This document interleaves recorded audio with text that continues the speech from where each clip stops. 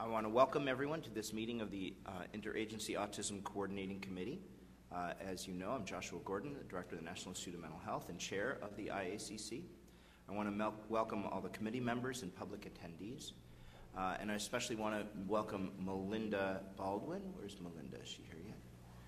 Not yet. Who's going to be representing the Administration for Children and Families at HHS. I also want to welcome a new alternate, Ms. Cheryl Williams. Are you here? Hello, Ms. Williams. Who will be representing the Social Security Administration. We're very pleased that SSA is joining us. Thank you. And I want to note that Ms. Melissa Spencer, who has served as the representative of the SSA over the past year, is retiring this month. She really appreciated the time that she had to serve on the committee, and we'll miss her, but we're very pleased that, to have Ms. Williams. Ms. Williams, would you like to just introduce yourself briefly? Tell us a bit about yourself. Good morning. I'm Cheryl Williams. I'm the Director of the Office of Medical Policy within the Office of Disability Policy at the Social Security Administration. I've been in my current position for the last 10.5 years. We do have a specific body system in which the purpose of this discussion lives, I like to say. In fact, today with me I have Elena Ness, who is a supervisor of the Mental Disorders Body System, and we're glad to be here. Welcome to the both of you. Thank you for coming. I also want to just take this moment to remind everyone what Ms. Williams did so excellently, which is to please use your microphones. You need to press the button until you see it burn red, and then speak directly into the microphone so that everyone not only in the room can hear you, but importantly, we of course have people all over the U.S. and perhaps all over the world, I don't know, listening in today through the webcast, and we also take careful minutes, and so it helps to speak clearly into the microphones. With that, I'm going to turn the mic over to Susan Daniels, and who's going to do the roll call and the minutes. Thank you. Good morning. So I'll take the roll call for the IACC. So first on my list, Joshua Gordon. Here. Judith Cooper. Yes, good morning. Alice Cow. Here. For Linda Birnbaum. Cindy Lawler. Yes, I'm here. Or for Linda Birnbaum and Alice for Diana Bianchi. Carrie Wolinetz. Yes, here. For Francis Collins. Elaine Hubel.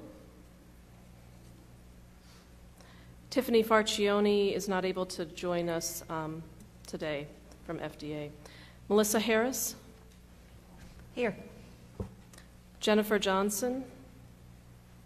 And I think Jennifer has an alternate, may not be here yet. Laura Kavanaugh. Here. Someone for NINDS for Walter Koroshetz. Not here yet. Laura Pincock. Here. Good morning. Morning. Marcy Ronyak is not able to join us from the Indian Health Service. Stuart Shapira. Here.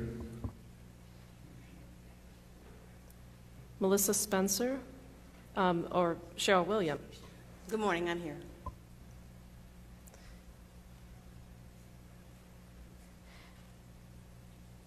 Christy Kavulich for Wexler. Here. Nicole Williams.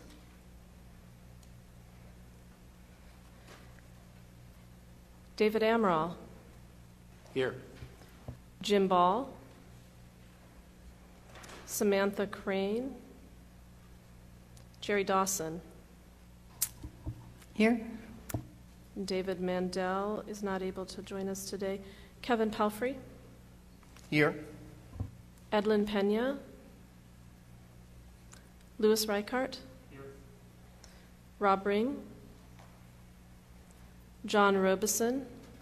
Here. Sincere. Here. Julie Taylor. Here. Is there anyone I've missed? And is there anyone on the phone that wants to let us know that you're on the phone listening in? All right. I Did think you hear me, Susan? Jim Ball? Oh, hi, Jim. Yes. Okay, thank you. Thank you. So, and if anyone else is on mute, but you're going to be joining us, you can let us know that you're here. So thank you very much. We will move on to the minutes. So the minutes from the last meeting in October are in your packets, the draft minutes. Did anyone have any comments? Is there any discussion about the minutes? So hearing none, can I have a motion to accept the minutes? A second? All in favor of accepting the minutes as drafted, say aye. Aye. Any opposed? Or any abstaining? So then the motion carries to accept the minutes as drafted here, and they will be posted on the web shortly after this meeting. Thank you. Oh, welcome, Walter Korschetz. That we next are going to have a report from Dr. Ann Wagner. Dr. Wagner, you've all met the last couple of meetings, is the chief of the Biomarker and Intervention Development branch for in the Division of Translational Research at NIMH. About specifics if you want them. And then the third category is education and professional development. Larry Wexler at the Department of Education talked with us about their professional development grants programs that support 8,000 master's and doctoral level scholars. Education also supports IRIS centers to create free online learning modules to teachers, and they support an autism-focused program, which is called AFFIRM, which also is the development of resources and modules. And Hae Young Park at HRSA described the way their LEND program, which is leadership education in neurodevelopmental and other related disabilities, and their programs for developmental and behavioral pediatrics, the ways in which those are providing continuing education and training and technical assistance to people in the field as well. So that kind of background, I think, is very helpful to us as we continue our ongoing activities, one of which is to focus on the supports and services recommendations from the 2017 report to Congress on transition age youth with ASD and adults with ASD. We also are continuing to work on two projects that I mentioned last time. One is evaluating government-sponsored survey data sets that are collecting data on this age group, transition age youth and adults with ASD, in order to look at where there's overlap, where there might be gaps, identifying potential places where data might be combined. And then we're also gathering information on outcome measures. The report talked about the dearth of outcome measures or functional measures for this age group of people with ASD and the need for more. And we have identified some investigators supported by the Department of Defense, the Administration on Community Living, and NIH, who are developing such measures. So we're meeting to plan a special FEWA meeting in which we will invite those people to give us updates on their projects and also look for potential collaborations, avoid duplication, look for other areas that might still be missing, and think about ways to facilitate further development in that area. That's my 5-minute overview. Thank you very much, everybody, and thanks to everybody for participating on this working group. Thank you. Do we have any questions from the committee for Dr. Wagner?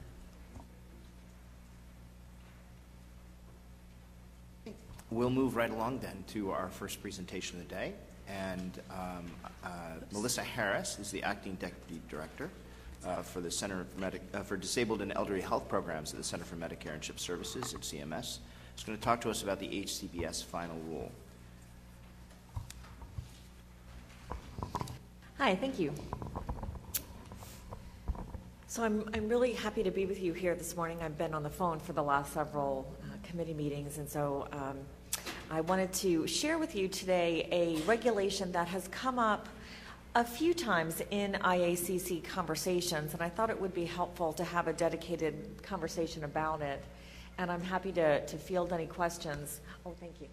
I'm happy to field any questions if I can today, or take them back to my team and answer back to you as soon as we can. Let's see.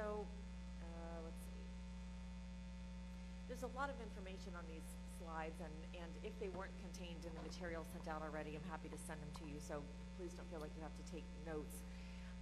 But what the regulation that we're talking about is one that was published in January of 2014, so right around 5 years ago. And then it was effective in March of 2014, with the exception of the provision that we're going to talk about right now, which is the criteria defining a home and community-based setting for purposes of Medicaid payment.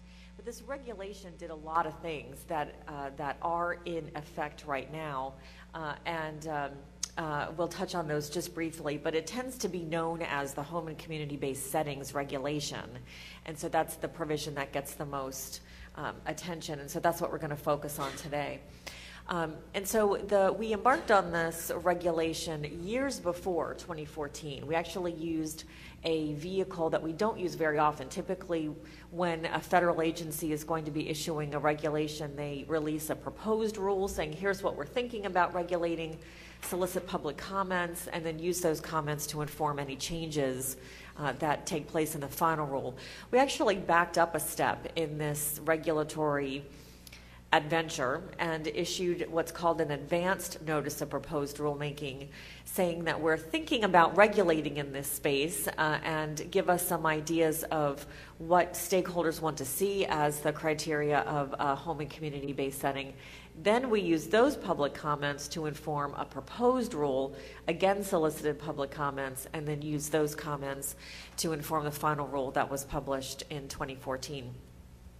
And so we realized as we were able to read through public comments that as in many cases, viewpoints were all over the map in terms of the role that the federal government should have in defining a home and community-based setting, the types of issues that stakeholders felt were most important, be they safety of individuals, be they freedom to make an individual's own decisions, how to blend those two.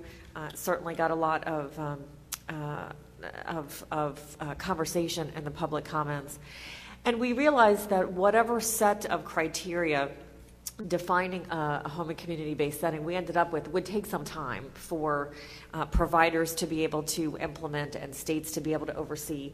And so there was a transition period built into the regulation. It was initially a 5-year transition period, and so that would have expired in 2 months from now. The original end date of the transition period was March of 2019. We ended up extending that a couple of years ago, and so now the transition period runs through the middle of March 2022. And so we're going to focus on today what the regulation actually says for the criteria of a home and community-based setting. I'll touch a little bit on some of the decisions that are made at the federal level and some that are delegated to the state Medicaid agencies, and then where I see us going from here. But we really... one of the key reasons that set us off down this path of issuing regulations is that even many years ago, we could see the trend of expenditures and the provision of long-term care services in Medicaid increasing more in the direction of home and community-based services. In 2013, we finally crossed that threshold in the Medicaid program in which more money under the umbrella of long-term care was spent in home and community-based services than it was spent in institutional care. And that was a big benchmark, a big optic, but it also kicks off a lot of questions. As more and more money is going toward the provision of home and community-based services, what is the federal government buying with taxpayer dollars? What kind of criteria are defining the settings that are receiving funds for home and community-based services? What's the difference between that type of setting and an institutional setting, both in terms of individual freedoms, federal oversight, et cetera? And so those were some of the roads that were converging to make us know that we had to move forward in this space. Over time, there was an enormous amount of variation across the states in the types of settings that were providing home and community-based services and receiving Medicaid funding for those services. States would need to describe to CMS in the primary coverage vehicle, which was a waiver program found at 1915C of the Social Security Act. That's a coverage authority that's been in existence since the early 1980s. And was for a long time, and really still continues to be, the primary coverage vehicle for long-term care and Medicaid. States had enormous variety to describe to CMS the types of providers that were receiving Medicaid funding, the types of settings that those services were being provided in. There really was no standardization. And so someone receiving home and community-based services in one state could be living a very different life from someone receiving those same types of services in another state, with regard to the amount of flexibility they had in setting their own schedule and determining what they did on a daily basis, who to interact with, those types of things. And so, we felt as more and more dollars were being put into the home and community-based services arena that we needed to really understand what we were buying and how individuals were living. And so the main goal of the regulation was to bring a mixture of standardization and person-centeredness into the mix to really facilitate some beneficiary autonomy and some movement in the facilitation of person-centered care. So the next couple of slides walk through the actual criteria that's been outlined in regulation. There's a couple of different components of the settings criteria. This first cohort applies really to any setting that wants to be a provider of Medicaid-funded home and community-based services, whether it's a residential or non-residential provider, whether these services are being provided in a assisted living setting, for example, or some kind of day program, or some type of group home or whatever. And so, in some ways, these characteristics are very basic. The individual needs to be supported to have access into the greater community. The individual needs to select the setting from among setting options. There need to be opportunities for an individual to pursue competitive, integrated employment.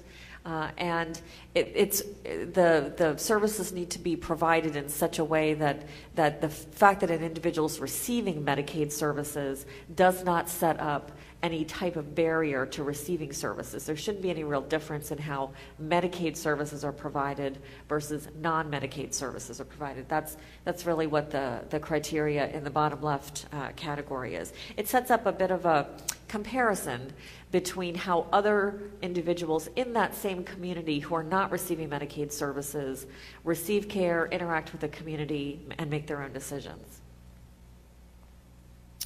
And so again, these criteria apply to all types of settings. You'll see references to privacy, dignity, respect, freedom from coercion and restraint. The individuals are based on, the setting options are based on an individual's needs, preferences, resources, particularly when room and board is necessitated at a residential setting, and again, facilitating individual decision-making and autonomy. You see the first reference in the top left to a person-centered service plan, and we're going to talk more about that as we get further into the discussion. That continues to be the foundation of how an individual is to be supported in receiving services and how providers are to be determining how services are going to be provided to one individual as opposed to another. So the next couple of slides talk about some additional criteria that applies to a subset of home and community-based settings, and these are provider-owned residential settings. And so here we could be talking about a group home, an assisted living facility, any kind of variation on that theme, any kind of host home. States have all sorts of different titles for different service models in which someone is living in the home of the company, the provider, the individual who is furnishing services to them. And there's an additional set of home and community-based criteria because it's so that where you are living is so intrinsically linked, to, especially if you are receiving services in the place that you are living and from the individual from whom you are renting a space. That has some key implications for how you are exercising day-to-day decisions and autonomy. And so based on stakeholder comment, we developed this second set of criteria. And it includes things like an individual needs a legally enforceable lease, or in the absence of a lease, something else that carries the weight of law in that particular jurisdiction, that talks about responsibilities of residing in a particular place, rights of people who are living in a particular place. This is all to prevent inappropriate discharge and evictions.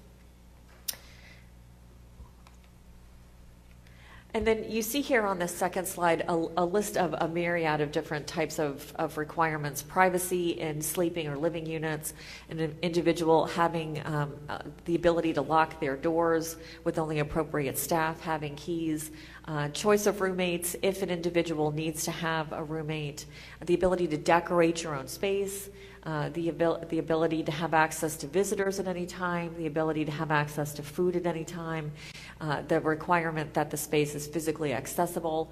Some of these things, don't seem all that complicated, but we've actually needed to have many, many conversations with stakeholders to make sure everyone understands what we mean. For example, the access to food at any time. That doesn't mean that individuals need to have access to a hot buffet 24 hours a day, but it means that if there is a meal time at a particular time and someone misses that meal time, they're not prohibited from eating until the next scheduled meal time.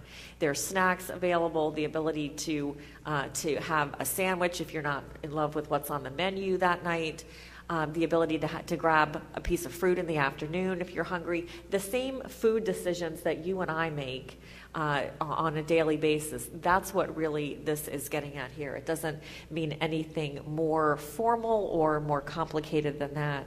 And then there's similar conversations really that we could have about any of these criteria. The choice of roommates, certainly, if we all think back to our college days, if you're having a real hard time living with someone in a shared space, that can present a lot of problems. And so this is not designed to say, if you and your roommate are arguing, there has to be some sort of permanent solution made.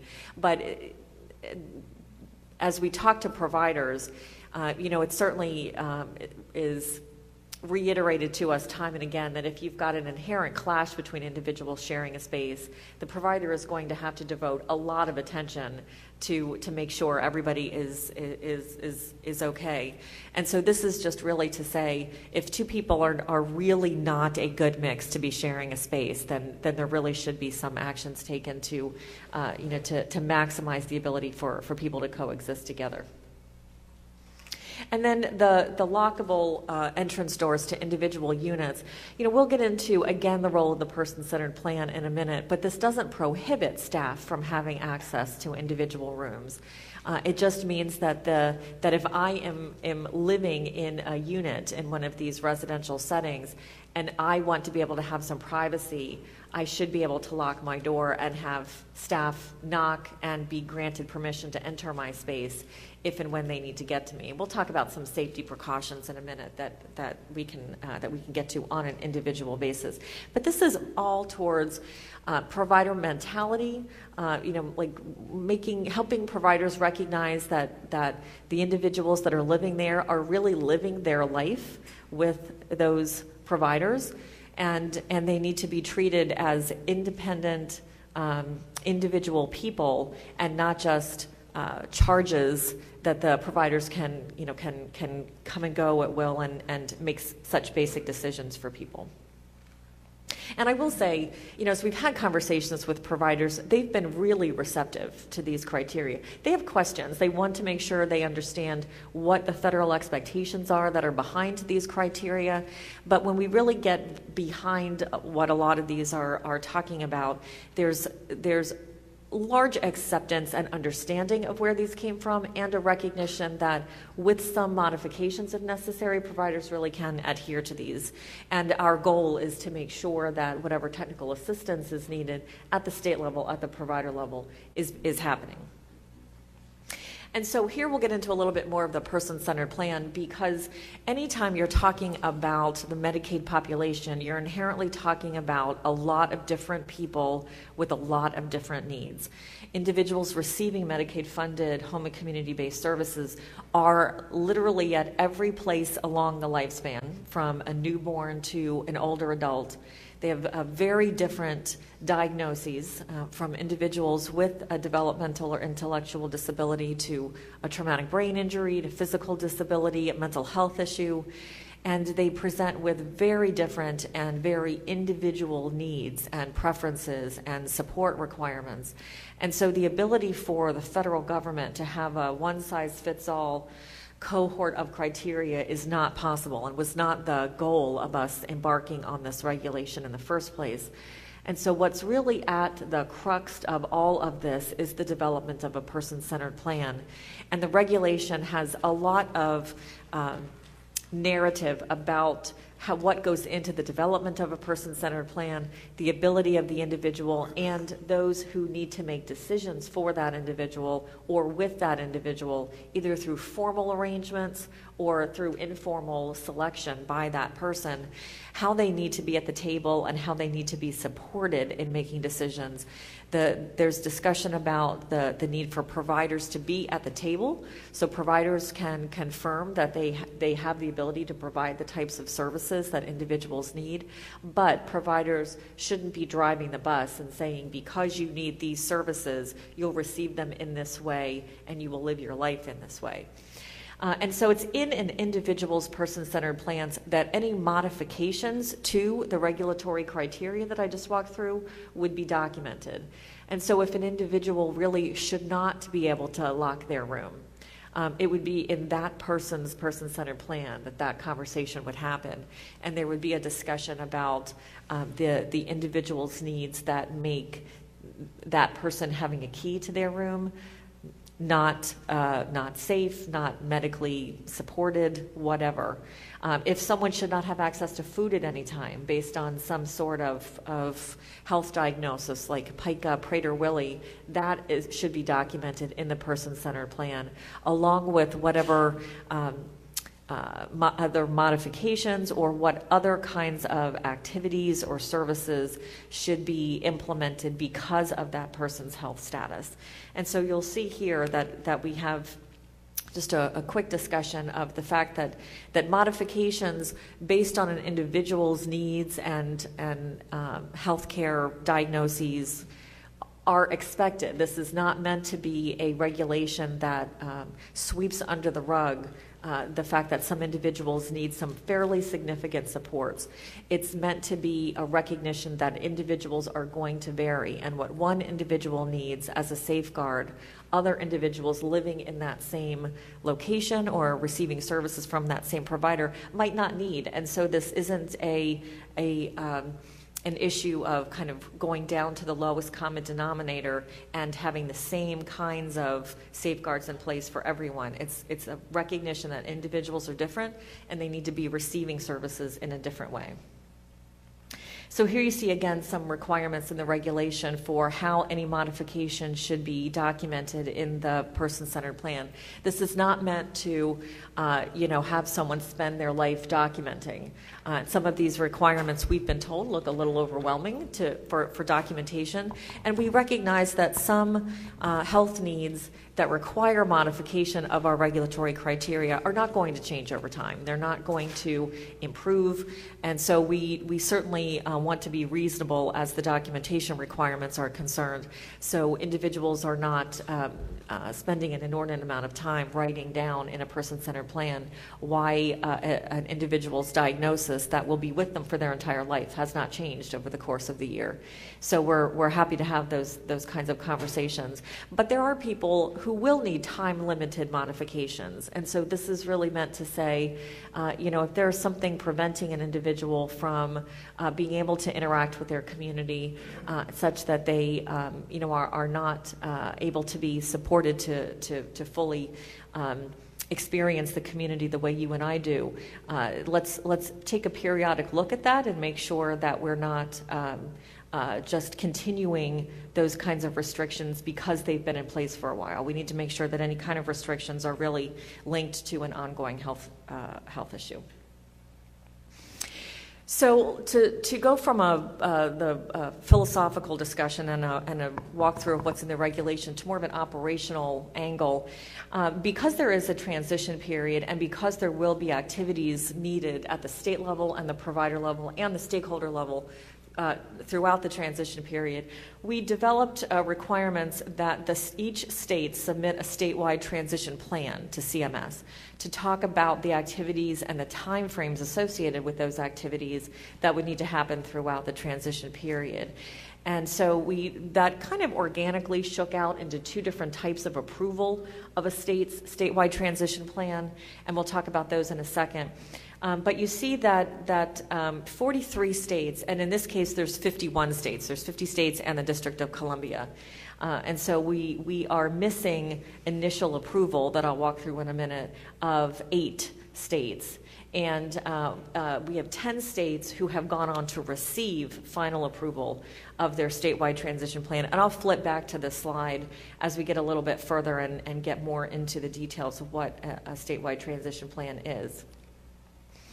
And so, we talked about in the regulation that within a year after publication of the rule, states should be submitting their statewide transition plans to us, and we've been reviewing them ever since.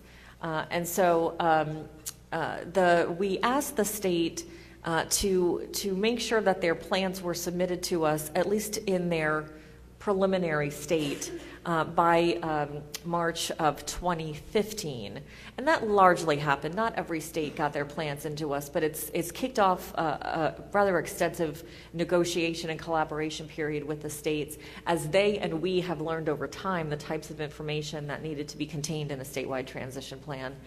And so we talk here about what is necessary for a state to receive initial approval of their STP. Those activities are really focused at the state level. The state should be looking at their state regulations, any administrative codes, provider manuals, managed care contracts, whatever kinds of enforcement infrastructure a state has with their provider community, licensing and certification standards, et cetera, to determine what needs to change to make sure that the state requirements are in line with our federal regulation.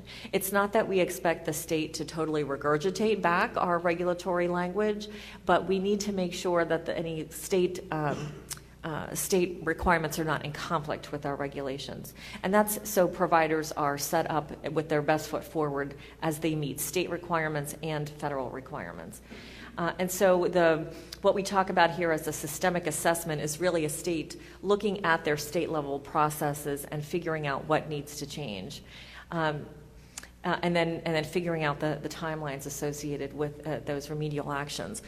A key component of all of this is stakeholder engagement. The state should be issuing their statewide transition plan out for public comment, walking their stakeholders through the actions that they need to take and the timelines for doing so, both at the state level and then, as importantly, if not more importantly, as states are moving toward final approval. Final approval is when the state walks through the actions that providers need to take, the timelines that providers will need to take those actions, how a state is going to be working with their provider community. Oftentimes, states are permitting providers to do self-assessments of how a particular provider adheres now to the regulatory criteria and what kind of changes will need to be made by the end of the transition period.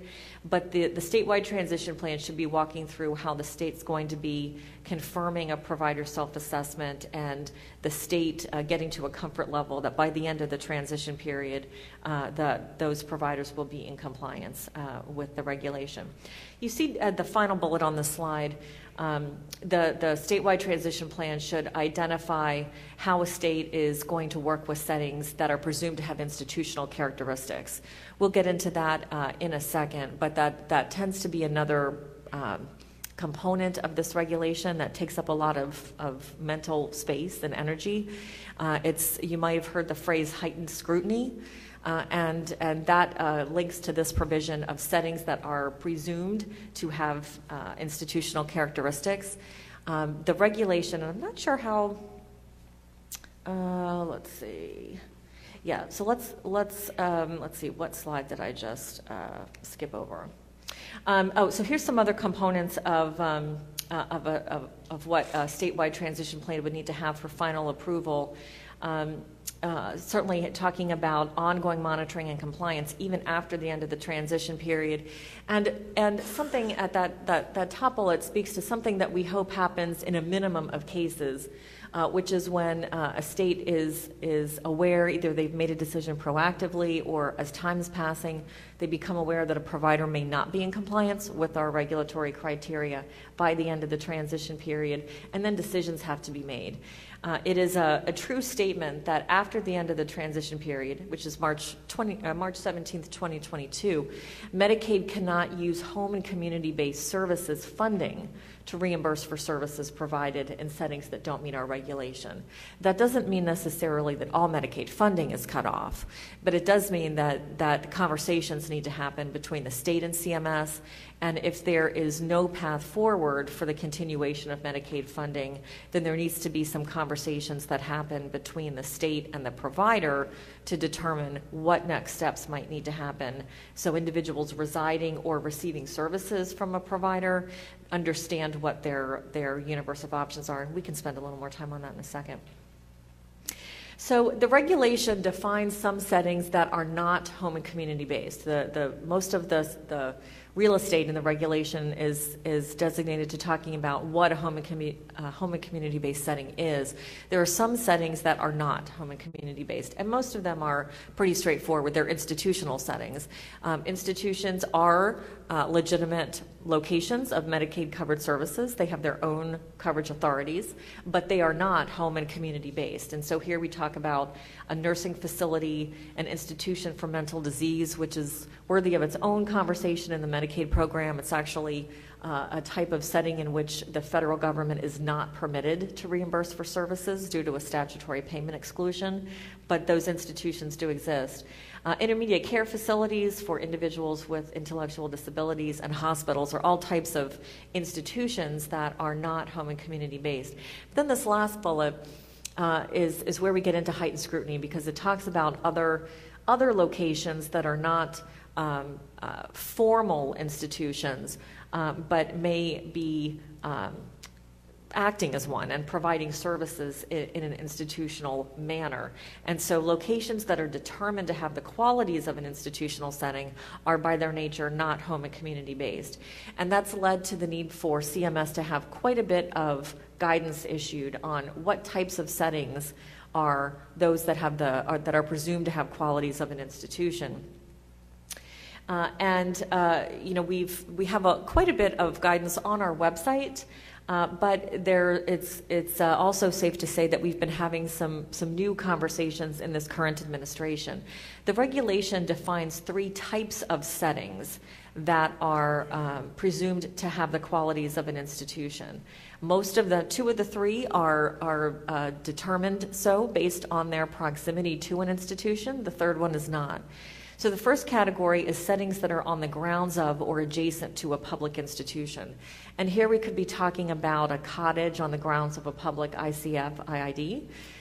That setting is not precluded from being a home and community-based provider, but because it is on the grounds of an institution, It's presumed to have the qualities of an institution, and there needs to be a special look at that type of setting. The same goes for settings that are in the same building as a public or private institution. So here we could be talking about a wing of a nursing home that's an assisted living facility, a wing of a nursing home that's an adult day center. Again, there's no strict prohibition on those settings being home and community-based, but because they share space with an institution, there needs to be a special look to make sure they really are home and community-based. And then the last category is settings that isolate HCBS beneficiaries from the larger community. And here we're not so much talking about settings in rural locations. People live in rural locations by choice. But here we're talking about more by the service model that a setting uses. Could it be restricting access for those individuals to engage with their larger communities? And that third category, those isolating settings, has required the most sub-regulatory guidance from CMS, and it's required the most time for us and our state partners and some other provider and stakeholders to really come together and flush out a bit more. So let me walk back a couple of slides to the status chart of the statewide transition plans. And so again, 42 states and the District of Columbia have received initial approval of their statewide transition plan, which means they have laid out all the activities and the timelines associated with correcting any provisions at their state enforcement level. And again, that's state level regs, statute, provider manuals, et cetera. It's not that they've done all of those actions, but they've laid out the timing of any remediations across the transition period. 10 states have received final approval, which means not only have they done that, they've also laid out a process and timeline associated with working with their providers, so providers can do self-assessments, the state can verify those assessments, and the providers can accomplish the necessary remediations. So we still have a ways to go on the final approval. We have many statewide transition plans that are in-house now, and we hope even in 6 months, that number will be significantly higher than 10. It does mean, though, that if you are a stakeholder in one of those states, you should know the status of your state's statewide transition plans. And it's a statement of fact that some states are better than others in engaging their stakeholder community. And so if you're in a state that has not been great at publishing their statewide transition plan and notifying the public that it is out for public comment, we do want to hear about that. We are aware of some states, but if this is all kind of foreign to you and you've never heard of a statewide transition plan and certainly don't know what your states might look like, then we can certainly have those conversations. We do have links on our Medicaid.gov website. We do have links to the most recent version of each state's statewide transition plan, but those can get outdated at times, and so I'm happy to have a state-specific conversation with you. So this is the last slide, besides, I think, some contact information coming up. So I'll end here and open it up for comments. I will say a couple of things. There's a lot of uncertainty associated with the reg. There's a lot of fear associated with the reg. When it first came out, I think several types of providers thought that the reg was specifically designed to end their business and to make a statement that their service model was not appropriate for the continued receipt of home and community-based funding.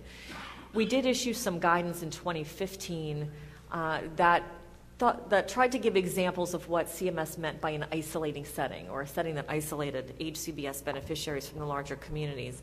And in that guidance, we gave some specific descriptions to different types of settings that fell under the heading of intentional communities, be they farmsteads or any type of gated community where there was a combination of residential and day services, vocational services, entertainment services, whatever, all in one location. And we said these are the types of settings that we meant when we said a setting that could be isolating. Well, we heard a lot of feedback from that, and it was not good. And so those providers took real issue with the fact that we were kind of painting them in an especially isolating light, and said it's really not fair for the government to kind of lump all of them together under this flag of being potentially isolating. So we did take that to heart, and for the past year, we've been working on revised guidance on those heightened scrutiny provisions. I should say that a setting that meets any of those three categories of being presumptively institutional, the state needs to take a special look at those settings and provide some documentation as to why that setting overcomes its institutional presumption and meets our reg, and then they need to submit that information to CMS, and we need to take a look at that as well. That CMS review of a specific setting is called heightened scrutiny, a heightened scrutiny review. And so there's a lot of providers who are really hopeful to avoid heightened scrutiny, and I'm not sure if that's where the energy should be. Heightened scrutiny is a pathway for us to say, the royal us, a state and CMS, to say, yes, you are on the grounds of an institution. Yes, you're inside an institution. Yes, you may have been isolating to individuals as you formerly provided services, but you do in fact meet the settings criteria, and you are a home and community-based provider, and your funding stream as such will remain intact. So it's heightened scrutiny is not supposed to be a paperwork exercise for CMS just to delay a verdict of no, you are not home and community based. It's really meant for the states and CMS to take a look at one setting as an individual setting and figure out how that location is providing services to individuals. We like to think we are going into this with an open mind. We have been receptive to the feedback that we heard from those providers who found themselves highlighted in a way they didn't appreciate in our earlier guidance. And so we have taken a crack at walking back from having specific examples of an isolating setting and having a more criteria-based conversation about what an isolating setting is in terms of how its way of providing services really infringes on an individual's ability to interact with the community. And if you are a setting that might see yourself still in that criteria of an isolating setting, there is time to make some changes to no longer be an isolating setting, and CMS is here to provide that kind of technical assistance.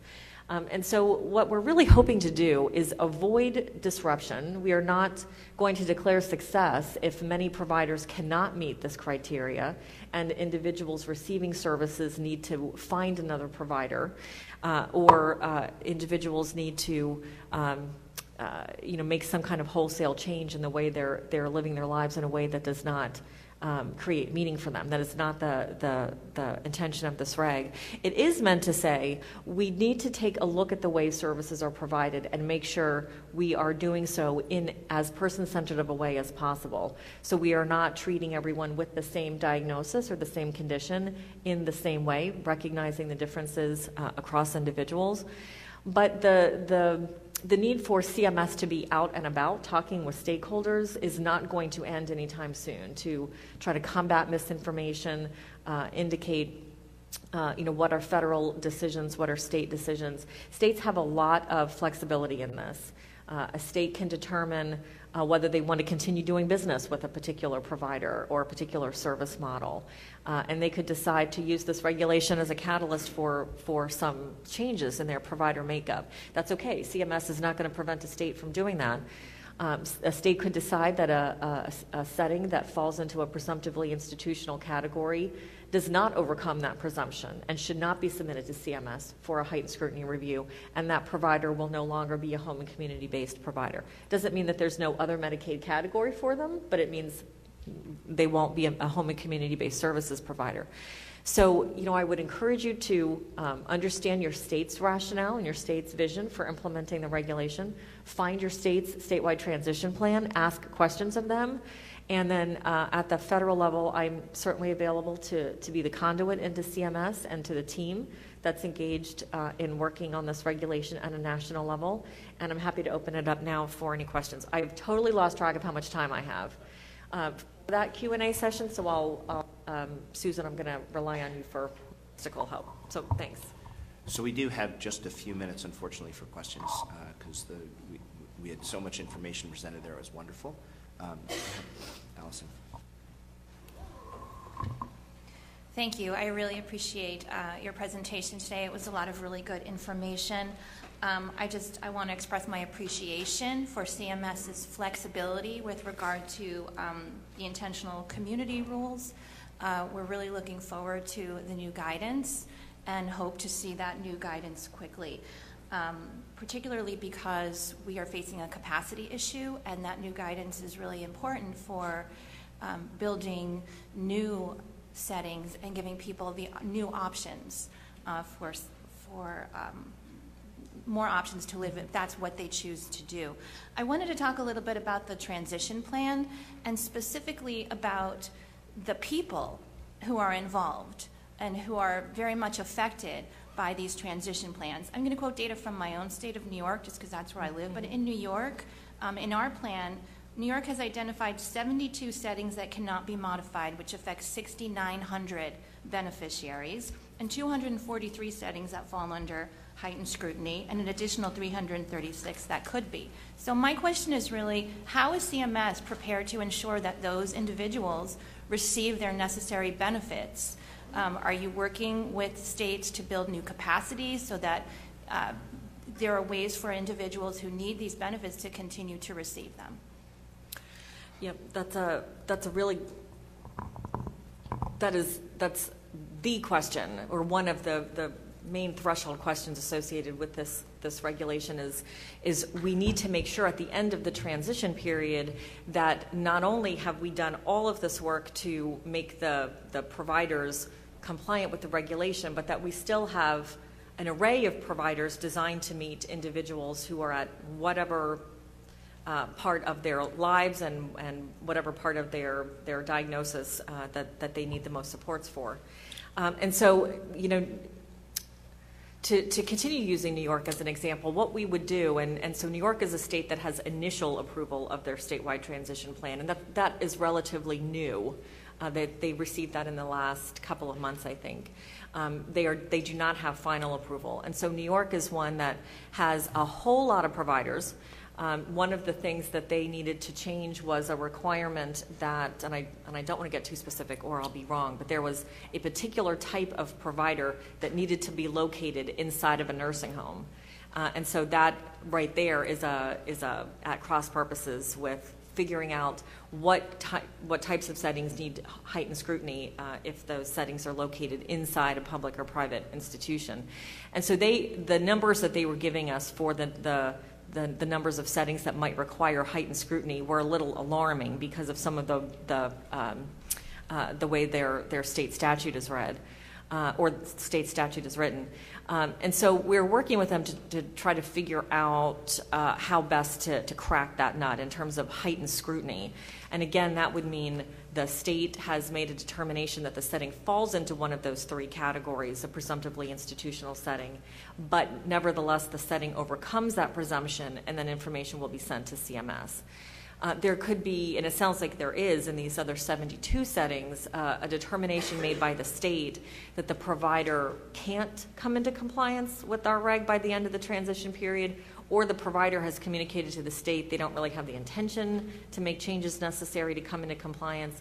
And depending on the provider and the percentage of Medicaid funding in a particular setting, it might be that the provider doesn't find it financially viable for them to make any needed, or has a fear that it wouldn't be financially viable for them to make any remediations necessary to comply with the Medicaid requirement if a lot of their money isn't coming to them through Medicaid. And that's a very provider-specific articulation they would need to make. I don't know what's behind these 72 providers that the state has said can't make modifications. And so is it in the state's mind that those 72 providers will no longer be home and community-based providers after the transition period? Maybe.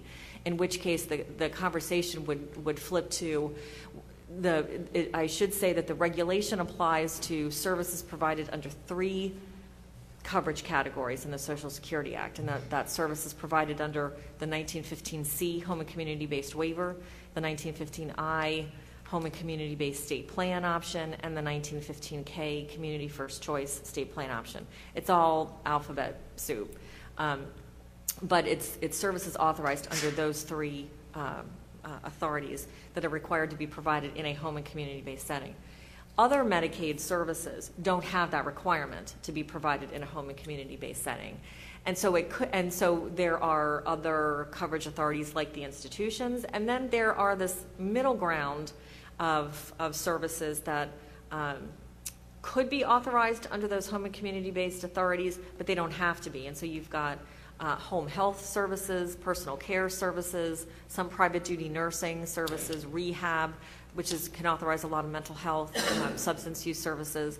My point being is that if a setting cannot meet the home and community-based services criteria and cannot receive funding under those three main HCBS coverage authorities, there could be other Medicaid authorities that don't require adherence to that regulation that would still authorize Medicaid funds. That, again, would be a very provider-specific conversation to figure out what services they're providing now. Is there a crosswalk of those services to non-HCBS coverage authorities? The answer could be yes, it could be no. If there will no longer be Medicaid funds at all coming into that setting after the transition period, what is the state and CMS collectively going to do about it? Could the state be picking up those services under state-only dollars? Maybe yes, maybe no. And the strength of that maybe will depend on the state that we're talking about. And so there are a lot of downstream conversations that need to happen if there is doubt or certainty that a provider will be able to adhere to the regulation by the end of the transition period. And those are the conversations that, even though we still have 3 years left in the transition period, do need to be happening now, if not in a, by what date in the next 6 months will we be making hard and fast decisions. At least some kind of process plan needs to come into place to figure out at what point are we going to say, all right, a change needs to happen. At some point that is a plan and a process, but as time passes, that's going to get very specific to individual people and will certainly not be an academic conversation. It's impacting how people, from whom they are receiving services, perhaps where they live, how they live. And so we don't want that to be rushed as the transition period is winding down. And so that's why you'll see, as one of the required components for a statewide transition plan to receive final approval, the state needs to articulate a process for communicating with providers that have either already made a decision that they won't be in compliance by the end of the transition period, or the state is doubting that they will be. We don't want orders to be pulled prematurely and people to be either physically relocated or to find new providers earlier than they have to. But we also don't want, like I said, the waning days of the transition period to see a lot of decisions needing to be made in a hurry, which is never, is never a good way to do things. So all of this is a long-winded way to say, what's happening in New York, I'm sure is happening in other states, and it speaks to the need for states to take advantage of the full transition period, and for the state and CMS to be in communication about what they're seeing as the transition period moves on. It really comes down to figuring out how many people are involved and what other options are going to be available to them. CMS most likely won't get into decisions that impact where a particular person moves.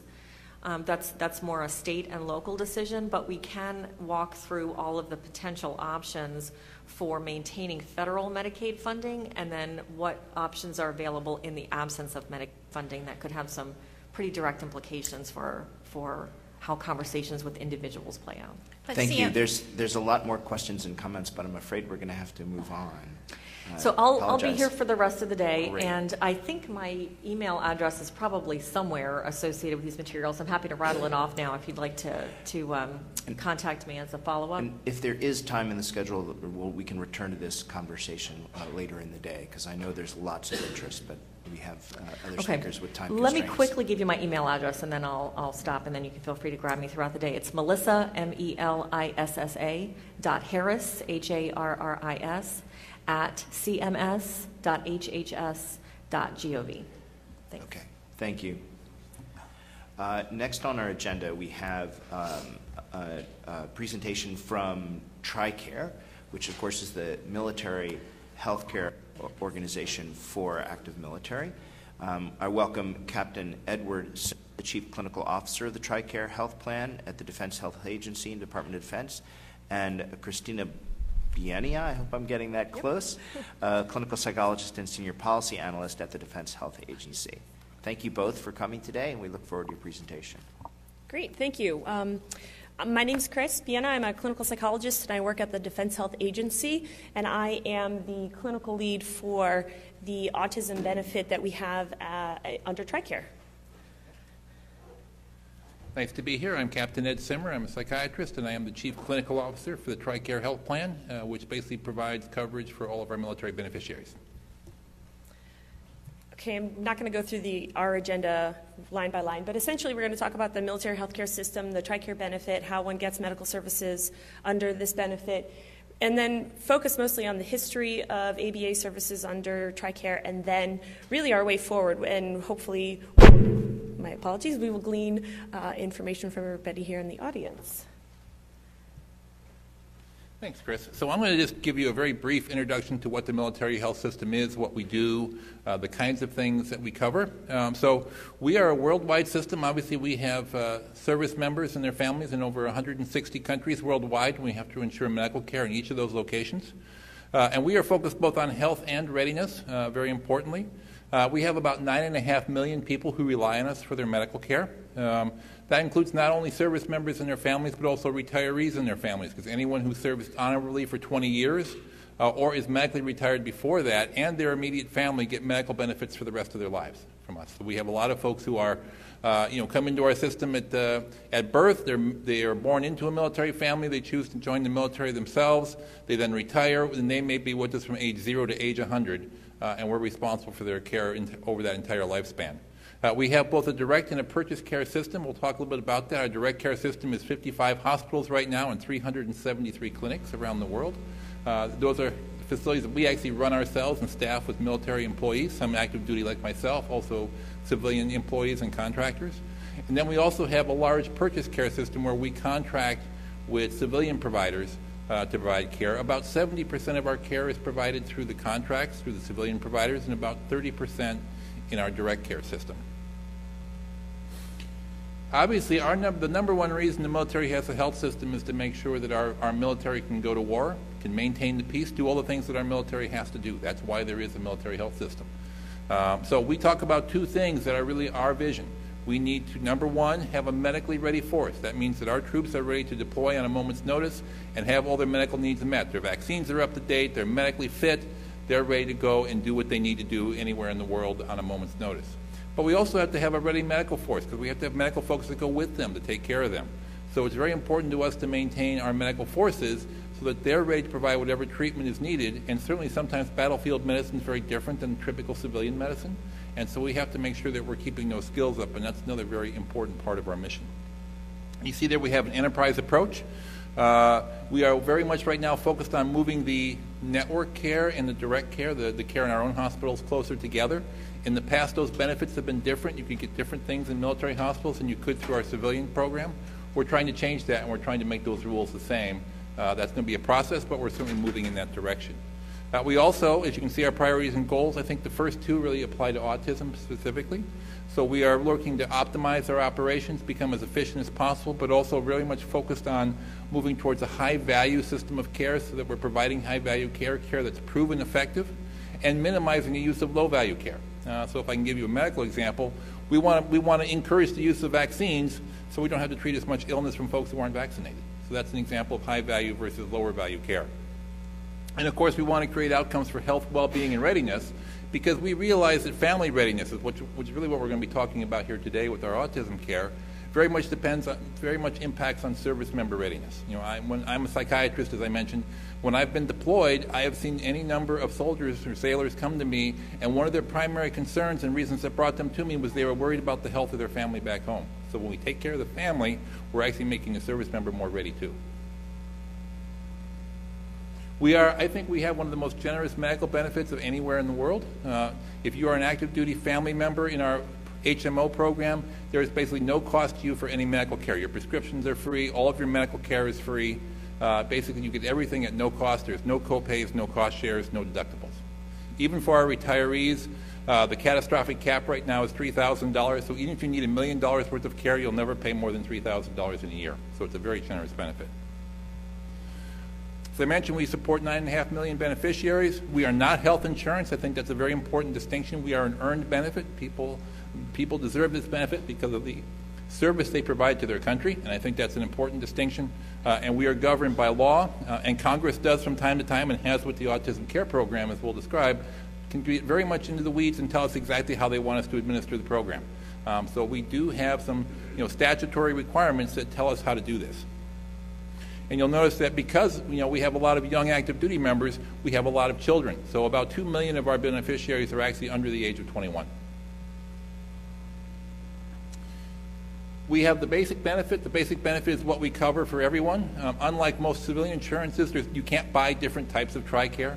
You can be in TRICARE Prime, which is the HMO, or TRICARE Select, which is more of a preferred provider network. But other than that, everybody gets the same benefit. Everybody gets the same coverage. The same things are covered. The same cost shares and that apply to the retirees. There is one level of benefit in our program. So that's kind of a difference from most civilian insurance. We cover all medically or psychologically necessary treatments, and we'll talk about what those criteria are, how we determine that. You can see the definition there in the law, but let me move on because I think it's important to look at both. Let's talk about what's covered under this definition and how we got to that point.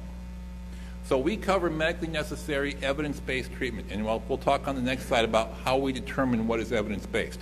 But for children, and actually we do have some adults too in the Autism Care Program, they can get OT, PT, speech and language therapy. All these are evidence-based for autism. Obviously primary care, of course. In an HMO system, the primary care manager actually manages all that care. And then we certainly have robust mental health benefit. In fact, we just expanded that significantly. And as I mentioned, all medications, prescription medications are covered, usually without a copay, especially if you're getting them through a military treatment facility. We also, for active duty family members only, one of the challenges for active duty families is, we have Medicaid waiver programs, and a lot of children with autism utilize those. A lot of our families, they move every 2 to 3 years. That's the nature of military service. So by the time they get to the top of one of these Medicaid waiver waiting lists, it's time to move again. They move to another state, and guess what? They go back to the bottom of the list. So they can never access the Medicaid waiver services that they're entitled to because of the way the waiting lists are. So we have what's called the Extended Care Health Option, which provides specific benefits only to active duty family members because they're the ones moving around a lot.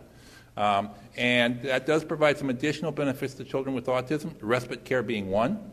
But there's also other things you can get through that program, such as modifications to a vehicle, so you can get a wheelchair lift, translation services. There's a number of things you can get through that program that's specific for active duty family members, and a number of our children with autism do use those services. So let's talk about how we determine is something a covered benefit. Are we going to cover something for a child with autism specific to this audience? So you can see there, it's actually governed by federal regulation how we determine what's a benefit.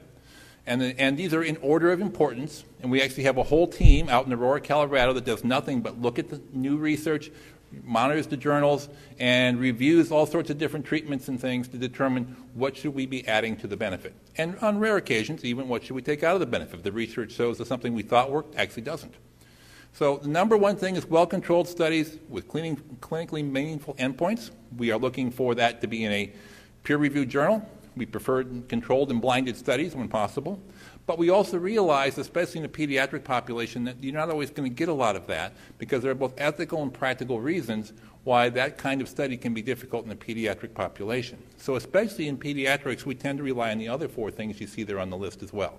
I'm not going to read through them all, but basically what we are looking for is things that are well-grounded in evidence. It has to be well-done research. All the other things there have to be research-based. So if we're looking at a technology assessment, a report of a National Professional Medical Association, if it's just somebody's opinion, we're not going to give a lot of weight to that.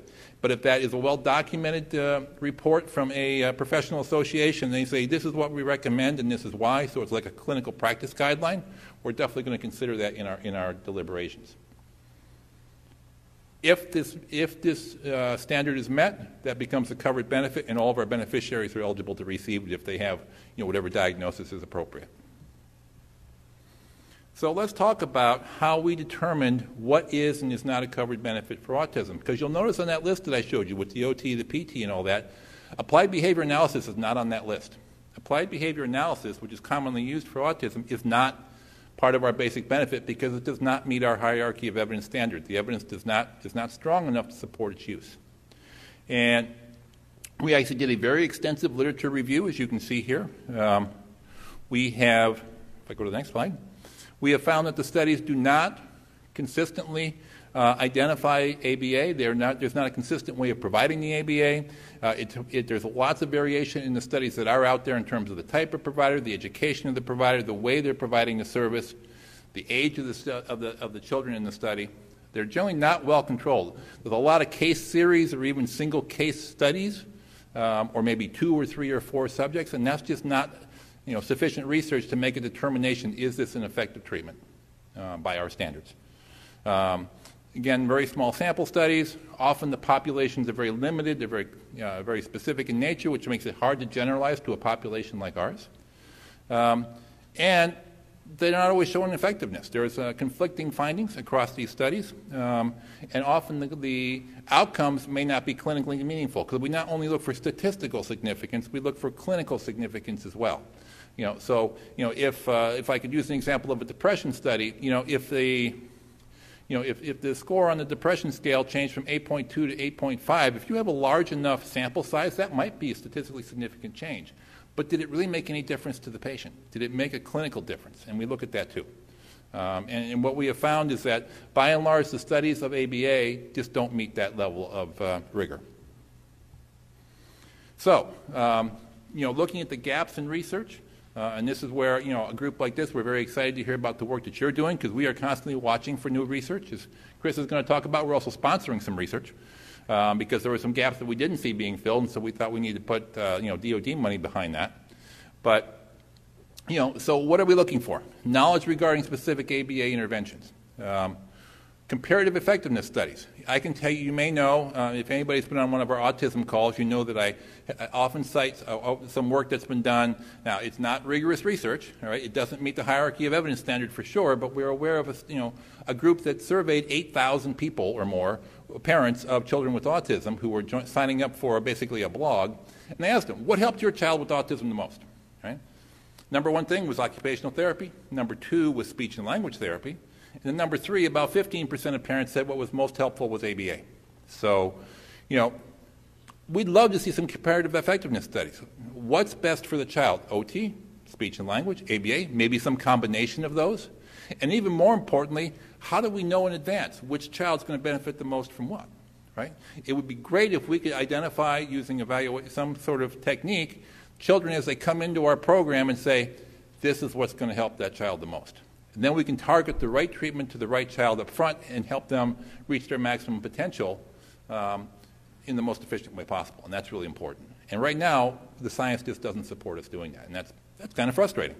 Obviously, how much treatment? We have a lot of kids in our program who get 40 hours of ABA a week, because as we'll talk about, although we don't provide it through the basic benefit, we actually have a demonstration project that lets us bend our rules a little bit and provide things that maybe are not fully evidence-based. And that's how we're providing ABA to children with autism through TRICARE right now.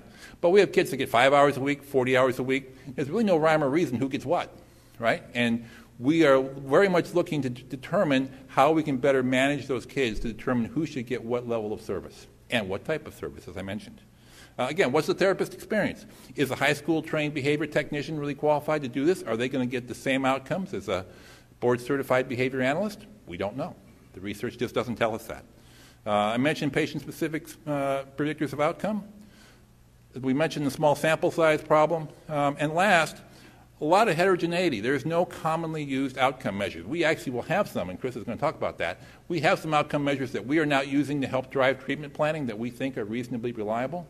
But the studies are all over the place on what their outcome measures are. It would be impossible to do a meta-analysis, a good one, of ABA studies because there's so many different measures. You wouldn't get enough studies using the same measure to get reliable evidence.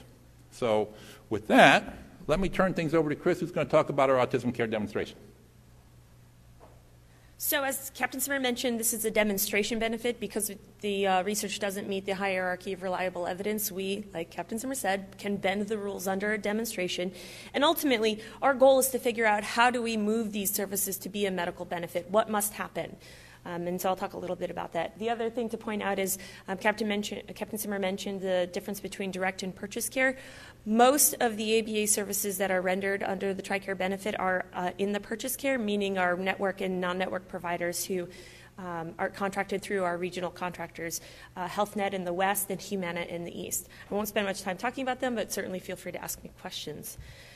I briefly want to talk to you about the history of ABA services under TRICARE. We started providing services in 2001 as an educational benefit, and you can see throughout time we have evolved from an educational to other than educational to now other than medical, and hopefully down the road we'll figure out how to move the services that we provide to a medical benefit.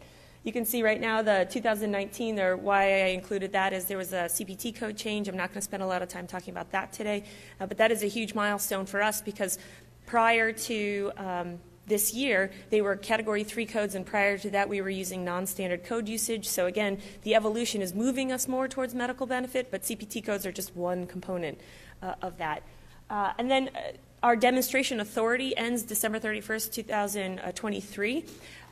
So we need to figure out what we're going to do between now and then.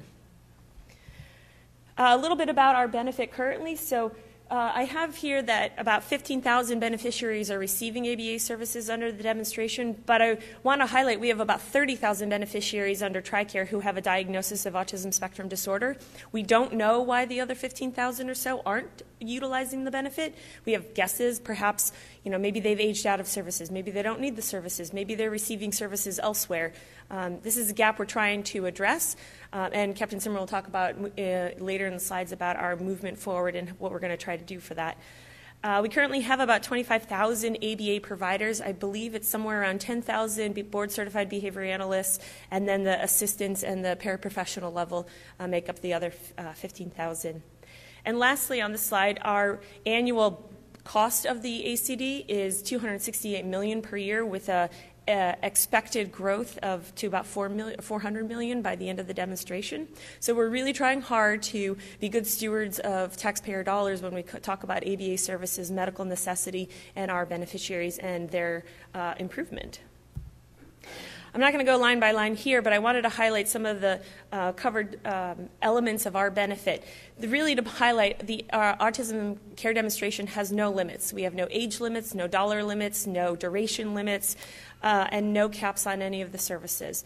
That wasn't true about 5 or 10 years ago. We had other limits, but in the spirit of mental health parity, which TRICARE is not subject to, but we are aligning as best we can, there are no limits. And essentially, the key is, and we'll keep hearing this as we continue through, we want to be a medical benefit, we have to be providing medically necessary services. Captain Simmer mentioned outcomes. Outcomes have been a challenge for us over the course of time, and we're finally at a place where we have outcome measures in, and how the three that are listed up here, the Vineland, the Social Responsiveness Scale, and the Pervasive Developmental Disability Behavior Inventory, those are essentially parent surveys, but we had to select measures that were applicable to all beneficiaries. They had access to those measures, and we had a resource of providers who were able to deliver those services. Being devil's advocate, are they the best? Maybe, maybe not. We talk about the inconsistency across literature, and they talk about the ADOS or maybe other measures that could be lend itself to better information. But we don't have the provider pool to be able to render these or deliver these measures. So right now, this is where we're at, and ultimately, it's about driving treatment. We want to know at these intervals, are our children getting better? And loosely, I'll talk about getting better. Are they improving in symptom presentation? Are they becoming closer to their developmental age as opposed to the developmental and chronological age? Are they matching up? The other thing to point out is our diagnostic measures. Again, specialty fields, developmental pediatrics is a limited resource. There are limited providers out there, and we have inconsistent use of the diagnostic tools. Well baby visits, they use the MCHAT, standard measures through all pediatric appointments, but the specialists are inconsistent also in their usage, whether they're doing the ADOS or they're not. So we have a lot of variability here, and hopefully going forward, we're looking for information on how do we diagnose our kids as early as possible and get them the right services when they need them most. And we'll come back to this question at the bottom to the group here is, are there other measures we should or could be using, again, keeping in mind the provider pool and the accessibility to all of our beneficiaries? I'm going to go through this slide quickly. We have several initiatives that are going on within the Autism Care Demonstration and the Defense Health Agency. We have a significant engagement with our stakeholders, whether it's ABA providers, advocates, lobbyists,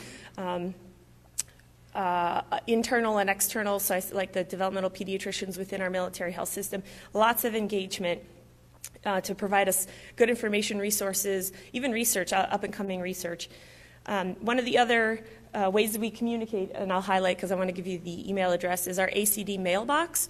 This is for program policy questions that providers, stakeholders, anyone interested who can reach out to us and ask us any questions. I'm going to share that email address because I think if you all have ideas after today or we don't get a chance to go over them, I'd love to hear from you. The address is really easy. It's DHA, so Defense Health Agency, .acd, Autism Care Demonstration, @mail.mil. I'll say it again, dha.acd@mail.mil. And it's a great way for us to communicate, and it goes to several people at the Defense Health Agency, so we monitor that daily. Other activities, MIL, M-I-L, MAIL.MIL, as in military. Yes, ma'am. DHA.acd@mail.mil. Thanks for clarifying. Two other activities that we have on this slide. We have quality audits that are, we have contracted out an external reviewer to look at what's going on in our quality metrics. That's an evolving topic for us because well, I'll talk about quality in a second here, but that's a huge effort on our part to ensure that we're providing quality care. And the last thing, on this slide, in 2017, we hosted an industry day to really solicit best practices and ways of delivering the most efficient services, again, moving us closer towards that medical benefit. Spend a little bit of time here. The direct care has 4 locations now where we're providing some sort of resource on a military installation, so at the hospital. And I'll point out that Fort Belvoir Community Hospital here in Fort Belvoir, Virginia, and then Walter Reed National Military Medical Center up in Bethesda, I'm sorry. Those both have programs that are engaging with parents directly, exposing them to the resources, the services, the availability, not only within the military healthcare system, but their local resources, connecting with schools, connecting with Medicaid services. So we really are trying to leverage this passing on of knowledge. I'm sure everybody here has had an experience or knows somebody who, receiving the diagnosis is very tough on that family in those first few, for quite some time, but especially those first few days, and it's overwhelming information. We're trying to provide a resource where we can disseminate and put out in contact with all of what we have available. Joint Base Lewis McChord at the Madigan Army Medical Center offers a multidisciplinary clinic where they do a lot of the in-house assessment. We're trying to figure out how to replicate that military-wide. And then Wright-Patterson Air Force Base has the PLAY project. I think it's Play and Language for Autistic Youngsters project, and that's a parent-mediated program based out of Ohio. I think Dr. Solomon is the lead on that concept, but Wright-Patterson Air Force Base has taken the initiative to do these parent-mediated programs as a supplement or possibly an alternative to some of the ABA services. The next on here, I'm going to go to those slides because they're important to us. The Department of Defense Office of Inspector General did 2 audits, the North and the South regions. I won't spend much detail on this unless you're really interested, but essentially we found that based on medical records documentation, that 2/3 of our reimbursed services were inappropriately paid. And that's basically because there was either no documentation, insufficient documentation, or absent, or inappropriate, so copy and paste. We find that we're trying to move these providers from an educational to a medical benefit, and so they're learning some of the ropes of how to provide medical care, to include how to write a medical record. The links to these they're publicly available, so if you're interested, feel free to download that information. But the last thing that I want to spend time talking about is the most exciting part for us is the Congressionally Directed Medical Research Program, and Nicole Williams is our POC for that, so thanks, Nicole. But the study was awarded in the fall of last year to the University of Rochester, and the abstract is available at that link. But really, for us, we see this as the potential to be an incredible study looking at comparing standard of care, so early intensive behavioral intervention with an adapted model, so an hour bifurcation here. And they're really looking to address 4 key questions. Do kids improve as well as or better, right, for the adapted model? What's really the impact on the families of this adapted model? Can we predict any of this information? Are there any predictive factors that we can glean from these kinds of types of delivery? And then ultimately, what helps or hinders a company from providing these types of services? So hopefully they'll be able to answer those questions. The next slide, I think, is what's most important to the community at large. 5 items that we're hoping to identify. The first is, how does it compare, and how can we give families more choice? That would be a huge contribution, I think, to the field. The second one is knowing that ABA works well, it can provide us more justification. If we can get to those clinically meaningful outcomes, like Captain Simmer said, obviously this is not an RCT, but we're moving closer with a larger sample size. I think the anticipated or the projected N size is 130, which I think for any one study is pretty large when it comes to autism research.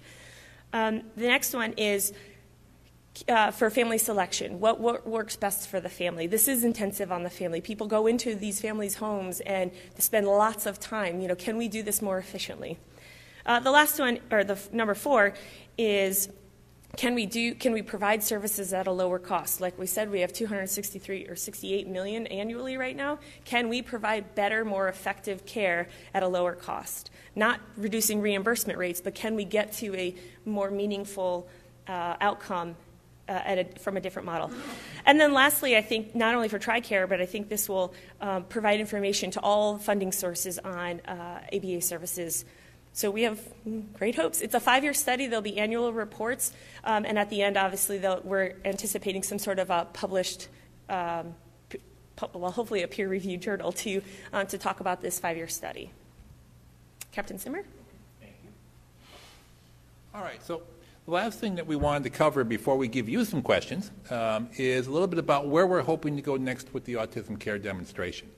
And let me just say up front that I'm responsible for all medical and TRICARE. So although autism is probably the single program I spend the most time on, it succeeds because we have 2 really outstanding people. Chris is one.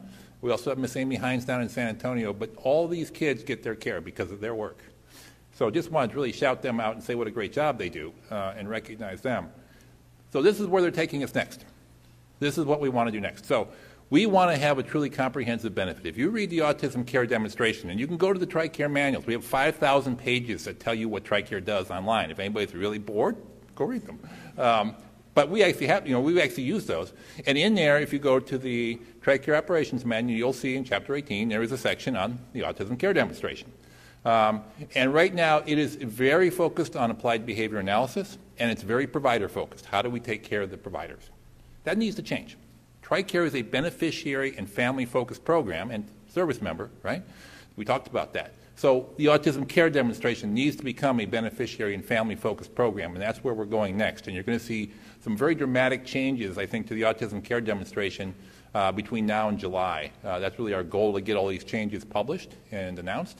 And the biggest thing there is going to be, we're going to be a much larger parental and family component. We cover parent training right now. Less than half of our families actually receive it. That really bothers me. That's a failure on our part, and we're going to change that. So we're going to make parent and family support, because we know what is the #1 evidence-based intervention for children with autism? Taking care of their family, taking care of their parents. We need to do a better job of that, and we're going to do that. We're going to expand the benefit that parents have available, the services that parents have available, and we're going to incentivize their use. And we're going to go to the providers that aren't doing it and saying, why not? And we're going to hold them accountable for that. We're going to have a more holistic, beneficiary-centered approach. What are we providing for the beneficiary? So it's not just going to be ABA anymore. I mentioned that that's the #3 thing that parents found helpful. So we're going to incorporate occupational therapy, speech and language therapy, all the other things that are evidence-based that help children with autism. We want to bring that into one program, not two bifurcated sides like we have today, and really make it so we have treatment team. We're going to require treatment team meetings and require a single team to be working with that child for the child's benefit and the family's benefit. That's going to be changed for us. We're going to expand respite care, because we know these families do well when they have respite care, so we want to expand that benefit. We want to see if there's a way that we can legally offer that to our retiree families and not just our active duty families. We're working on that with our, there are always statutory issues, but as Admiral Bono has told us many times, our director, tell me what's right, and then we'll figure out how to get there. And so that's what we're going to do here. Case management, care coordination, we really want to beef that up and make sure, again, that we're looking at the child as the focus and that everything's coming in to make that child, help that child reach their maximum potential, and that everything's focused on the child and not on the provider. Utilization management, I mentioned that already, right? We got some kids that get 5 hours of ABA and some kids that get 40 hours a week. We have no evidence that their outcome is different. The CDMRP study is hopefully going to help us get to some of that, but we can do some of that now too. That's why we have some outcome measures. One of the questions you're going to see on our next slide is, what do you recommend we start measuring so that we can identify and target the right services to the right child? Maybe this child's going to do better with occupational therapy, then let's do that.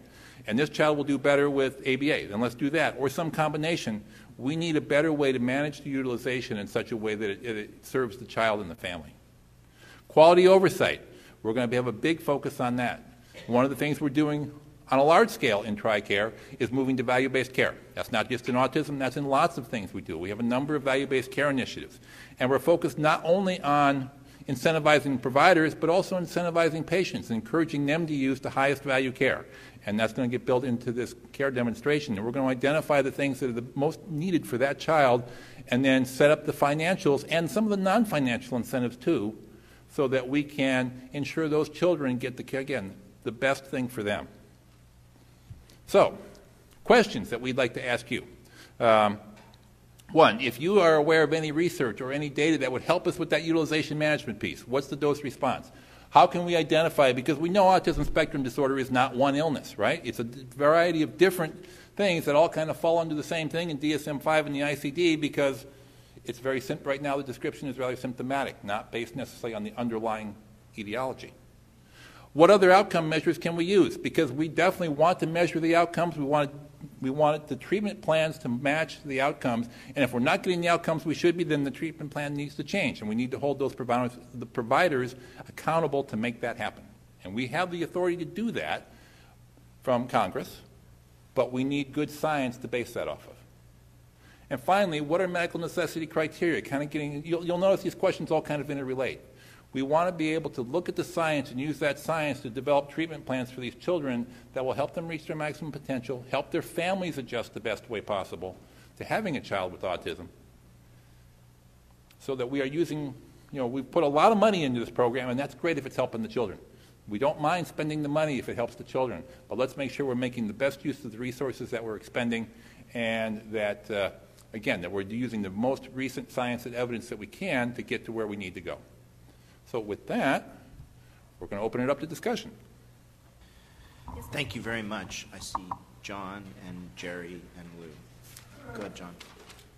Thank you for your presentation and for the efforts of TRICARE. I would like to suggest that for many people in the autism community, the first priority is actually something you did not even mention here, okay. And that is identifying and treating other serious medical problems that accompany autism. We have had many meetings and discussions here at IAC about how, in the case of children, intestinal pain, various other causes of pain are the root cause of serious behavioral problems, and for many, with autism, those are unidentified and untreated. Epilepsy is probably a major cause of death for autistic people, and that wasn't mentioned. So I would suggest then, with all due respect, that that's a fundamentally different priority that might well be incorporated into what you're doing. The next thing that I would question is, you talked about occupational therapy and speech pathology or speech therapy as being the two first things. ABA is the third, and then the whole presentation was about ABA. And here at IAC, we have sat year after year and we have watched billions of dollars be invested in autism research. And from some of those billions, we have evolved new therapies. And I think many people would say that ABA is more than 50 years old. It is like the sulfa drug of autism treatment. There are many other things.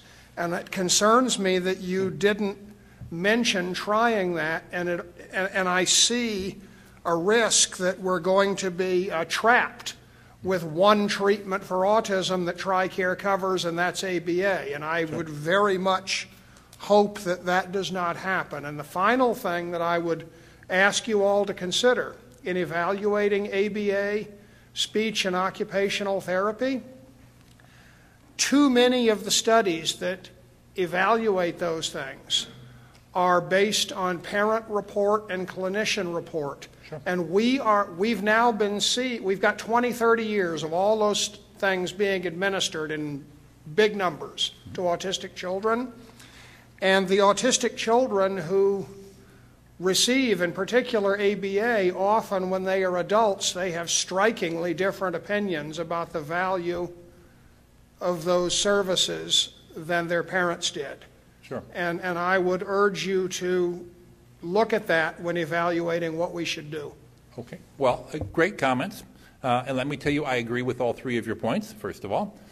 So, absolutely, we are aware. In fact, we're looking, and we maybe should have put this on the slide. You know, one of the things that we're very concerned about is feeding disorders in children with autism. And how are we building that into their treatment plan? Certainly, a third of children with autism have seizures. In fact, we have some requirements that the community doesn't like, I will add, that all of our autism providers have to have CPR or BLS training. Why? Because these children have medical complaints. They have things like seizures where you might need that training. It's amazing the number of folks in the community that aren't real happy with us for that, but we have that requirement. But absolutely, now as I mentioned, we have a very comprehensive medical benefit, so those things will be addressed. But I appreciate your feedback, and I think that's good feedback for us. We will look to make sure that we're incorporating all those medical issues, not just the things we talked about, as we rewrite the autism care demonstration. So completely agree with you on that point. So I think in regards to the medical issues, absolutely yes. And I tried to get to this, and if I didn't very effectively, I apologize. You're right. This is an ABA-focused program today. ABA has its place, and I think it's an important component of a treatment plan. It's one component. There need to be many others, and that's what I was trying to say here is that what you're going to see over the next 6 months is this is not going to be an ABA-focused program anymore. It has been in the past, and that has not been to our credit. So that's why we're going to build in the OT and the speech therapy and other things too, like the play therapy that we're now testing out at Wright-Patterson Air Force Base, or some of the things that we're doing at Madigan out in Seattle, or that we're going to have actually a summit with our direct care providers who are testing out some of these new and innovative things to bring them in, and let's see if we can expand those things across the entire MHS so that all of our children can benefit from those. So completely agree with you on that point.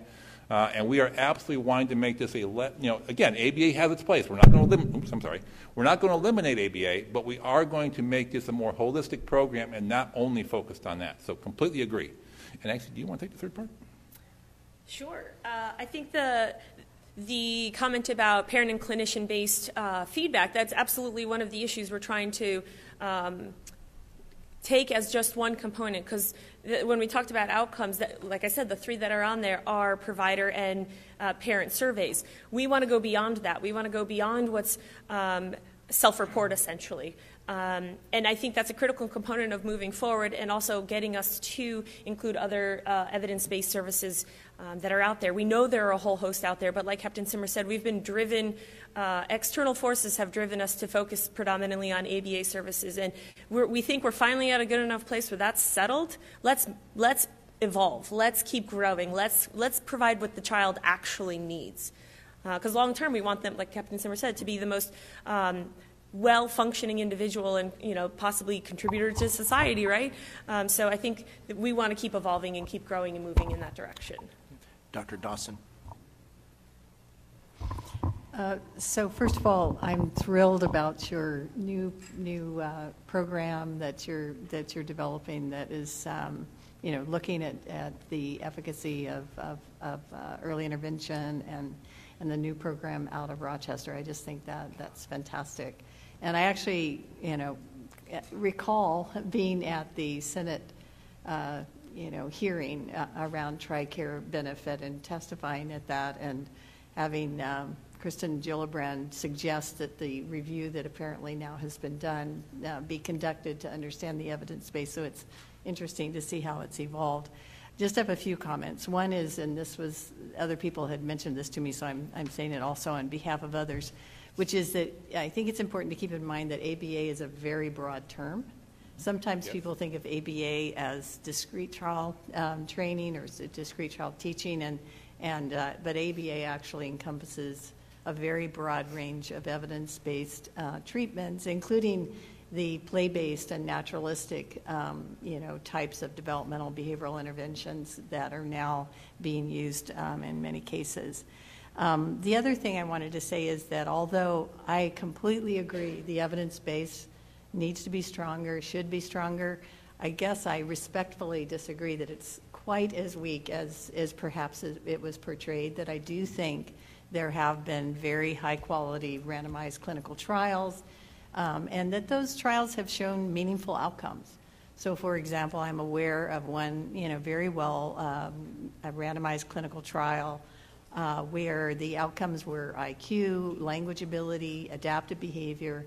Children were followed for 2 years afterwards after having received 2 years of intervention, and the gains were sustained for 2 years. And again, cognitive, language, adaptive behavior, symptoms all, continued to show benefit, as well as analyses of the cost benefit. So even people on this committee tracked the services that children who received 2 years of intensive intervention, meaning, by the way, 15 hours, so it's not 40 hours a week for 2 years, that after that they required fewer services, and the cost savings was estimated to be about $19,000 a year after having received the 2 years intervention. And it was estimated that by age 10 that the costs were fully recouped because the fewer services were required.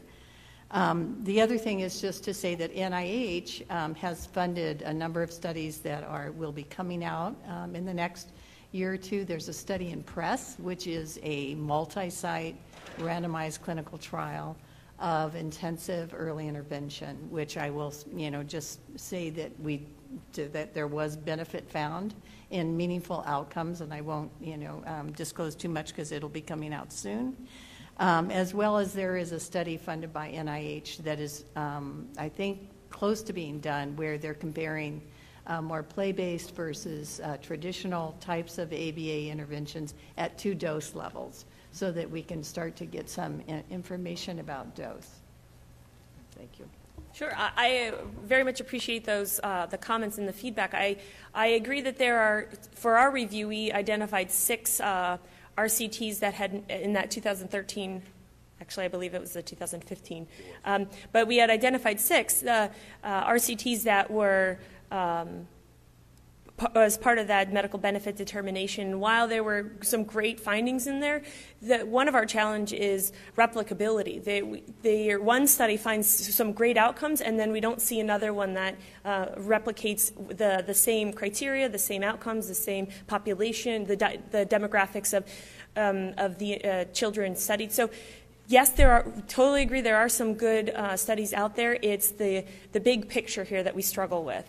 Just one more quick comment. Sure. Is I do remember at the time that I was working on this more actively in an advocacy role, Tom Insel made a comment to me as we were walking in to talk to some of the people who make decisions around insurance, and he said, it's always amazing how mental health benefits require a higher standard.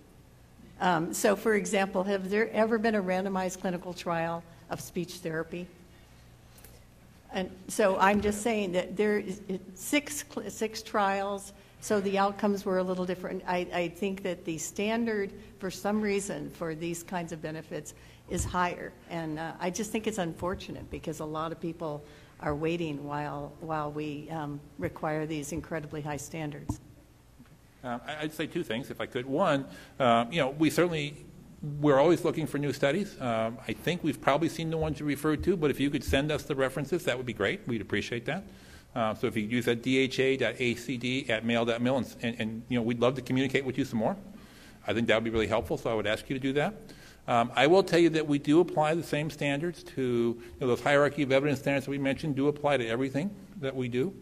And I am aware of some randomized controlled studies of speech and language therapy where some children, and adults both, but mostly children, got it and some didn't, and they compared the results. So yes, there are some studies like that. I can't cite them off the top of my head, but I know they're out there.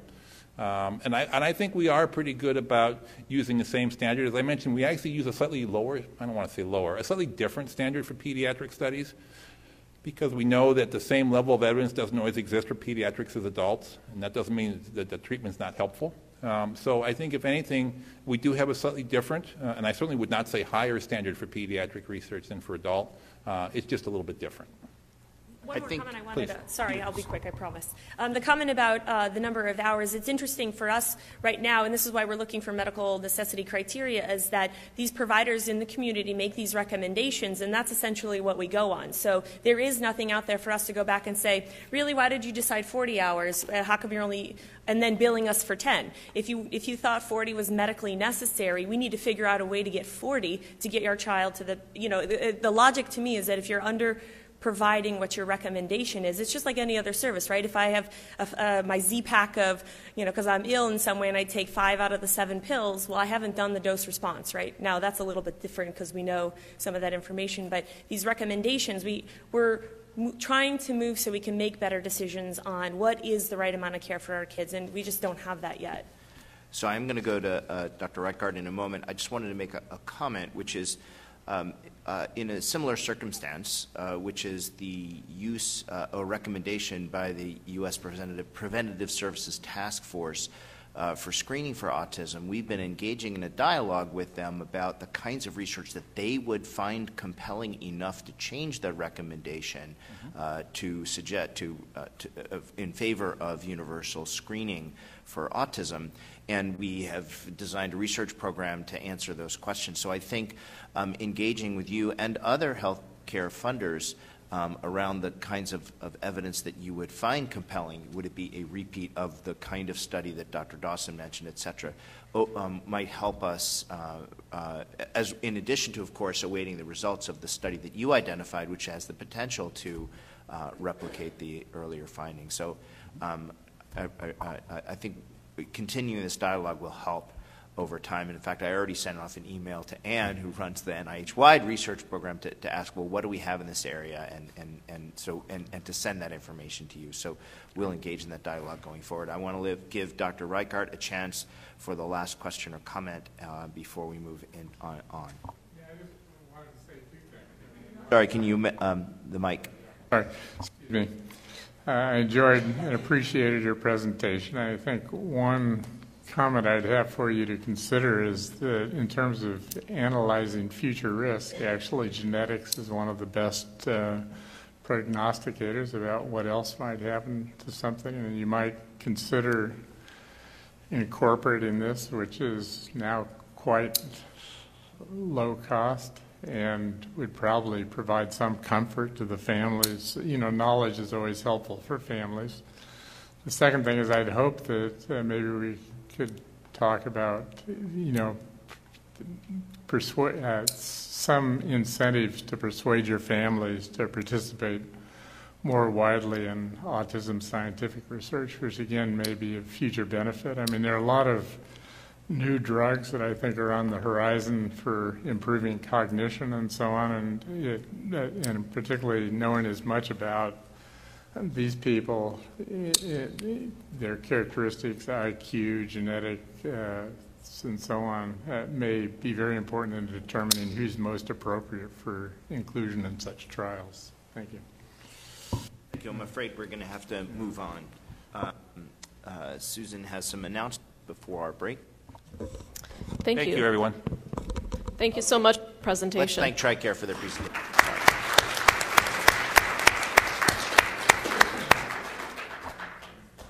So I have a very important and happy announcement.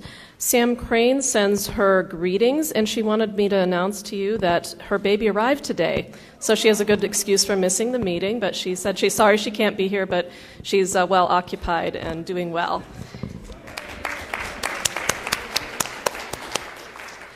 I also wanted to welcome Nicole Williams and Rob Ring. I didn't get a chance to do that earlier. Wanted to mention that Marcy Ronyak and Tiffany Farcione are not able to be here because of the absence of federal appropriations for their agencies. They wanted you to know that they are not just missing the meeting for other reasons.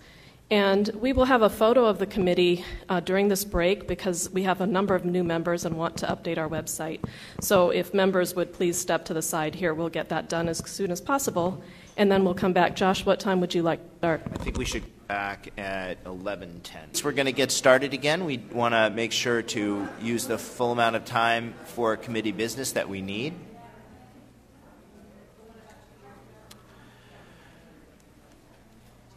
So the next item on our agenda is committee business. I'm going to turn the microphone over to Dr. Daniels to proceed.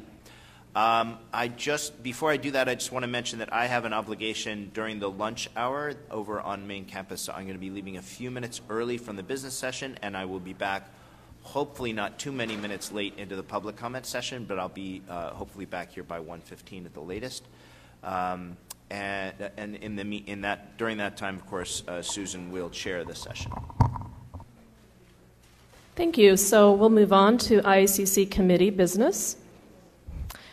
Just to start off, thank you to the OARC staff again for all the work that they put into preparing for this meeting and preparing the many publications and projects that you're going to see presented here. In particular, this time we're going to be talking about the IACC ASD Research Portfolio Analysis Report, and thank you to all of them for all their work on this. So first I wanted to talk about a new option that the IACC has for submitting public comments. Last time we had a discussion about public comments and particularly about remote public comments. So just to review, since 2008, the IACC has had two methods for public comment. One is written comments, which are a form of remote public comments that can be submitted in advance and can be sent from anyone around the country, around the world. We also have oral public comments that are presented in person at the meetings. And that these two methods are used by the vast majority of federal advisory committees across the government. And there are, on the GSA website, they say over 1,000 federal advisory committees. We looked at a sampling of these federal advisory committees and did find that they use these traditional methods of public comment. So we wanted to explore whether we could offer a different, an additional option for public comment. So we've established a new one. It's called the live feedback form. This option will provide additional flexibility to those who are not able to attend the meetings in person to submit a written comment and then cannot submit a written comment in advance. The live feedback comments can be submitted online from 9 to 11 a.m. on the day of the meeting. And today it's already past 11 a.m., but we're going to keep it open just a little longer so that anyone who would like to submit a comment via this online form can do so, and I'll show you that in a minute. And these comments must adhere to the guidelines and will be collected and presented to the IACC before the public comment session in the afternoon. So the IACC members, you will receive a packet during the lunch hour that will have these live feedback comments in it. So just to show you the form, when you go to the IACC webcast that you can access from our website, from the IACC website or from NIH Videocast, when you go down to the bottom of the videocast, there's a little link that says live feedback, so you have to click on that. And then it'll open up this form, and you can submit a comment right online. So the advantage of this is that you don't have to do it in advance to a deadline. So this can be done on the day of the meeting, and you might even be able to comment on early sessions of the meeting. And for the guidelines, again, there's a link there that's provided for you. So we hope that this will provide a little bit of additional flexibility for those who are listening remotely. We really appreciate the many people around the country who do listen to our meetings and have important feedback and information to share with the committee. I also wanted to give you an update on disability accommodations, as this was a topic of discussion at a previous meeting. Just to reiterate, closed captioning is always available through the NIH videocast, and you can access it through the little CC button at the bottom of the videocast, or it might be at the top. I think it's at the bottom of the videocast, and that has always been there since we started videocasting back in 2009. We also initiated a new feature, a quiet room, started in April 2018 at our IACC meetings and events. And to date, we've only had one user of the quiet room in one of our meetings, but perhaps it hadn't been publicized enough. We did put it on our materials, but just wanted to announce it here that we do have a quiet room for those who might need it. And you can ask for information about it from any of the staff who are in the meetings. We also started in October 2018 providing CART services, as this was brought to our attention that it might be helpful for certain individuals who are attending our meetings. Last meeting it was provided as within a remote application, a web application, and that is still being provided, but this time we also added a screen that is over to my right, and anyone who needs it can use it.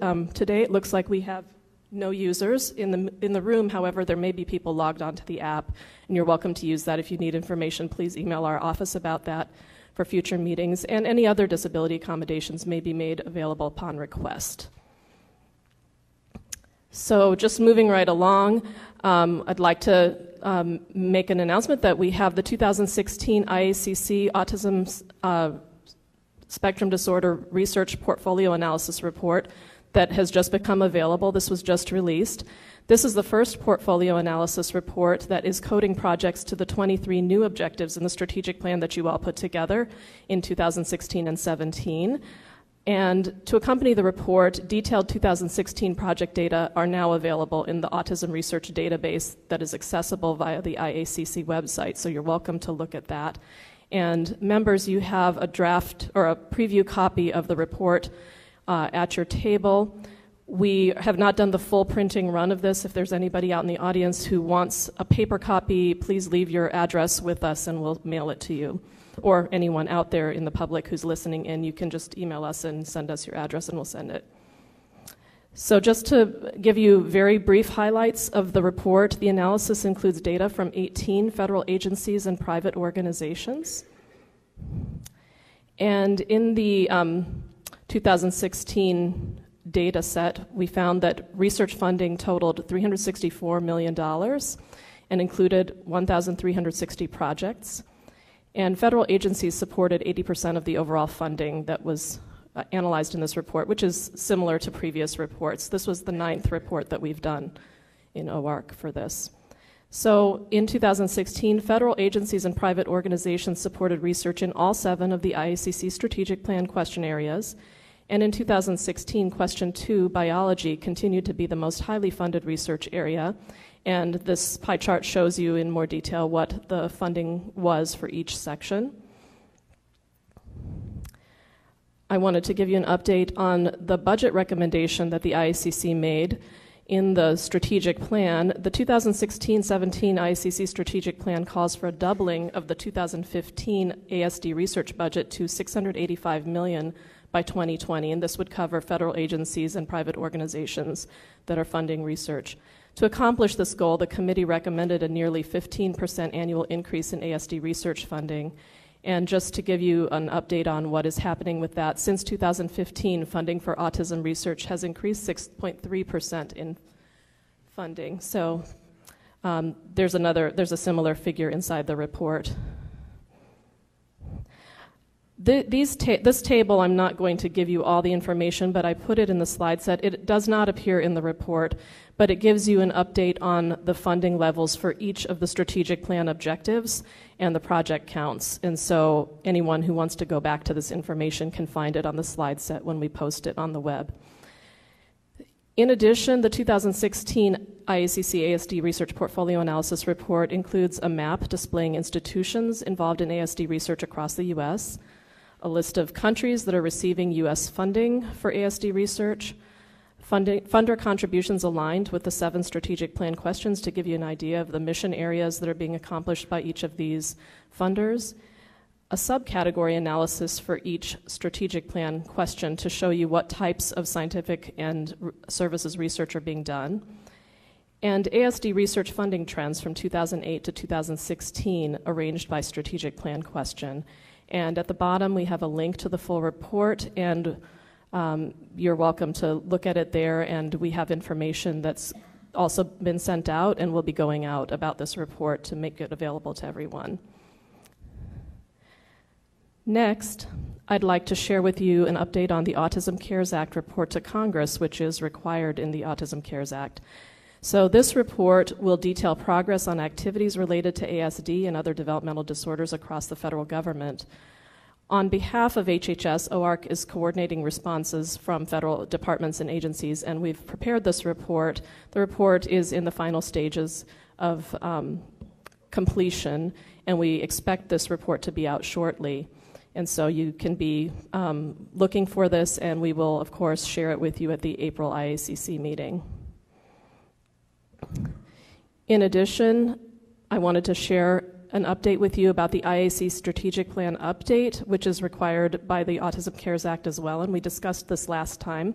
The committee agreed that we would provide a short summary report of activities from 2018 within the IACC and progress that's been made on the strategic plan.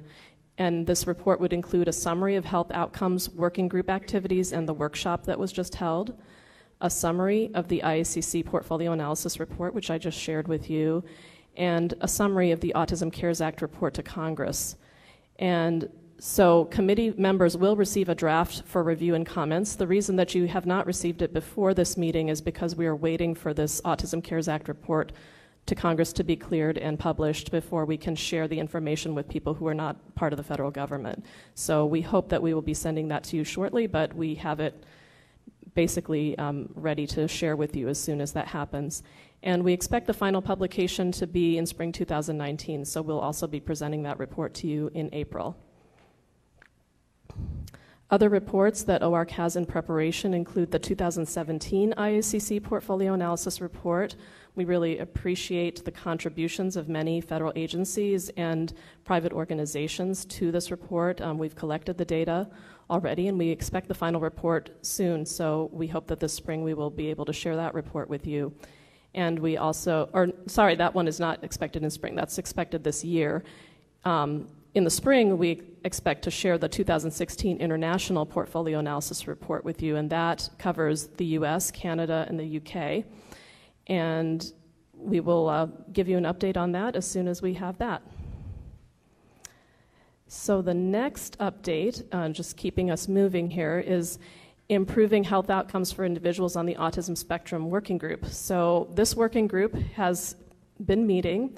So the IACC again voted to convene a working group on health and wellness issues for individuals with ASD, and Dr. David Amaral and Dr. Julie Taylor are our co-chairs for this working group. And the working group is exploring ways to support research to better understand the health conditions that affect individuals on the autism spectrum, to increase community and provider awareness of these conditions and their treatment, and to foster development of practice guidelines, policies, service approaches, and other efforts to improve the health and quality of life for people on the autism spectrum and their families. So the scope that we went over last time is listed here: health and general wellness, co-occurring conditions, premature mortality, patient-provider interactions, and parental family mental health. Just to summarize activities that have happened, we had a working group conference call on September 5th. We had a very nice workshop that I went over with you at the last meeting on September 27th, and we had a very nice discussion here in IACC about that, which was helpful. And the working group had another conference call on December 17th, and they discussed plans for their written product and plans for a workshop on mental health issues in ASD. So the remaining activities of this working group include working on this written document, and we are working together to develop a workshop around mental health conditions that will be taking place in spring 2019. We'll keep you updated on that as we develop the agenda for that and the dates, and we'll get those dates out to you as soon as we have them finalized. We also will be continuing discussions in the working group via conference call and IACC full committee meetings. And working group activities will run until September 2019, which is the term of this iteration of the committee. Next, I wanted to give you an update on the housing working group. So the IACC voted to convene a working group on housing issues for individuals with ASD, and it was very timely today having an update on some housing policies from CMS. The scope of this housing working group will be research and best practices on housing, implementation of current federal regulations, and housing issues faced by autistic individuals with more severe disabilities. Allison Singer has volunteered to serve as a chair of this working group. So this is a draft mission statement that has been developed for the housing working group, but it's subject to further refinement once the working group has been convened. So this draft is, in the autism community, we face a mounting housing crisis with a growing population of autistic adults with diverse needs, lacking appropriate living situations. The goal of this working group is to examine a wide variety of housing options and service models for people with autism and to develop strategies to achieve a broad array of supported housing options throughout all of our communities that enable autistic individuals to achieve person-centered outcomes. So the activities will include working group phone calls, possible in-person meeting or workshop, and potentially written documents, and the activities will run through September 2019. I have sent out an email to the committee asking for your nominations of individuals from the public stakeholder community as well as from federal agencies who would like to serve on this working group. If you have nominations to send me, I'm taking nominations for another couple of weeks. I gave you a deadline in my email, so please feel free to share those with us, and we will be convening this working group and getting started on this activity very shortly. So I think I did well on time getting through the information for this update. And now we have time for discussion. Are there any questions or comments on any of the materials that Susan presented or on the housing work group?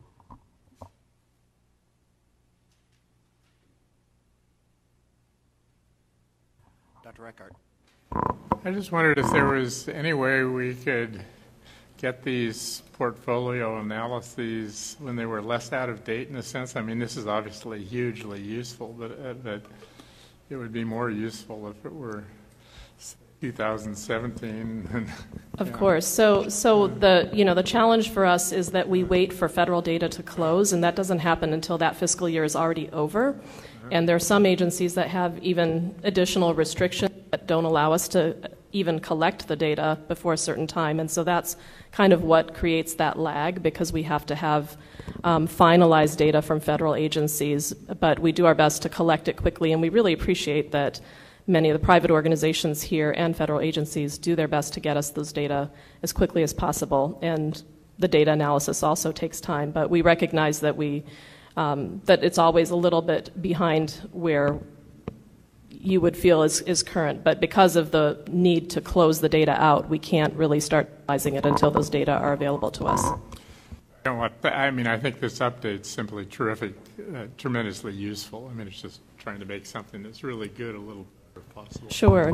We appreciate it, and we hope that you will find it useful. And we are working on 2017 now, so thank you for sending in your data. Jerry. Well, I just want to say how much we appreciate these analyses, and I can only imagine the work that goes into this. But and even I of course, it would be great to have it, last year's data. But really, it's a beautiful analysis, and thank you for all that hard work. Thank you, and thank you to the OARC team for all the incredibly hard work they do to make this analysis as accurate and comprehensive as possible. John? I would, I guess, just like to voice my disappointment that our working group on housing and our conversations on housing seem to have had very little effect on the government's position that somehow a person who is not developmentally disabled but who is receiving government housing assistance is able to live anywhere that has a certificate of occupancy that the government can pay rent to, and somehow an autistic person does not have that freedom of choice.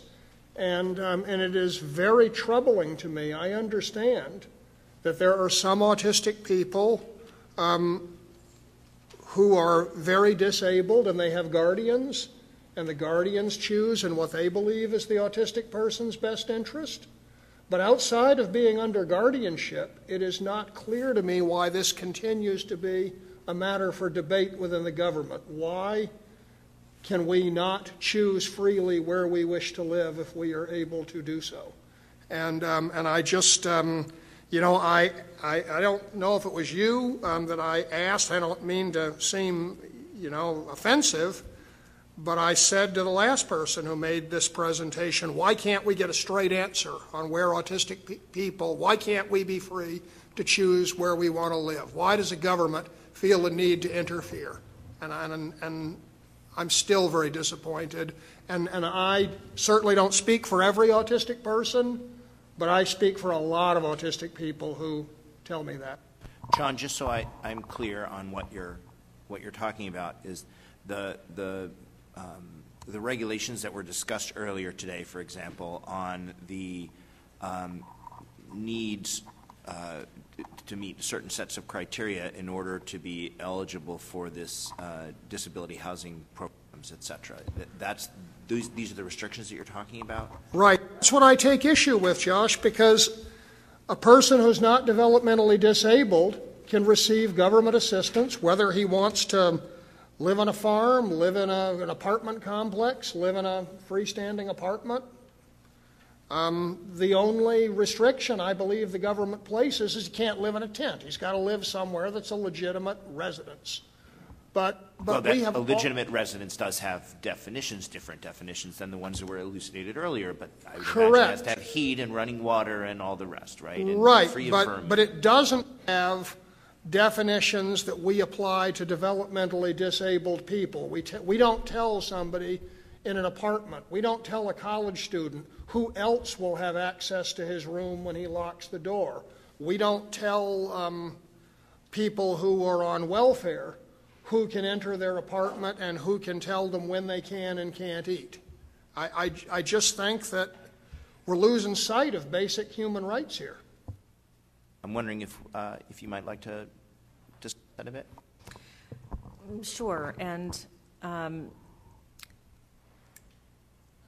think I would say a couple of different things. I would assume that we are not treating individuals with a developmental disability. Well, let me start out by saying that the regulation I was talking about this morning for individuals receiving Medicaid-funded home and community-based services applies across the board regardless of why an individual is receiving those services. So the same criteria apply to individuals with a developmental disability, individuals who have aging-related health care issues, individuals with a mental health or substance use disorder, physical disability, traumatic brain injury, whatever. And so those same regulatory provisions, the same requirements for a person-centered plan, the same settings that could be determined to have institutional characteristics, those apply across all of the HCBS populations. The types of settings that we talked about in the guidance that gave examples of those that could be isolating, like farmstead communities, intentional communities, by and large, we've heard about those settings developed to provide services to people with an intellectual disability, and sometimes specific to people with autism. That's not to say that we intend to implement those regulatory requirements in a more restrictive way for people with developmental disabilities than other populations. It could be that a farmstead for people with a mental illness or substance use disorder looks the exact same way as a farmstead for individuals with an intellectual disability, and we would apply the regulation in the same way to both of those types of farmsteads. Partly, the regulation is designed to do exactly what you talked about, to remove the fact that you are an individual on a taxpayer-assisted program from infringing on your ability to decide when to eat, what to eat, who to interact with, whether to go to a particular place that day, whether to go to a different place from the place where the van associated with your setting is going. The ability to make your own decisions is exactly what's at the heart of the home and community-based settings rule. As it relates to housing, and I have a lot of interest in being on the housing work group. I don't have an official clearance yet to do so. As it relates to housing, the goal of the reg, much as we hear the criticism that the reg is infringing on choice and restricting the opportunities of people to receive, to choose to where to receive services, my pushback to that would be to say, there's no reason that any of the settings that are in business today receiving Medicaid funding, whether they are a farmstead, whether they're a group home, whether they're independent living, whatever type of variation of independent living, there's no reason that they can't meet this regulatory criteria and continue to be an option for people to receive services in perpetuity. The settings criteria was not developed to weed out, and I put that in air quotes, any particular type of facility providing day services or residential services. It was designed to make the person-centered planning elements front and center in a way that they probably weren't before. But because these settings are providing services to people with all different types of disability needs, it's really to make that, it's really to elevate the requirements of the reg without saying, we've made them so hard that we don't expect you to meet them. So are there other comments or questions in this topic area? I think this is nice because we have the time we can return to this. Dr. Dawson. Yeah, so I was really struck by thinking about the transition plan and then, giving the example of New York, and there were, many options that may then not be supported in the future. And, and maybe this is something that the Housing Committee can think about, but certainly it seems like that the government should be thinking about this. I think we really need a transition plan that analyzes the impact of the change in philosophy around, what is a supported housing option and what shouldn't be supported, on just the number of options for people.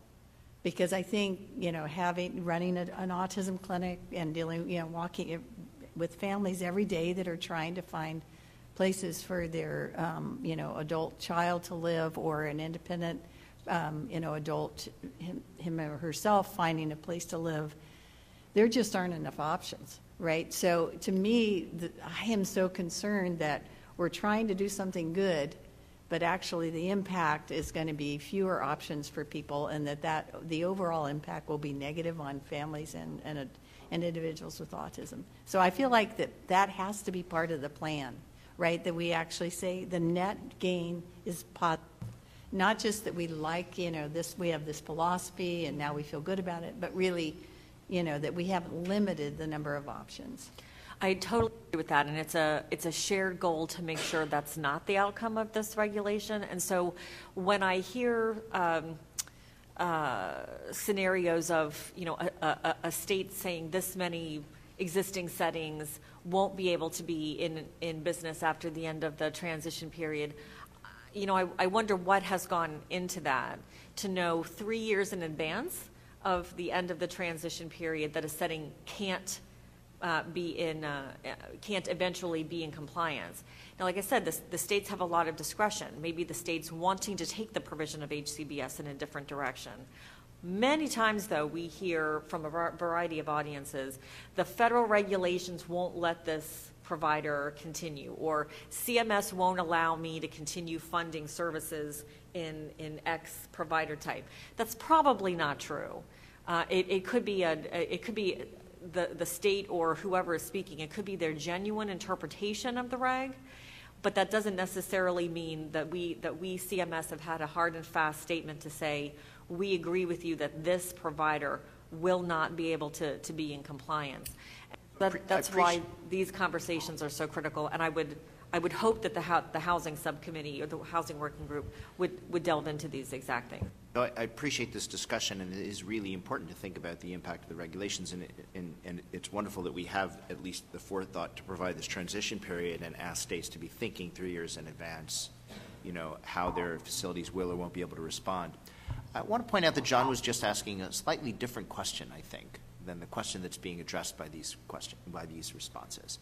And I wonder, John, whether I'm missing the mark or not. But what you were saying is why have if you have a housing program to support those individuals with autism, why not give them the full freedom of choice that is afforded anyone else who gets a housing program through Section 8 or you know, other programs? And I think that deserves a specific answer. I'd imagine that part of the answer is that this, you know, that an individual with autism would otherwise qualify for one of those other programs can go ahead and do it. But this is an extra added service being provided for those with, I guess the better way to put it would be health reasons to require housing. And therefore, that service needs to address the health needs of those individuals who are getting that service. But I wonder if there are any other thoughts or comments addressing your point specifically about why there are any restrictions, if you will, added to this program or other programs aimed at those with autism and other neurodevelopmental disorders. You want to make a yeah, I just would say that I received some tweets here from Sarah Luderman, who is an autistic person who's frequently in attendance here, and she makes the point that there is on the one hand the issue of free choice, that we should have the right to choose where we live, but Sarah also says that she is concerned about the risk of weakening CMS rules such that autistic people are institutionalized against our wills.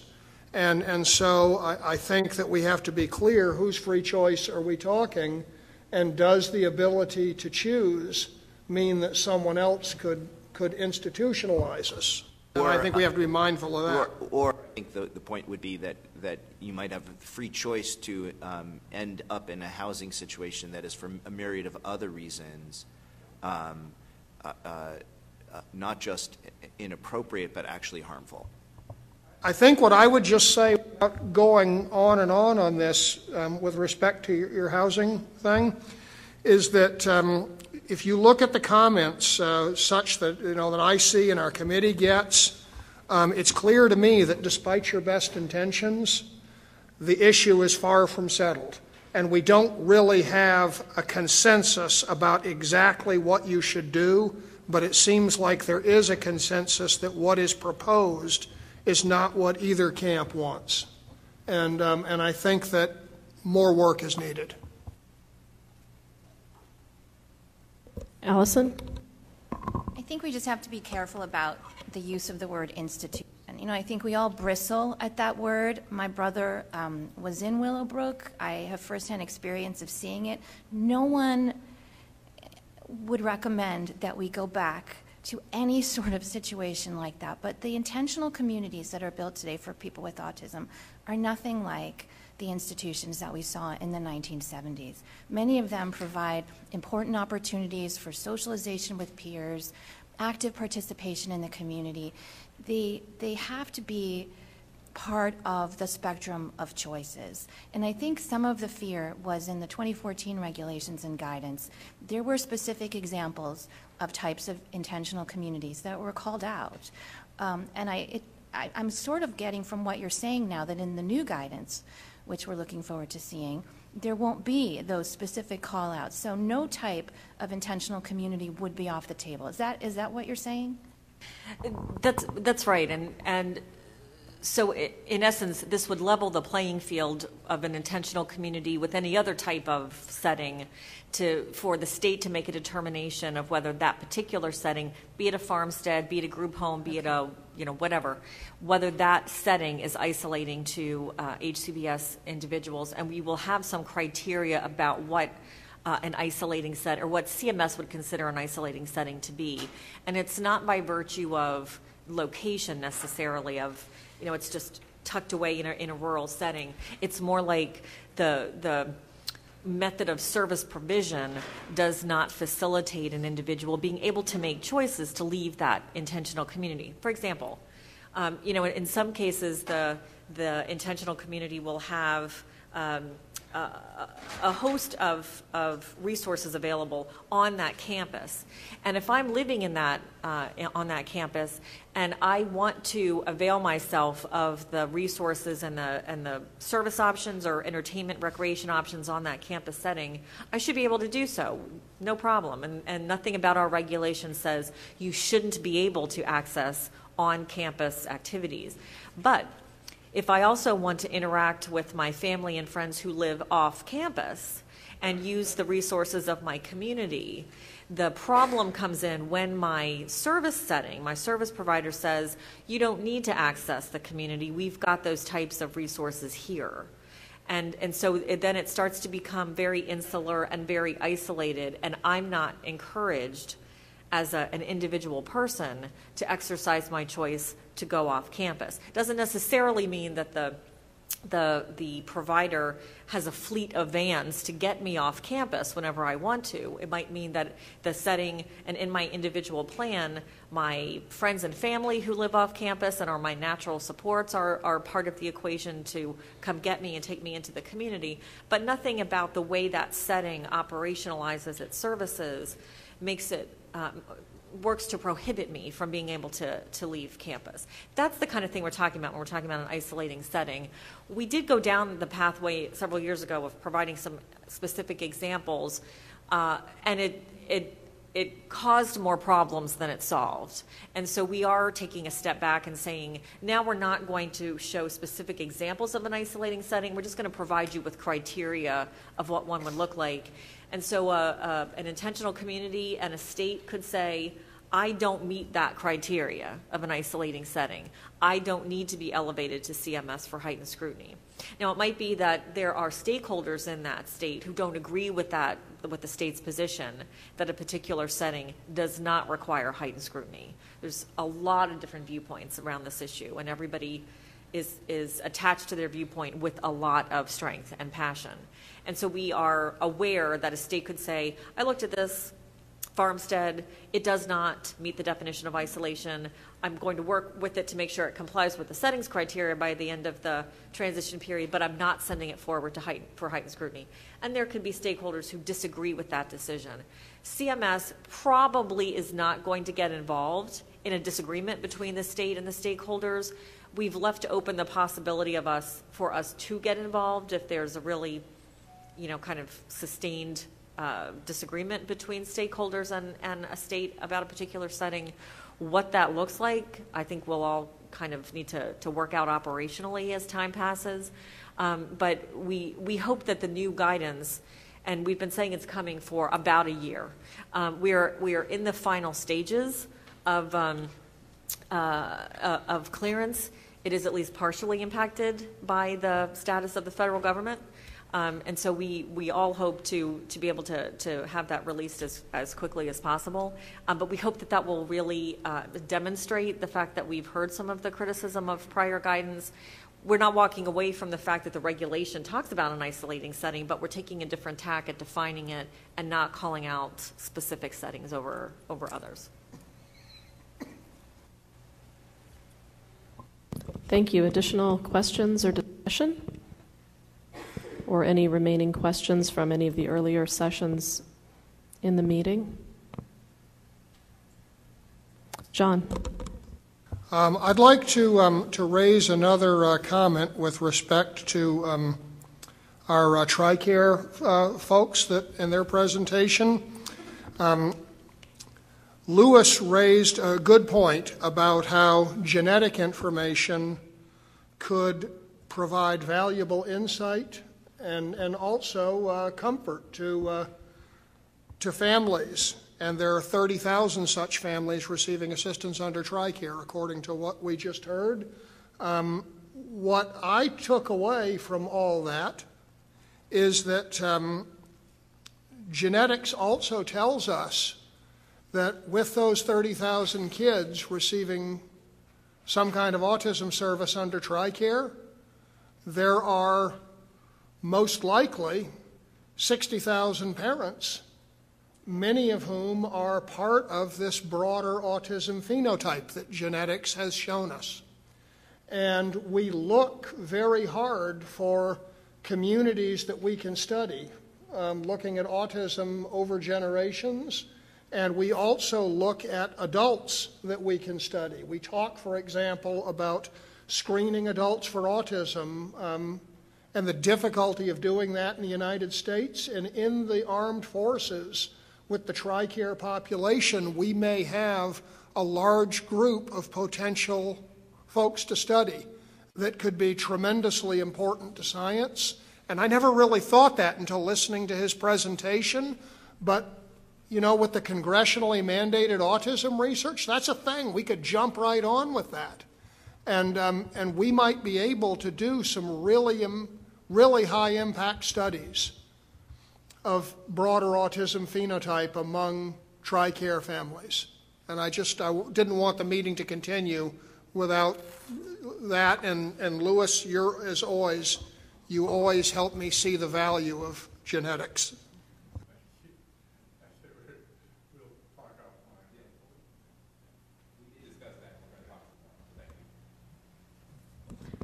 Thank you for that comment, John. And do we have another question over here?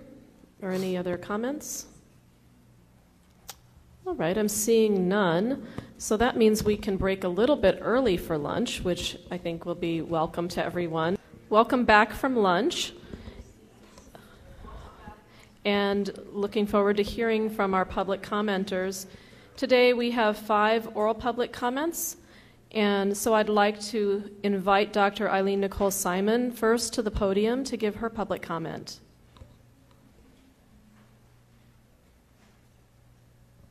Welcome.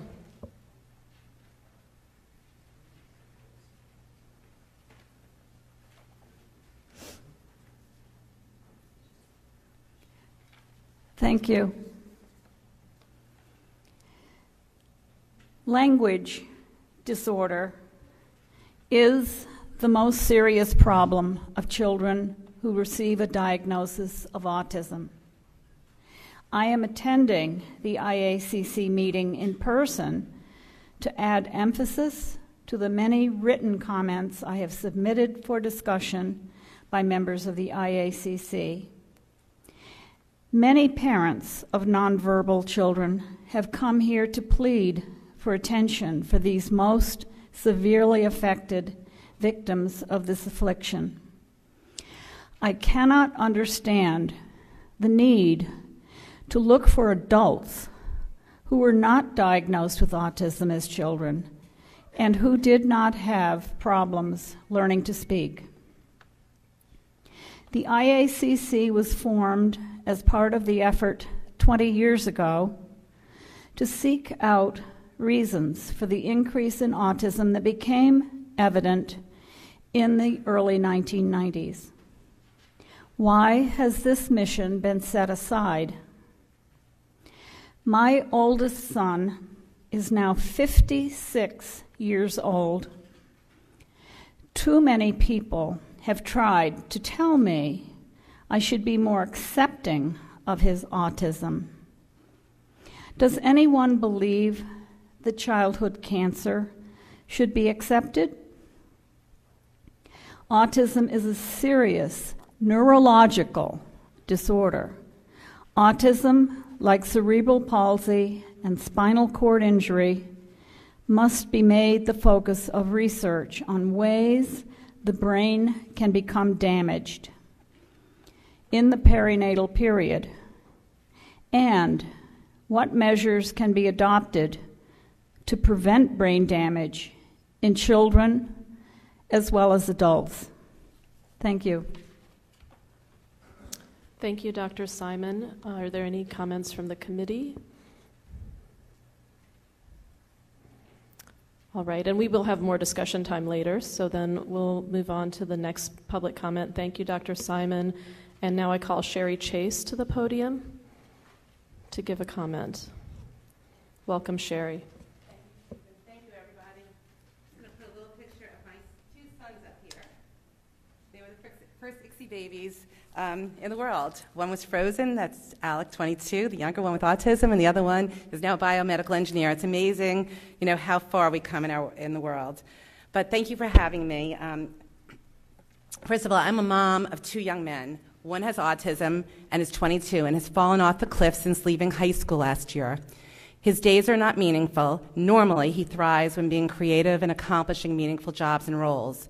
My son Alec is an extremely bright young man, but he is ruled by mood swings and meltdowns. These meltdowns come in a moment's notice, and he sometimes has no control over them. His neurologist has told us he has something called cont headaches, and that these are secondary and common to people with autism. Often people with autism end up pulling their own hair out of their head, smashing their heads with their fists, and screaming. These headaches last for 15 seconds to 15 minutes over and over again, and they're like an ice pick stabbed into your face, and there is no cure. I searched for years to find something that can detect some of the precursors that are non-obvious prior to various biological symptoms that occur before not only some headaches, but also meltdowns. Something like an early warning system, so we can utilize some of the resources we have, including breathing techniques, removing someone from a situation, etc. But until recently, I saw no hope. My older son, Brent, who is 24, is a biomedical engineer at Northwestern, and he is now completing his master's degree. He's devoted a great deal of his life to finding ways to help people on the spectrum that have meltdowns and give them back the ability to steer their own life and self-advocate. He has done this through his own startup called Gaia Wearables via a device that detects pre-markers of anxiety. It's excellent. I've tried it, and so has my younger son. It was voted the #1 medical device for college students a couple of years ago. Top 8 startups and coolest in Inc. magazine, and now he will, for the second year, will be presenting at Southeast Southwest. Very exciting. We need to find direct funding sources for our brightest students, for they're the ones with open technology minds, doing what others think is impossible. My son has given up an income to make this a reality. Excitement for this so-needed device is a shining bright light in the future for those people on the spectrum and those who suffer from anxiety and other meltdowns.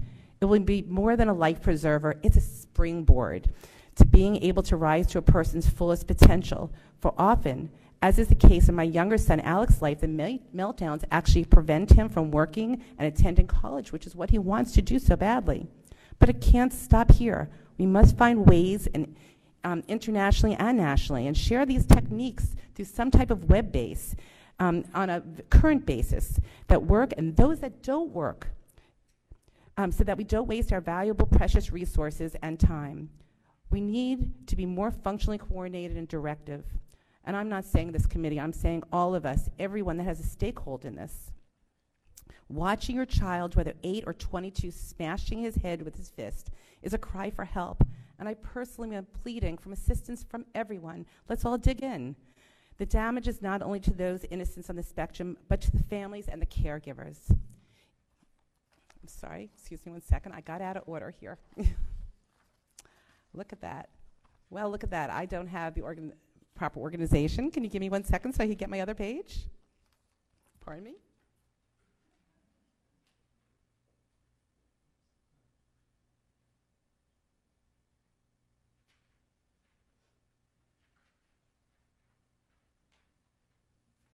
Apologize. Please forgive me. I am so sorry.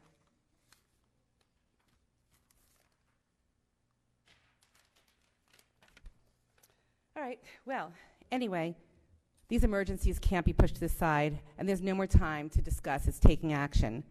One partial solution I can offer is CBD oil, which for us has been a life-saving supplement along with Chinese herbs. For many need other types of things. The problem is CBD oil is considered against the law for a caregiver to utilize on federal property. It can calm, though, with no side effects and can assist in replacing atypical psychotropics, opiates, and other addictive harmful drugs. Next, I want to alert you all to a lack of healthcare professionals to deal with those on the spectrum, from psychiatrists that really are not in the know, to internists, to most recently what I found out when my son had a TBI that was caused at Kennedy Krieger due due to being locked into a room with screaming sounds and waterboarding him, where he got a head injury at the NBU. Every doctor that I have approached in Maryland, D.C., and Virginia has said to me, I understand your son has a traumatic brain injury, but he has autism, and we don't know anything about autism, so we can't treat him. That's not fair. Just because if I had and I did have cancer, but if I had autism too, could you not treat my cancer because I have autism? We need to really educate rehabilitation doctors and really put some funds back into giving our doctors the information they need across the board in all fields to be able to deal with people with autism. It's only the right thing to do. Next, we need a national job training program for those with autism. It needs to be presented visually, starting to learn your skills in a classroom, following by moving through the skills into a practical application as an apprentice with a mentor, and finally in an independent job. We could use our retiring workforce as trainers and recreate the old vocational schools. Anybody here remember those? It will be a win-win situation. This can be further paired to a work, live, and play environment. There is a slow movement right now to create paired retirement in special need communities. I'm looking for those interested in pairing with me to create a nationwide community brand. We need to change our focus. Early detection is fine, but how about those adults? We must make sure these programs and the people who are willing and able to provide devices, therapies, are covered by some sort of social program and timely publicized. We can't leave people behind that could really become contributory citizens, for that is not only a waste of life, but it's a drain on society that does not need to happen. Let's work together to find programs to help find ways for individuals to control their meltdowns and other tics that prevent them from being completely employed and integrate into society. This will springboard for those with ASD to earn an income that make them self-sufficient, gives them back the pride of control of their own body, and will also takes eventually a burden off society because these individuals that are on the spectrum will become contributory citizens and will give back. They'll become the heroes. This can give those that do not have the ability to currently, nor do they have the right mindset, to have vocational behavioral training modifications. I'm not saying, when I want to be clear on this, I'm not saying to erase the characteristics of autism. What we need to do is to be able to give a hand to those that want the ability to be able to assimilate so that they can reach their own fullest potential. So finally, housing. It is an extremely important subject. I have been preaching the model of pairing individuals that are at retirement age with those people that have autism in a housing unit similar to a residential, wonderful campus community. I believe you could attract businesses, physicians, and therapists to open on campus with the obligation to provide the majority of jobs to the community. The workers who are retiring most likely will need more funds to enjoy the lifestyle they're used to and can pass their expertise on that is second to none. For hands-on training usually is the most effective with individuals on the spectrum. Just imagine a viable community where you live and work and play with no ways to be locked in, but only ways to springboard out and enjoy a full life and always feel welcomed and accepted. Those people who are senior citizens eventually will be in need of physical companions, and perhaps others will need cognitive help. You will now have a workforce with those people with ASD that are living there that were personally trained on the property. This bond and our ASD community will be pre-trained by those individuals to assist the aging, and they will become the heroes. I do not believe in complaining without offering solutions. I personally have a television show. It's on public access called Making a Difference, and I am going to be dedicating and highlighting those treatments that work and also those that don't via public access on a show that will be accessible through cable and the web. We all need to contribute and take our own abilities, what we can do to make immediate actions. I ask you to take these very important needs that are not being met and make sure they are met in the most expeditious way. I do realize that many of these appear daunting tasks, but they're not things that we can say we will work on committees anymore. We have to take action and push forward immediately. I thank you so much for all the dedication all of you have put into this. And I hope that my son will come on and speak to you about what he's creating to make people's lives better. I just want to close with this. I know we have psychiatrists that are in the audience and hopefully listening in. My son, Alec, had 2 different RXs that were prescribed to him. In both situations, he ended up going into rage and literally taking his fist and trying to smash his head open. We thought it was a sunk headache, so we kept on blaming it on that. And then we said, oh, it must be the head injury. We blamed it on that. And I have to say that I personally feel very responsible. My education should have made me listen and look a little further. I started to time when these would happen, and they all happened within 20 to 30 minutes of taking. One time it was benzotropine, and then the next time was clonidine. I went to a psychiatrist, and they insisted there was absolutely no way these RXs could cause rage. None. They're supposed to take the anxiety away. But I took him off the medicines and the RXs, and each of them, like clockwork, within a day, the rages stopped. But his psychiatrists were insistent that I was wrong. I went as far as speaking with the manufacturers, generic and brand, to find out. I'm sorry, you're well over time. I'm going to have to I'm closing. We really appreciate the remarks. You're welcome. I'll just close with this. Just be a smart researcher yourself. If you see something that's wrong, don't necessarily always listen to your doctor. Go the step further. So I took him off that, and now, thank goodness, he's not raging. But thank you again. Sorry I went over. Obviously, I'm passionate, and bless all of you for really trying to make a difference in people's lives. Thank you. Thank you very much. Next, then, is Amy Doyle.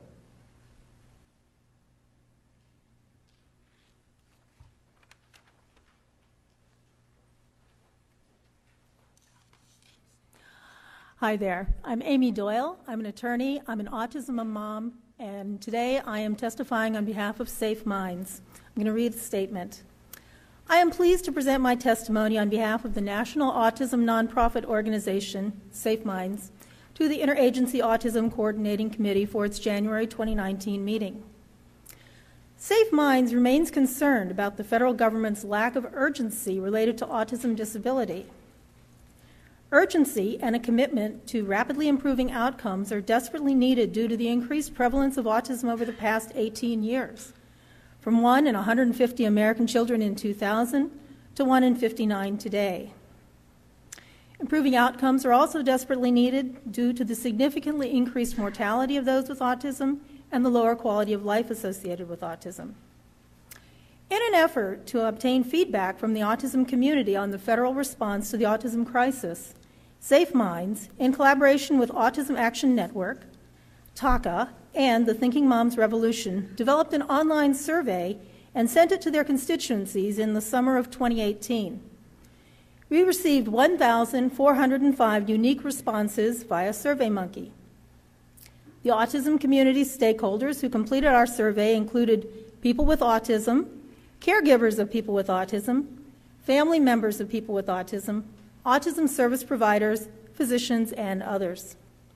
Today, I will share the themes that arose from the survey results. They center around effectiveness, responsiveness, and accountability. Concerningly, almost half of the respondents had not even heard of the IACC before they completed the survey. In their optional written answers sections, respondents said that they were concerned that the IAC has not coordinated or promoted research that would identify the causes of autism, how to appropriately prevent or treat autism, how to effectively ameliorate or eliminate commonly co-occurring conditions such as epilepsy and gastrointestinal issues, or how to help address the commonly co-occurring mental health issues such as anxiety, depression, and suicidality. By way of example, a person who self-identified as a retired school psychologist whose job included diagnosing people with autism stated, "I don't think the IACC is doing enough to uncover the causes of the explosion in autism cases since the mid-'80s. The survey results show that many autism community stakeholders feel disenfranchised by the IACC. Almost 94% of respondents said that they had not provided comments at an IACC meeting. Of the respondents who did provide public comment, over 95% thought that the IACC had not appropriately addressed their concerns or issues. These respondents further stated that they were not given an opportunity to discuss their concerns with the committee and were not provided enough time to properly explain the context and relevance of their issues.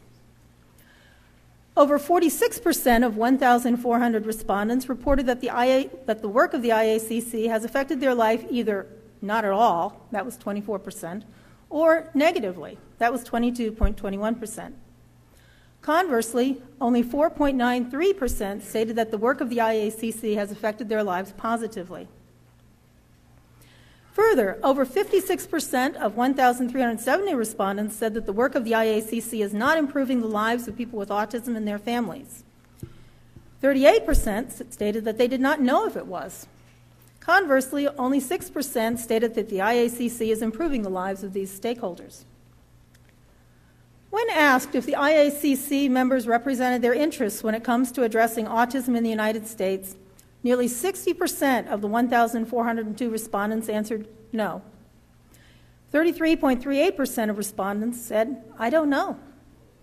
Conversely, 7% of respondents found that the IACC members represented their interests when it comes to addressing autism.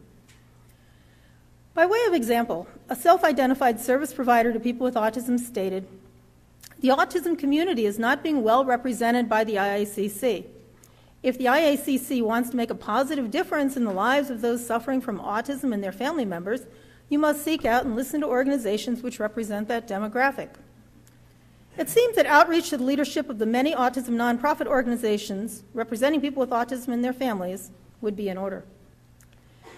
When asked if they think the IACC is accountable to its autism community stakeholders, 56% of 1,375 respondents reported that they did not, and 31% stated that they didn't know if the IACC is accountable to its autism community stakeholders.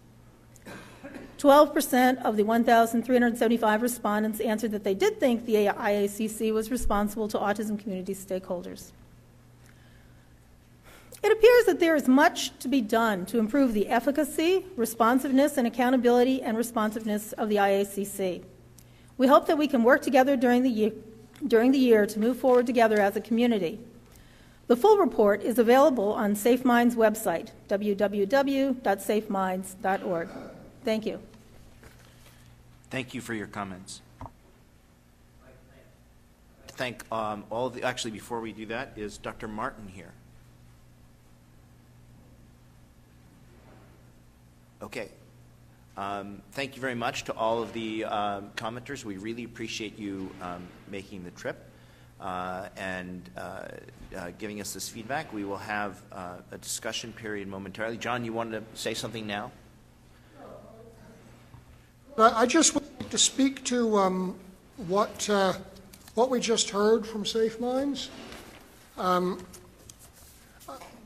There has never been a time in my government service that I haven't felt that we should be doing more to provide positive, definitive help to families and individuals living with autism.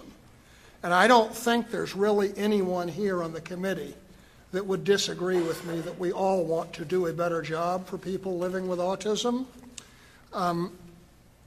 With respect to us not being responsive to autism community stakeholders, one thing that troubles me a lot is that over the years, we've had SafeMinds represented on the committee, Autism Speaks, Simons, the Autism Science Foundation. We've had a number, the ARC, we've had a number of Autism Society of America. I got to keep listing them, but anyway, there's a bunch of them. And they've all had representatives on the committee, and I've enjoyed talking with every single one of them. And yet, it seems like out in the public world, all these communities are at each other's throats. We heard thoughtful comments from SafeMinds, but SafeMinds represents only a fraction of the community, and we have ASAN, who represents a fraction, and and Autism Speaks a fraction, and so on. And if we could pull together as a group, we would get a lot more done than if we were all at each other's throats. The final thing I would want to offer with respect to that is that we heard a couple comments beforehand from Ms. Simon and Chase. And it made me think of something Susan said to me at lunch, which is that people come here and they offer us thoughtful comments, like Simon's comments on premature cord clamping, and could that be a cause of brain damage? And I don't know whether it is or it isn't, but I know that, as Susan said, we can't study that question unless a researcher proposes it. And one thing we offer here at IAC is a path for the public to come here and express their concerns, and I hope that researchers listen, and some of them think about what they hear and remember that these are things we could propose to study. And if you're a researcher looking for people in the autism community that would want to help you in your studies, every single person that comes to comment before us is most likely such a person. And I wish that that was a resource we made better use of, because I think it's safe to say that every single one of us wants to be more responsive and provide more help to autistic people. Thank you. David. So I just wanted to make a comment again to Ms. Doyle's testimony, and that is, I find it sort of disheartening that there are well-intentioned approaches to trying to solve some of the issues that Ms. Doyle brought up. So the workshop on improving health outcomes for people on the autism spectrum that we've talked about, we had a wonderful workshop. It was open to the public. We addressed issues like gastrointestinal problems and epilepsy and sleep disorders. It was open to the public for comment, and there was a lot of positive feedback, and we're trying to have a second one to deal with the mental health issues like anxiety and depression and suicide. Yet we heard in the testimony that IAC's not doing anything in this. So there's a disconnect where there is work that we're trying to do, and somehow that's not either being translated to the general public or... So I would welcome hearing from folks that are listening to us. How can we translate that information better? And I'm sure that Susan would, welcome other efforts to try and get the words out to the public. But I don't think it's so much that the members of the committee aren't well-intentioned in trying to address these very difficult issues. It seems to me more that we're trying to do that, but yet our efforts are not getting out there somehow, and probably we need to do a better job about translating it to the general public.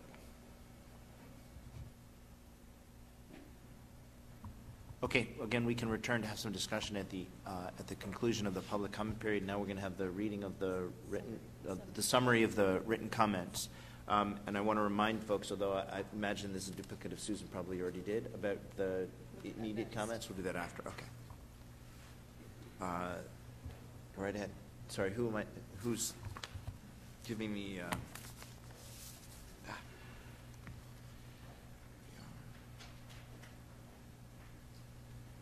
Oni Celestin, thank you.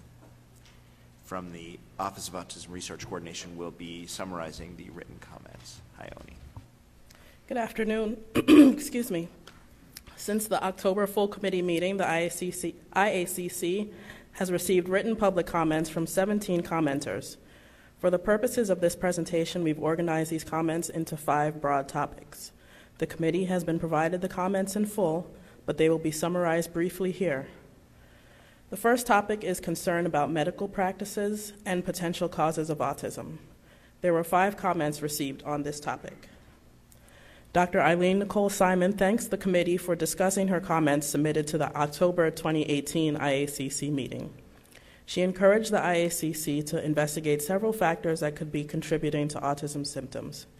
In particular, she would like the IACC to discuss the importance of the inferior colliculus and its susceptibility to damage.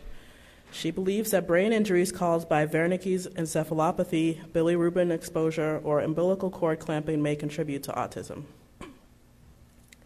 Mr. Dwight Zeringer expressed concern about the potential contribution of glyphosate to ASD symptoms. He also wrote about changes in his son's symptoms following modifications to his diet. Ms. Josephine Krapp is concerned about the use of electroshock therapy at the Judge Rothenberg Center. She recommends that the IACC advocate for changes to the standard of care for individuals with intellectual and developmental disabilities. Ms. Caroline Rogers expressed concern that prenatal ultrasounds and x-rays may be contributing to autism symptoms. Dr. Linda Papadimitriou Varsu is concerned about the potential role of electromagnetic radiation in autism. The second topic is vaccines and autism. There were 4 comments received on this topic. Mr. John Best believes that autism is caused by mercury in vaccines. He also expressed frustration with the IACC. Ms. Risa Warner is concerned about the association between autism and several environmental toxins, including mercury.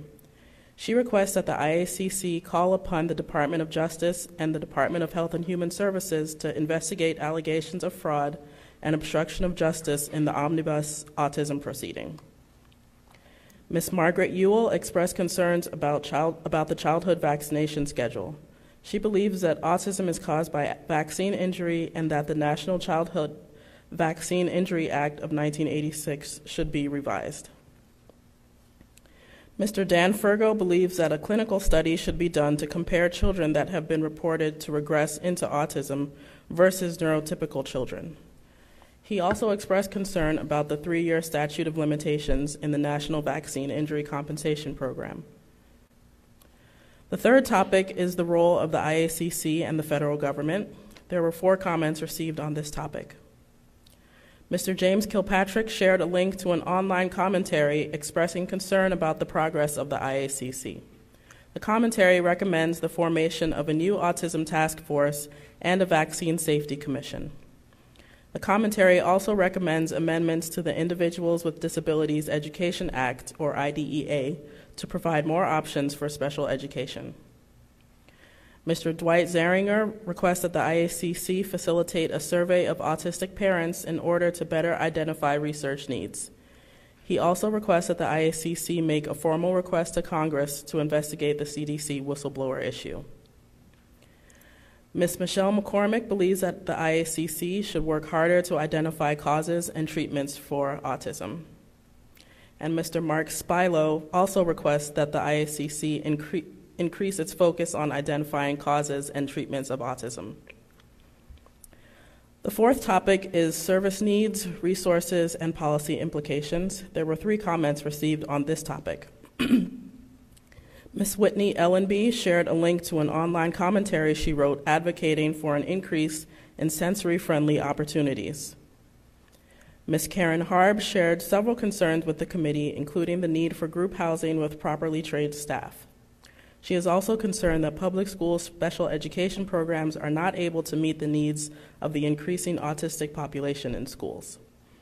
Finally, she wrote seeking assurances that the SSI and SSDI programs would continue to be available as her teenage grandson and others with ASD age into adulthood. Ms. Jill Escher shared a press release announcing the creation of the National Council on Severe Autism, a new organization that aims to advocate for the needs of autistic individuals with severe disabilities. The final topic is transition to adulthood and adult service needs. There are 2 comments received on this topic. Mr. Robert Johnson shared a blog post detailing the experiences of a young man with ASD who has started his own woodworking business. Ms. Benedetta Stillwell wrote about the various employment challenges her adult son with autism has faced. This concludes the summary. Thank you again to everyone who submitted written comments. Thank you. Are there questions or comments by the committee on any of the written or oral comments that we've heard today? Oh, sorry.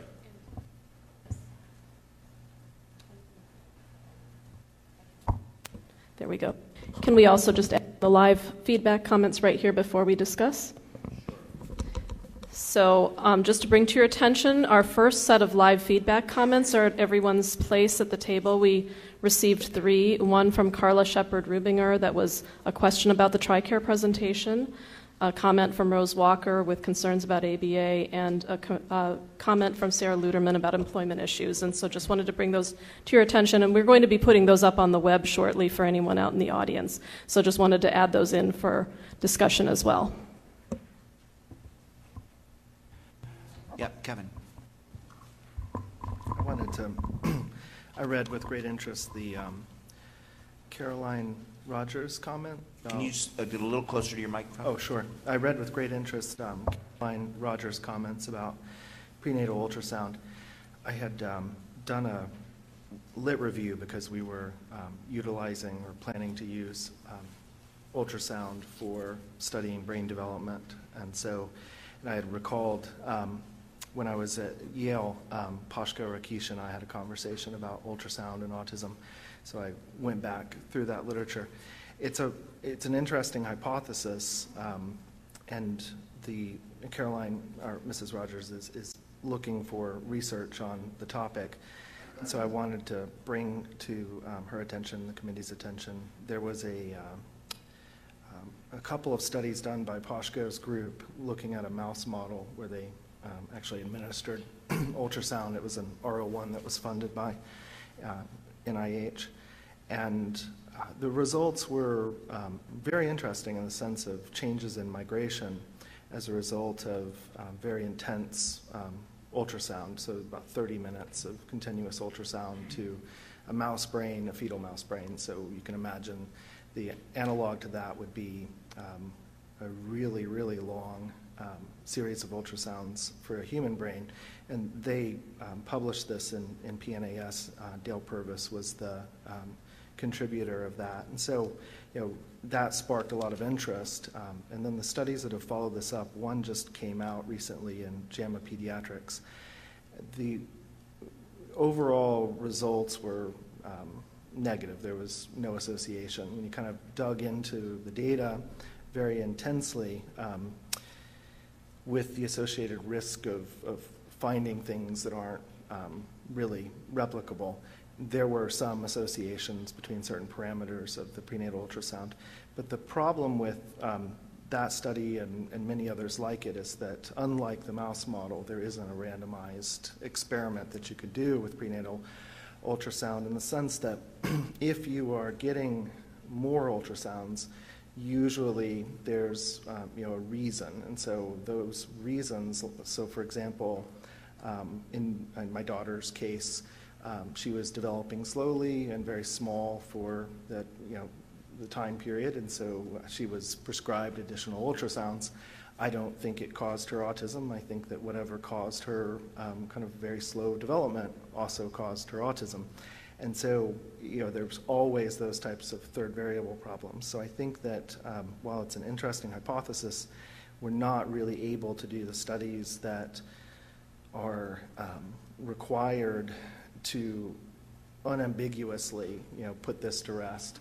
But the studies that have been done so far, even with that confound, which would tend to make the results say, yes, there's an association, or saying, no, there's not an association.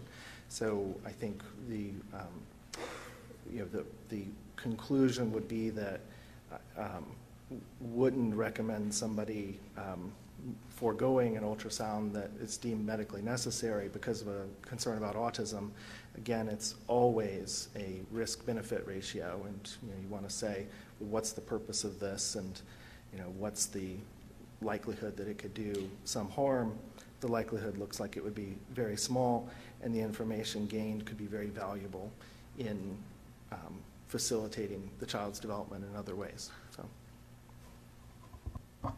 Allison?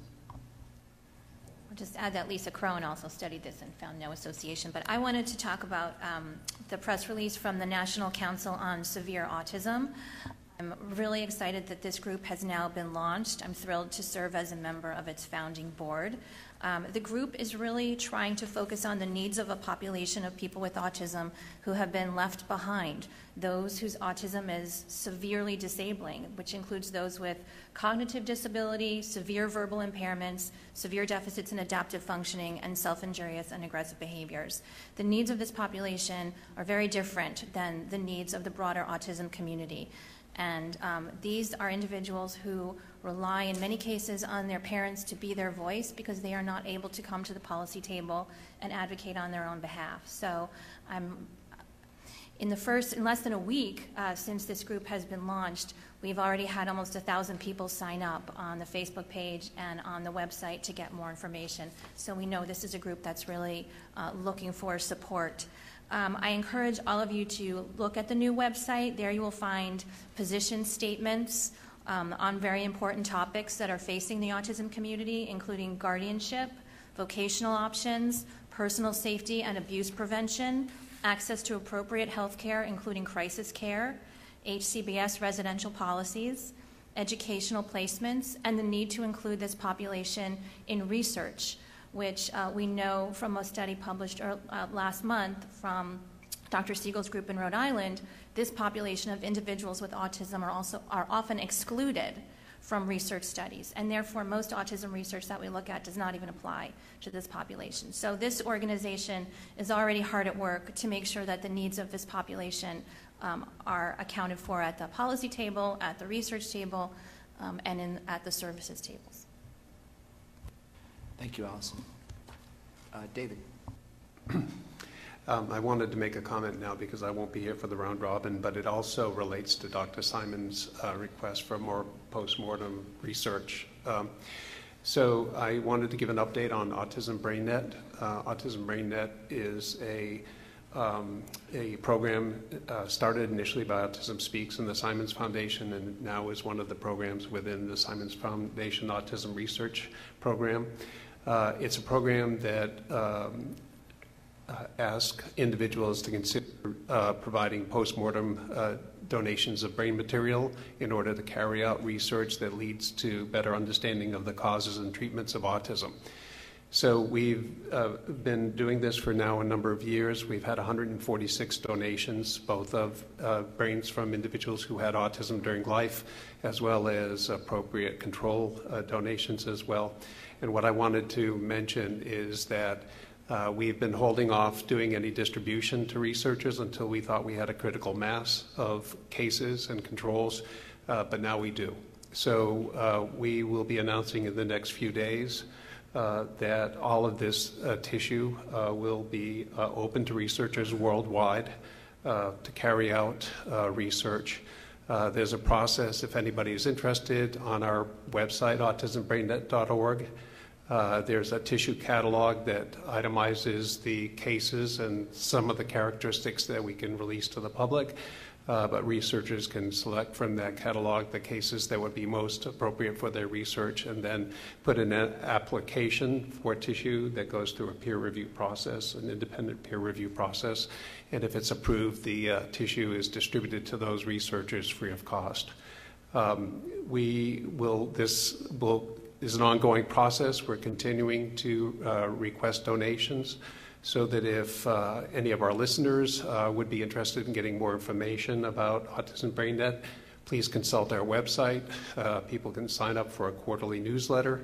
There's no obligation to signing up for the newsletter, it's just information. But we are trying to do our best to get that critical mass of tissue that would allow not only the kinds of studies that Dr. Simon requested, but all the others that will allow us to understand the genetics as well as the neuropathology that's associated with autism. So thank you. David. Other comments or questions? Stuart? So going back to the public comment about the association between ultrasound, prenatal ultrasound, and autism spectrum disorder. So at CDC's Study to Explore Early Development, or SEED, there are data collected from maternal interview as well as medical record on prenatal ultrasound. And SEED has, in addition to those, the case group of children who are affected with autism, 2 control groups. So children from the population who don't have autism, and then a group who have other developmental disabilities, which isn't a group that's included in most studies, and there are probably prenatal indications for a number of children in those groups to have prenatal ultrasound. So we're looking at the ultrasound data that have been collected and hope to have a report about this in the future. That will be very helpful. I wanted to make one additional comment that both of these issues raise, right? So as Kevin suggested, it is hard, if not impossible, to obtain definitive data ruling out certain predisposing factors such as ultrasound, although the data would suggest that if there is any risk, it is extremely small. And we can hope by using some of these other methods to be able to gather further correlative evidence that would suggest the risk is indeed small. There's a cost to doing further research to the extent that it is possible on any of these hypotheses. And this is an issue that I've raised before in response to some public comments about a number of different theories. One thing we don't lack in autism is a collection of hypotheses. What we lack is a collection of hypotheses that are strong enough to pursue. We are now, I should say what we have lacked, we are now in the position where we actually have a fair number of strong hypotheses that are based in excellent correlative data. And this would include, of course, genomics and genetics, but also environmental factors that we can actively pursue. And the question is, with the funds that we have available, which, although growing, we have to acknowledge we can't do everything, do we spend X amount of dollars pursuing a very, very low likelihood with a very, very low impact, the definitive question, for example, of whether ultrasound raises the risk, versus some of the stronger hypotheses that we have available to us. And so, in general, just like a doctor wants to choose the highest impact treatment for the patient, a researcher or someone like myself in charge of setting priorities for research wants to try to choose the highest impact research. And all evidence would suggest that the ultrasound question is a low impact, although, of course, as additional evidence arises, we can revisit that question later. All right, John. Having heard about high and low impact research trade-offs and your announcements about the severe autism group, I think that this should really remind us all that while we agree, I think in principle that there are people who are very severely impacted by autism, and their needs in many cases are very different, for example, than my needs or my son's needs. I don't think there's any doubt that autistic people who are self-injurious and have really serious medical problems or violent, that's a big challenge, and we need to help those people. But I'm concerned that we do not know what the balance is in the autism population. Is this severe group 2%, 5%, 10%, 40% of the autistic population? It's all speculation. And I would urge everyone to be thinking, and I want to take this up at a later IAC, but I would just urge all of you to think about the need for learning more about the profile of the autistic population as we age, so that we can make well-informed, good decisions about how best to help these different populations. I don't think there's any question that help is needed, but how to do it, we need to know more.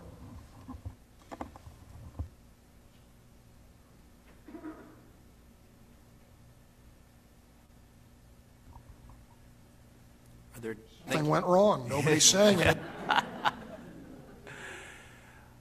Thank you, John. I think, I don't have the data offhand. I think to some extent we do know some of these things, but we tend to know them rather in limited aspects. So, for example, we know the distribution of IQs in those who are diagnosed with autism from reasonably sized collections. We know there's a range, right? And so, and we know similarly that there's a distribution of social functioning in those diagnosed with autism, although of course it's lower than children who do not carry a diagnosis of autism. There is still a range. I think what you're asking for, which is the percentage of individuals who have severe autism, I think that's a really challenging thing to decide because it depends upon the threshold you choose. But I will agree with the sentiment that I don't know that we have a handle, and maybe my subject matter experts can correct me if we do, on the distribution of those who would meet, say, a specific disability threshold, or the percentage of those who don't have developed language by age X. I don't know to the extent that we know that, but we might. Kevin, do you have any insight in terms of whether these things are known, or anyone else on the committee? Well, when I was listening to your comment, what I was thinking about is exactly what you brought up, which is, we know something about the IQ distribution, we know about social symptoms. We know from extensive work on the Vineland as a measure of adaptive behavior, what's a clinically meaningful difference, what's severely impairing, so we've got that data, but the other issue you highlighted is it's a shifting definition. What do you mean by severe autism? We used to mean that, or I learned in graduate school, a lower IQ, severe adaptive behavior problems, often presence of seizures and lack of language development. But that even then would be debated depending on where you went to graduate school. So it's sort of, I think the bigger frustration is we don't have, it comes back to John's point, which is defining the spectrum, and it even comes back to John's earlier point about an underlying unity to what we're talking about when we're thinking about autism, so that we're not creating artificial boundaries and pitting groups against each other. And so it kind of, those two comments I think are interrelated. Is the autism that Allison described a few minutes ago, is that medically or biologically the same autism that I describe in my life? Because certainly I think you would have a very different view if it were as I am, but more impaired, versus being a totally different condition at a low biological level. You had a comment? I think that's a good question, but I also want us to all remember that autism is a developmental disorder, so it changes over time. So if you take a slice of life and you ask, is a child at 3 severely impaired, that child might actually improve dramatically over the next 3 to 6 years, and at 6 not be dramatically impaired. So maybe it's something like kids who don't show improvement over time, which there's a substantial portion of kids who don't do that. But I think that this general issue of how do you define a severely impaired individual with autism? If it's somebody who has good receptive language but no expressive language, is that a severe impairment, or is it somebody who's self-injurious? I mean, I think we need to develop some metrics to be able to answer that. But again, I want to just remind us all that you can't just take a slice of life. You have to look at the course of the individual's life over time. I think if Sam Kane were here... Sorry, I want to give other members a moment, and I see Allison with her hand up, and I think given the fact that you've spoken on behalf of this organization, perhaps you might comment on what the organization... So I think that the idea here is that individuals with severe autism have different service needs than individuals whose autism enables them to participate at the policy-making table, or even enables them to be interested or able to look for and hold down a job. I mean, this is an organization that is seeking to bring the voice to the table of people whose number one goal is really to reduce self-injury, because that is incredibly debilitating in terms of any opportunity to participate meaningfully in the community, or even to just prevent physical injury. It's also necessary because, frankly, in the DSM-5, everyone was lumped together as having autism spectrum disorder. So the term autism spectrum disorder has now come to really be seen in the general media and by the general population as people who have very high functioning autism, those people who are depicted in the media, who are on shows like The Good Doctor, people look at that and they say, oh, that's autism, that's not so bad. Why do you need research? Why do you need to raise money? The higher functioning individuals with autism spectrum disorder are, as I said, able to participate on the IAC, which is great. They are also the ones who are able to comment in the media when studies are published and give their opinion, whereas this particular segment of the autistic population is left behind because of the nature of their disability. And the purpose of this organization is to bring a voice to that group that has been left behind, because in many cases they have the most severe medical needs, they have very intensive service needs, and we have to make sure that we remember them when we are talking about research, services, and policy. So that's why this group was formed. Thank you. John, did you want to make another comment or question? I would agree that we have to be mindful of autism in all of its forms, and I am always concerned in my own advocacy that because I am so clear and articulate in my speech that I create a false impression, and there are in fact many autistic people who are not blessed with that, and I wish that I knew a perfect answer to give voice and help to that. So I wanted to myself answer the question, at least partially, that you posed about is severe autism and let's for now call it less severe, I don't know if that's quite the right way to put it, autism, are they the same thing? And I think we are getting some answers, at least from one domain, that help clarify the relationship. So in one sense, those with severe autism, and by here let me be very explicit, the data refer to those with intellectual disability in addition to social disability, that they have a higher preponderance of rare mutations in the genome that are with big effect sizes, right? So to some extent you might say, oh, that means it's somehow a different disorder. It's one that's caused by a different kind of mutation than the ones than individuals with less severe intellectual disability. On the other hand, though, when you look at those rare mutations, the bulk of the evidence would suggest that most of those rare mutations don't automatically give you a diagnosis of autism. That in order to have a diagnosis of autism, even if you have one of these rare mutations, you tend to have a higher load of common mutations which are associated with all of autism. So in other words, those who have severe autism, or those who are in that severe end of the spectrum, have some genetic differences that set them apart, but also a significant, if not most, of their genetic liability that is in common with those with less severe forms. So just like the answer is that autism is on a spectrum, the notion that ends of that spectrum are the same is on a spectrum itself. And that's what makes it so thorny to figure out where is the dividing line. And let me tell you, as those of you around the table who do more than just work in autism know, this is true throughout the mental health spectrum. It's probably throughout health spectrum, but doctors in other disciplines tend to ignore it or have better ways of classifying. But, you know, we have the same issue with schizophrenia, with bipolar disorder, with dividing bipolar from schizophrenia.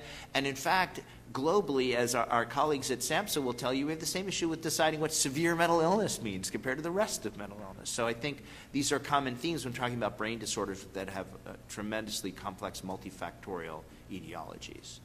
Lewis, did you want to say something? Yeah, I just wanted to say, I mean, while you can say there's certain mutations that have tremendous hits to function, which would automatically give you low function, in fact, it's a probability thing. There are many people that this has not been identified in. And, you know, one of the challenges is you say it's an under-researched population. Yeah. Thank you. Are there other questions about other oral comments? We've been focused on a couple of them. Walter. I just say that, you know, the comments to the IACC about how we've been inadequate in terms of responding to the patients. I think I agree, and I think we all agree, and we all feel really bad about it. So I just think that for the people listening, I'm sure if everybody around the table feels the same way, that we're as frustrated as anybody in the slow progress that we've been able to get at. So. Okay, thank you. So it's now 2 o'clock. Our Department of Justice presentation is due to start at 2:15. I suggest that we take are they here right now? Yeah, so why don't we take a 10-minute break and be back at 2:10 and try to start up then so we can get ahead of the curve if there's more discussion on that item later. So we'll be back here at 10 minutes after 2. Next up, we have a presentation from the Department of Justice on Kevin and Avante's Law and Disability Programs. And to introduce this presentation, I welcome our own Allison Singer, the president of the Autism Science Foundation and an IACC member, to introduce the panel.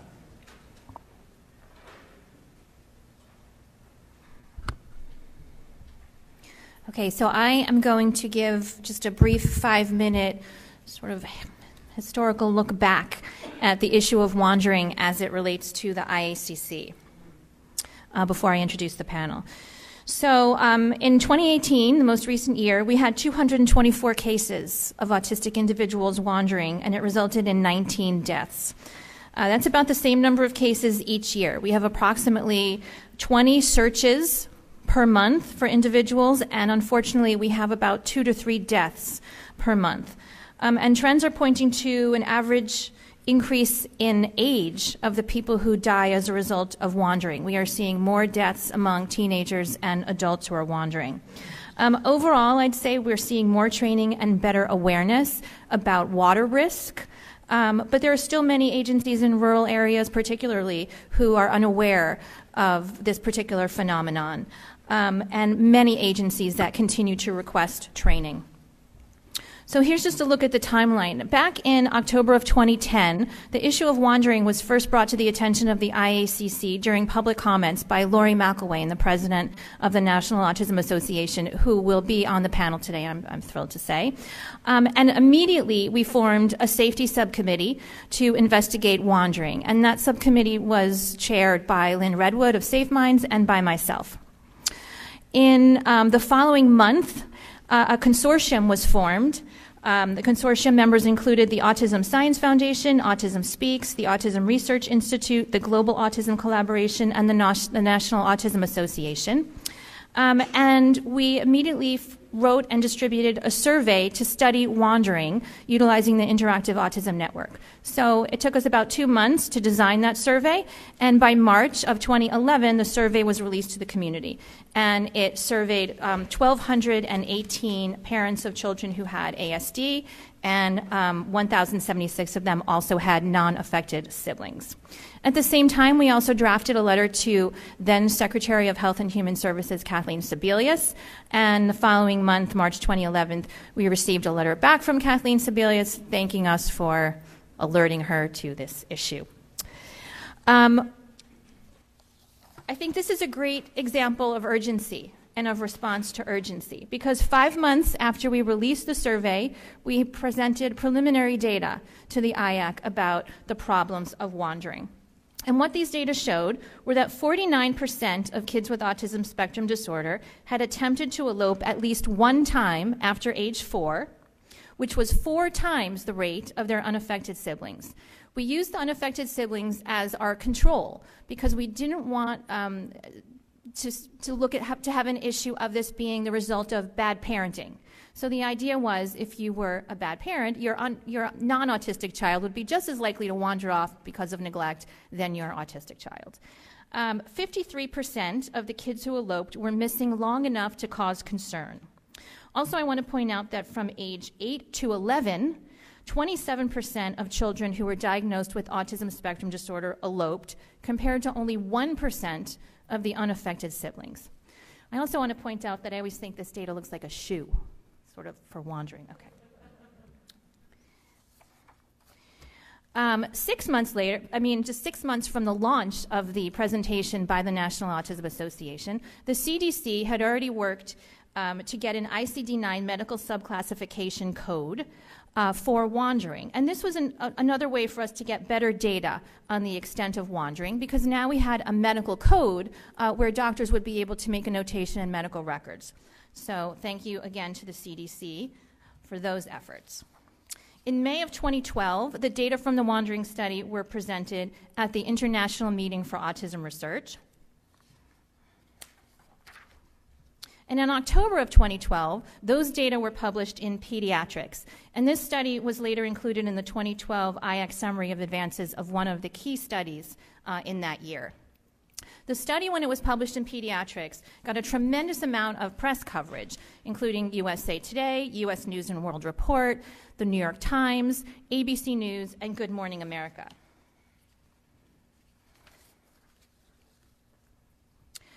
But despite that, parents were still reporting that they were not receiving any anticipatory guidance from their healthcare providers. Over 50% said they had not heard from their pediatrician that wandering was a risk related to autism. And these data are also from the Interactive Autism Network. So in response, the Safety Subcommittee reached out to the American Academy of Pediatrics, which is an organization that represents 65,000 pediatricians. And the CDC, again, worked with the American Academy of Pediatrics to develop these fact sheets about wandering to be included in the American Academy of Pediatrics toolkit.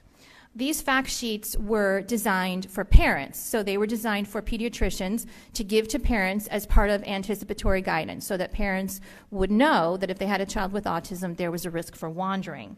But we realized that it was just as important for us to be educating the pediatricians themselves, because many of them were not aware of these data.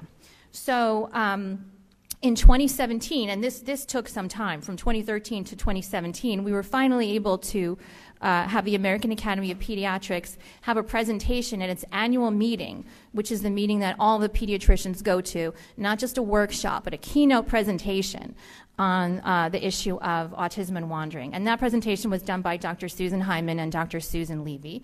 In addition, they published an article in the AAP magazine in 2017, and another article is planned about autism and wandering in the 2019, in this calendar year. And then finally, in March of last year, we finally, thanks to the advocacy of many people in this room, finally were able to pass Kevin and Avanti's law. Now, Kevin and Avanti's law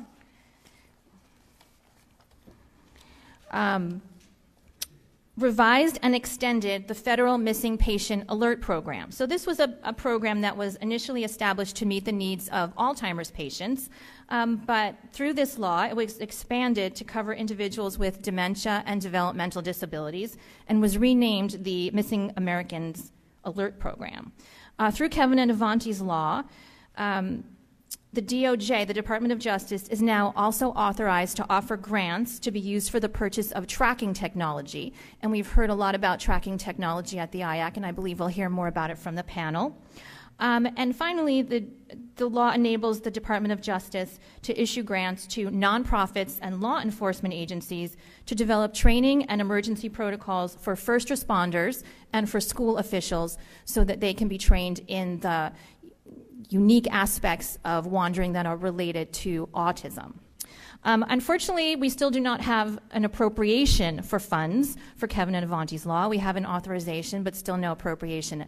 And again, I want to thank the many advocates who are here in this room who are working hard every day to try to get that appropriation. And with that, I would like to introduce the other members of the panel. So, Lori. I'm sorry, I don't have the sheet in front of me. So we have, could the other speakers just come up? Lori's going to start from here. So we have Lori McElwain from the National Autism Association, Maria Fryer from the Bureau of Justice Assistance at the Department of Justice, and Lee Mi-Kang Sofer, the program manager at the Missing Children Division at the National Center for Missing and Exploited Children. Thank you all for being here. Thank you. So I'm going to do a quick update. Over 1,300 cases since 2011 for missing and found missing cases in the United States, 180 reported fatalities. On average, 20 cases per month, 2 to 3 deaths per month. Drowning remains the leading cause of death. This is what it looks like from year to year. 2013, 2014, we're not sure why that's so low. Monitoring was the same. We looked at weather patterns. We looked at other factors. But it continues to increase. This is from our 6-year sample. And 2016, the average age was 13. It's now 15. So that average age for the fatalities has risen. Also from our 6-year sample, not much has changed here. Residential settings, times of transition, heightened response to stress, all of those factors remain what increases the risk of these cases. So this is what it looks like on the ground. Last week, 37-year-old Wendy was found dead in a creek. Accidental drowning is what the autopsy showed. So, and this isn't, there was, a couple of jokes about the Utah case. We talked about a Utah case before where police training led an officer to nearby water to find a missing man in Utah. It was a Utah desert. And so there were some jokes about, well, of course he would go to water, the missing man, because it's the desert. Well, that's not what's happening here. I mean, these kids and adults are going to water in the winter when it's 20 degrees out, and that's what happened here. A week before last is Xavion, he's 7 years old, was found in a nearby pond. More notable cases, this was Maddox Rich. He was missing for 5 days. He was at a park with his father when he got away. There was a lot of speculation about the father's involvement in this particular case. And even within my own circles of how could this child get away so quickly? I don't understand. I think the father did it. And looking at these cases all the time, every day, we knew how this case would end.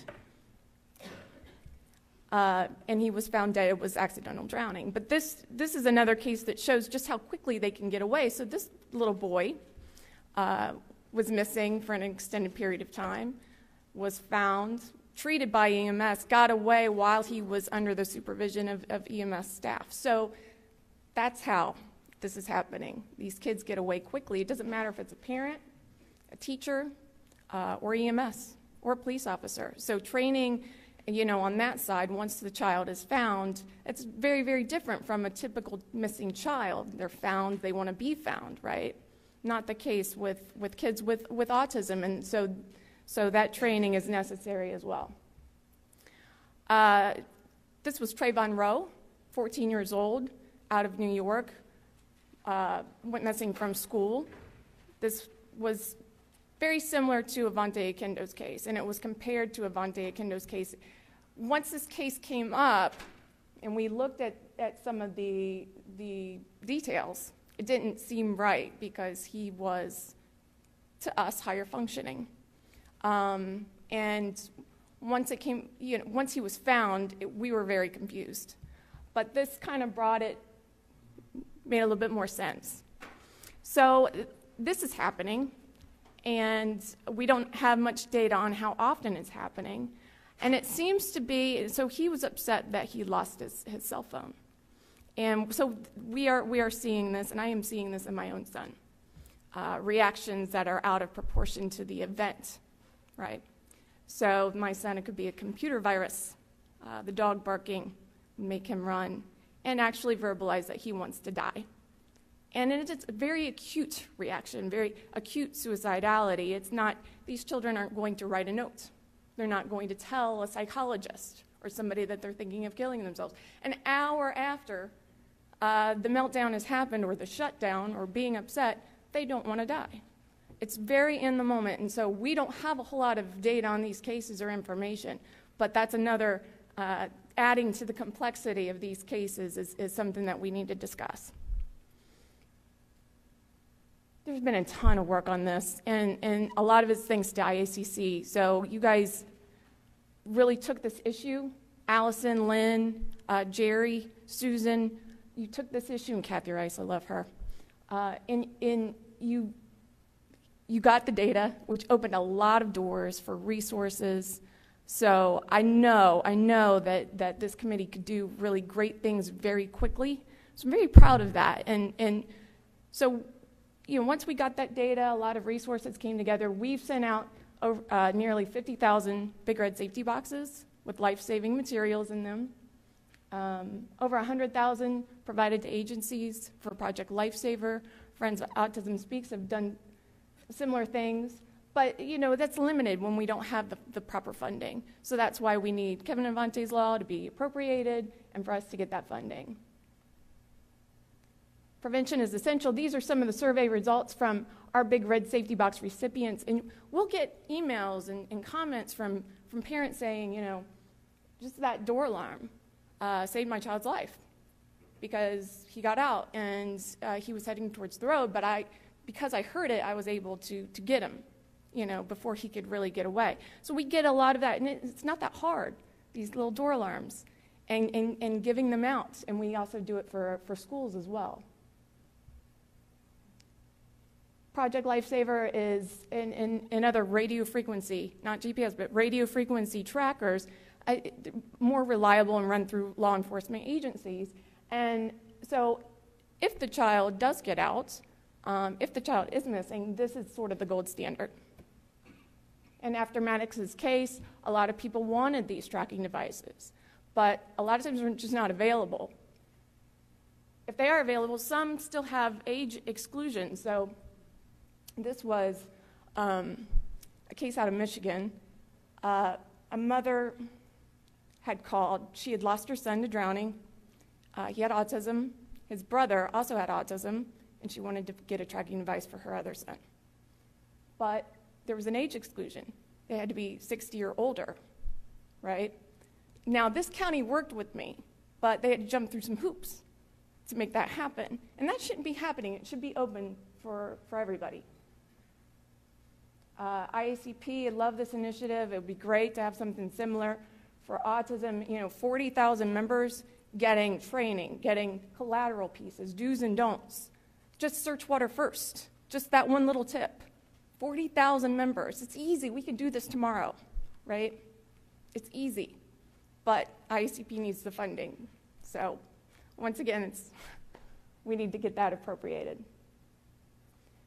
Still an urgent issue. There's less notifications to NCMEC, but there are more cases overall. That's because of age. Ages are going up. There's major differences in Alzheimer's versus autism. Similar resources are needed. There's an increase in average age of lethal cases. More agencies requesting interaction training especially.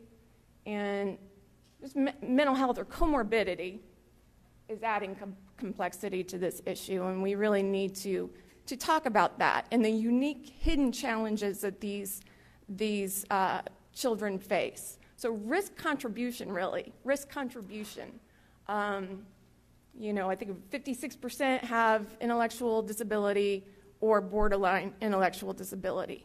And then there's how many who are nonverbal, seen 25% to 40%. That contributes to risk. And then wandering, 50%, that contributes to risk. And suicidality, so 9 times, Sarah Cassidy's doing great work on that. That contributes to risk. So we're really looking at risk here, and that's what I feel like is being underrepresented. And that's where the voice, having that voice comes in. Because there's so many hidden challenges and families like mine where we have to live apart. We have to live apart to keep our kids safe, right? And you don't hear about these challenges because we don't talk about them. We're not here. We're in survival mode. So, but this is a good place to talk about that and to get families like mine represented on this committee so that we can really look at those risk factors and make those a priority. It's not about, high, low. It's about risk. And right now, there's a lot of risk out there, a lot of families going through some complicated issues, and they're not represented. So, thank you very much.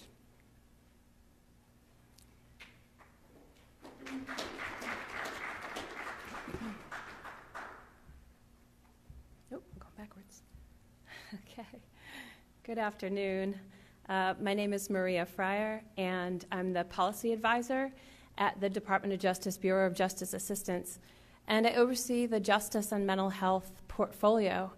I'm here today to just talk about some of our initiatives and some of the work that I've been engaged with over the last 4+ years at BJA, and hopefully just kind of laying some groundwork for some of the things that we've been involved with and sparking some interest and looking at some of these programs and initiatives as sort of foundational to moving forward with additional programming and addressing the needs of vulnerable populations. So today's discussion is basically here, just overview of what I'd like to cover. So BJA, just to begin a little bit about the organization, the Bureau of Justice Assistance supports, like I mentioned, many initiatives and programs that help communities address their state, county, local, and tribal responses to people with mental illness and intellectual and developmental disabilities. And I hope you forgive me, I'm going to stick to my notes because of the time frame. I know we have a certain amount of time to get through a lot of material, and I won't freewheel it because I'm trying to make sure that I impart some of the programs that we've got. So bear with me on the notes. But my hope today is basically to, going forward, to just share our programs and initiatives and services with all of you, and to start by learning from you. And I'm so grateful for the presentations today and being able to take all that in and gather that information, especially the work that's been done thus far, and also seeing BJA as funding some of the initiatives already through IACP. So that was very encouraging. We've had similar but different experiences with vulnerable populations. So it's up to me now to gather what's been done to date in the justice system, note what's been done well, what needs work, and note where the gaps are and how we need to be effective moving forward. I skipped one. So the National Center on Criminal Justice and Disability and Serving Safely, these are two just kind of growing and building on this theme of response in terms of vulnerable populations. NCJJD, or the National Center, grew out of a need for response to the numbers of people with disabilities in the justice system. It began to provide advocacy at the intersection of criminal justice reform and the advancement of disability rights. But it grew with work towards helping victims, witnesses, defendants on issues facing those persons who have been charged with crimes or find themselves in contact with the justice system. And according to NCCJD, people with disabilities represent 4 to 10% of the prison population. 2 in 10 prisoners, 3 in 10 jail inmates report having a cognitive disability. People with disabilities by age 28 face a 43% chance of arrest, compared to those without disabilities at 29%. The greatest risk of arrest falls to men of color with disabilities. 55% will be arrested by the age of 28. And people with disabilities experience higher rates of victimization, as many of you in here are aware, 3 to 4 times higher rates. And if you've maybe perhaps have listened to the NPR series recently about NPR's Abused and Betrayed series, 7 times higher for the risk of sexual assault. Serving Safely was awarded in 2017. It took them a little while to get up and running as a national center with many experts and objectives, but they bring expertise to local law enforcement, prosecutorial districts on improving responses to people with intellectual and developmental disability and mental illness. And they actually just began and got up and running in May of 2018. Now NCCJD, who has formerly had a direct relationship with us, is now up under the National Center, which is called Serving Safely. And you'll hear me talk a little bit more about that further on. So the National Center on Criminal Justice and Disability, a little overview of what they offer. They offer a training for law enforcement called the Pathways to Justice. So given those limited numbers that I just shared, coupled with a few national instances where police interactions ended tragically and the need for the National Center was more and more pronounced, they opened their doors in 2013 under BJA. And their mission is to ensure equal access to justice, ADA accommodations, and effective treatment for both defendants, victims, and witnesses with IDD who come in contact with the justice system. So why is this important? I know I'm in very good company here. I've felt at home all day, and I probably don't need to go into those details, but they are overrepresented in the jails and prisons, and they're often a hidden population, as we're not identifying them at the front door at jail booking oftentimes. And there's confusion and misunderstanding about mental illness and intellectual developmental disability and the differences and where they coexist. They're more likely to be victimized and used by others in correctional settings. That's very important. So we want to divert on the front end as much as possible and connect to treatment and services.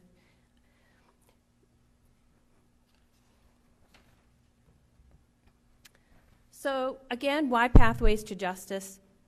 Almost all people with intellectual and developmental disability now live in the community, and we had lots of conversation about that earlier today. More and more transitioning. Community living, much like for people without disabilities, can lead to involvement in the criminal justice system, whether they are victims, witnesses, suspects, defendants, or incarcerated persons. And as victims or witnesses, assumptions about ability to recall events or testify effectively may lead prosecutors and others to ignore crimes that should be prosecuted. The rate of violent victimization is not only double but triple. Cognitive disabilities equals greater risk, and we just heard about that. Children are more likely to be abused or bullied at school. One of the most at-risk groups, of course, to be trafficked as well. And as suspects, individuals with IDD are frequently used by other criminals to assist in law-breaking activities without understanding that a crime is being committed or that their actions have legal consequences. They may also have a strong need to be accepted and may agree to help criminal activities in order to gain acceptance. So the good news, after all that bad news, is that we are developing more and more responses. We're engaging more and more law enforcement agencies and communities across the country through disability response teams. And these teams help raise awareness and debunk myths related to disability. They help criminal justice professionals identify disabilities, help provide supports, accommodations, create and sustain and refer to local resources, and sustain training efforts. So I thought it's important to move on to the solutions. The impact has been tremendous. We have many, many resources to help local communities, law enforcement, prosecutorial districts, and advocates. To date, NCCJD, through the ARC, has trained over 500 participants in Pathways to Justice, held over 20 webinars, 4,500 participants to date, 250 requests for assistance over the last year. Currently, NCCJD can be accessed through our partners at Serving Safely. And again, a little bit about Serving Safely. So in May of 2019, as I mentioned, BJA officially launched a new national center to assist law enforcement in their response to people with mental illness and intellectual and developmental disabilities. It's called Serving Safely, which is supported through a cooperative agreement. Serving Safely is currently taking training and technical requests from law enforcement agencies, prosecutors, and other community stakeholders with a variety of needs and requests. Here's a little bit, a quote and a way to request training and technical assistance. So I hope the slides will be shared. So I'm just going to move right along with some of the products. I'm going to kind of do a lightning round because there's so many that kind of, like I said, sort of build that foundation, which I hope will help to inform the way forward. The Justice and Mental Health Collaboration Program was authorized, you may have heard, through the Mentally Ill Offender Treatment Crime Reduction Act, affectionately known as MIUTCRA, and it was reauthorized by the 21st Century Cures Act. Typically, funding levels have been between 10 and 12 million per year. It's grown substantially in 2018. We were increased to 30 million. And through JMHCP, our focus has increasingly shifted toward a more system-wide level of improvement, bringing on more and more partners and learning to address issues of people with mental illness and intellectual disability in the criminal justice system in a more systematic way. There are 3 categories of grantees, or how folks apply to JMHCP. Since its inception, JMHCP has been promoting the development and implementation of system-wide change. In many ways, it's been the fire starter in many communities, getting people around the table, multiple community stakeholders. It's very broad in its application to states, tribes, and communities, and it has been the mechanism that opens up the lines of communication oftentimes between justice and juvenile justice, mental health, substance abuse treatment systems, and all other treatment providers, and meets local needs and grows the strengths that may already exist in a community as far as a community response goes. So JMHCP requires that grantees partner. By the name itself, collaboration. You have to partner with your mental health authority and with a criminal justice entity. Oh, I didn't advance that slide. Okay. So like I said, there's 3 categories. Category 1 is more of a county collaborative, and that actually really encourages data collection and really looking at preventing people with mental illness and co-occurring disorders from moving deeper into the criminal justice system. And Category 2 is primarily focused on law enforcement and the needs of law enforcement for training and response and improving response. And Category 3 is for an already established program that's any place in the criminal justice system, any place along that criminal justice continuum from very first contact right on through. As much as we can, we looked at putting resources on the front end to prevent people from moving deeper into the criminal justice system. But in the event where it's appropriate and folks are incarcerated, then it also provides the resources necessary to make sure that reentry is done very thoughtfully and very carefully, and there's connections and comprehensive case management with the community to prevent and improve recidivism rates. We don't want people to return. We want them to be successful in the community. So the law enforcement mental health learning sites, this is one of my favorite BJA initiatives that I oversee. And the BJA-supported Law Enforcement Mental Health Learning Sites initiative delivers peer-to-peer learning through a cooperative agreement with the Council of State Governments Justice Center.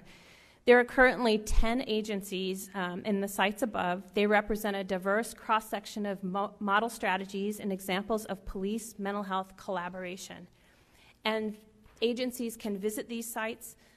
They can spend a few days with them. They can copy their policies. They can ask their questions. They can help agencies, law enforcement agencies, to devise a collaborative strategy with their community partners to respond to people with mental illness and co-occurring disorders. And then in 2016, we launched the Police Mental Health Collaboration Toolkit. One of the things that we found from a really intense focus group of multidisciplinary partners was that there was no one place to put all these BJ resources, all these really important foundational documents and things like that. So we went ahead and launched the toolkit. It's growing. We're adding this year more of a behavioral health perspective, people with lived experience, and law enforcement executive needs. It focuses on planning a response in your community, on implementing a response, on managing that response and sustaining it, training and adequate training, and performance measurement.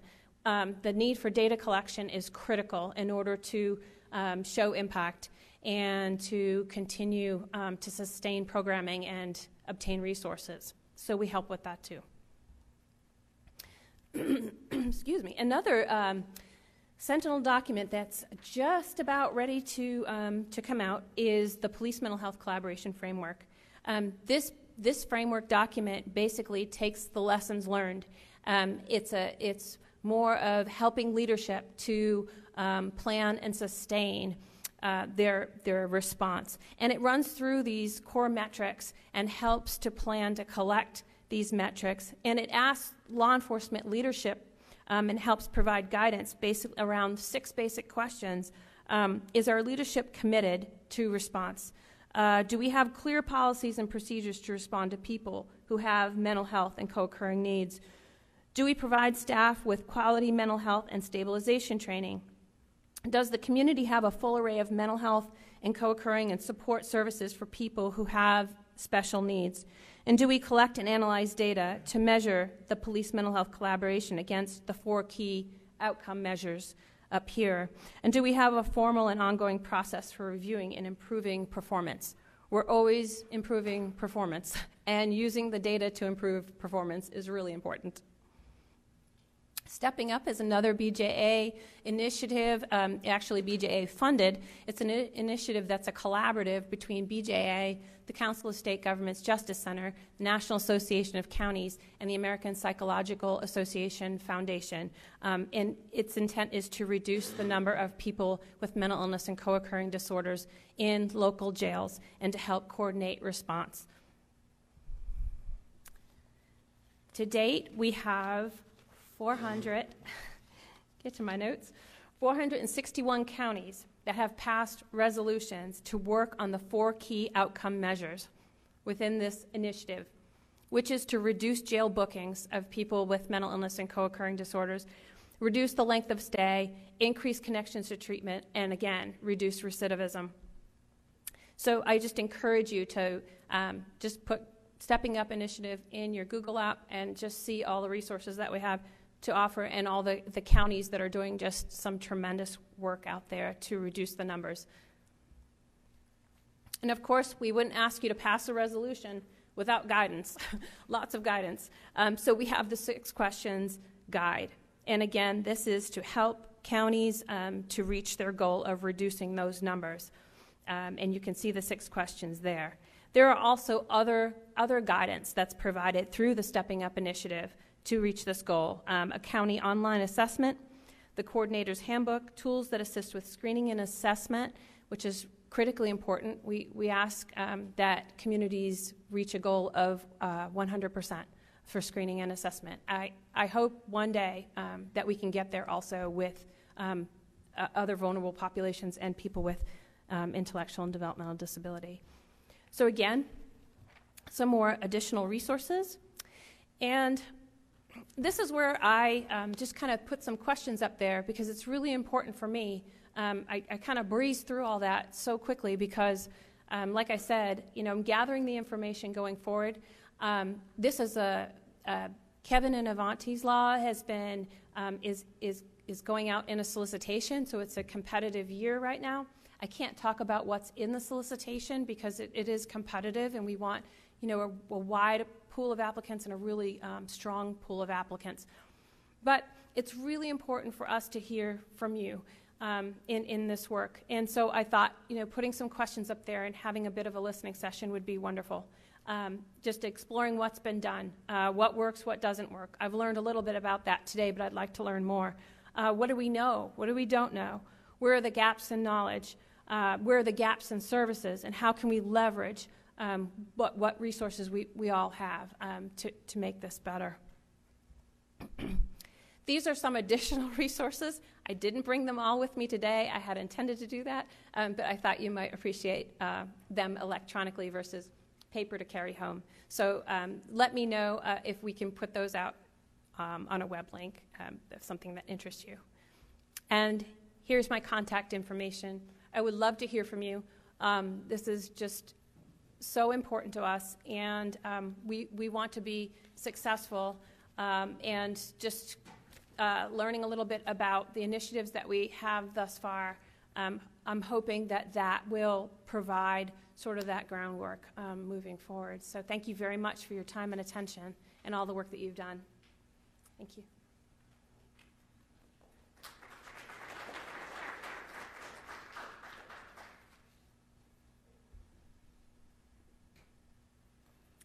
Hi, everyone. I am here from the National Center for Missing and Exploited Children. I am with the Missing Children Division, and we really greatly appreciate the opportunity to be here. And our Vice President of the Missing Children Division, Bob Larry, he has been very, very passionate about this issue and has been a visionary about it.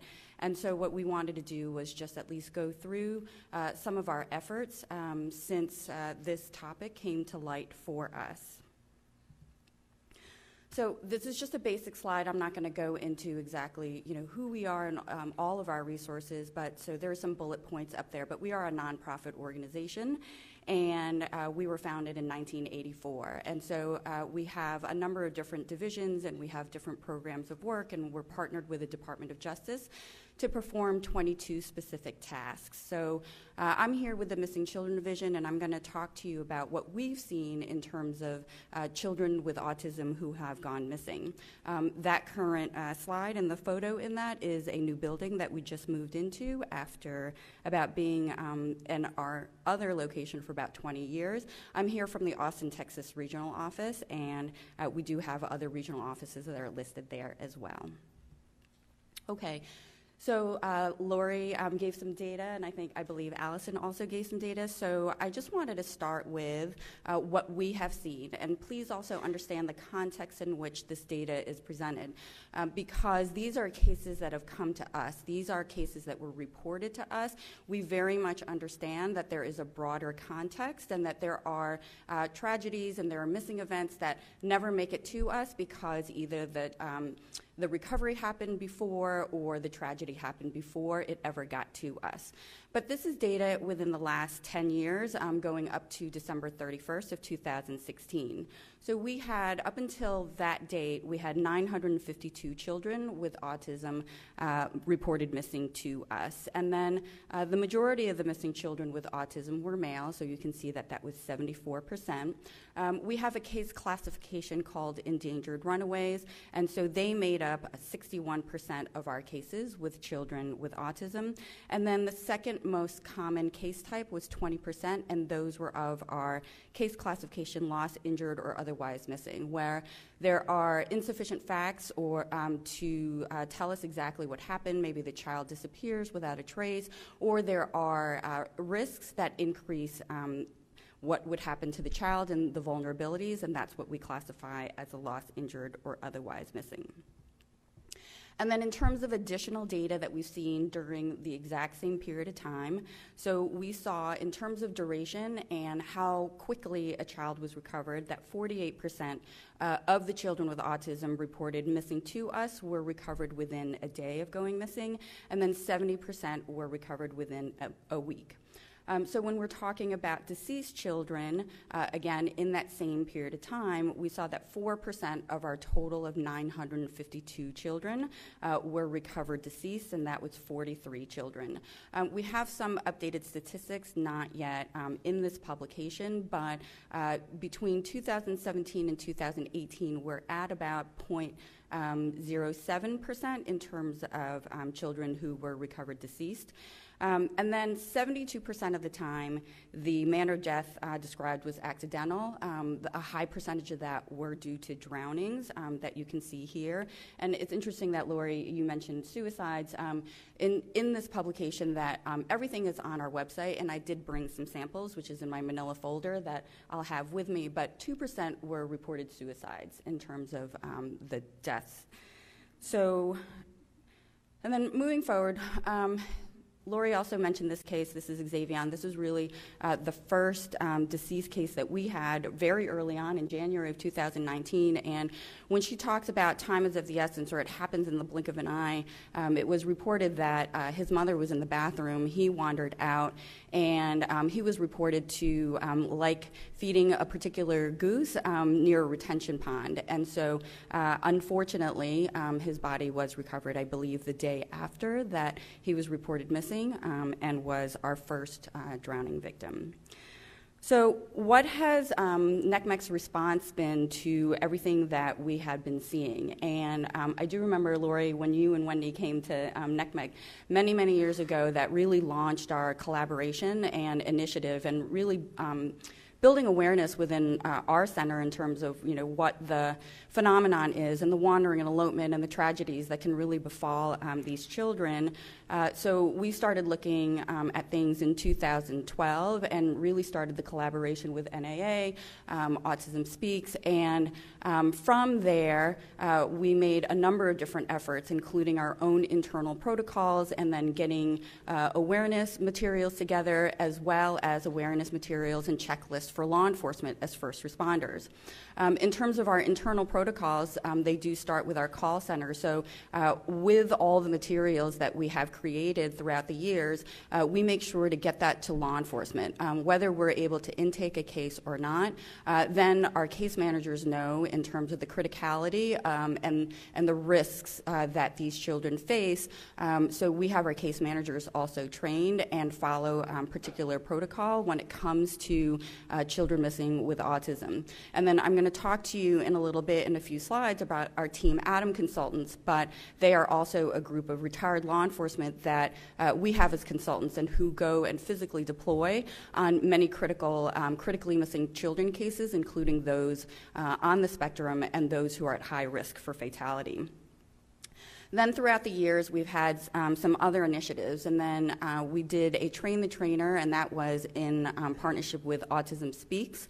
And again, in terms of awareness materials and publications, in 2016, we held a focus group to try to relook at the protocols and the checklists and see if there's anything else that we as a group and all the participants there could do.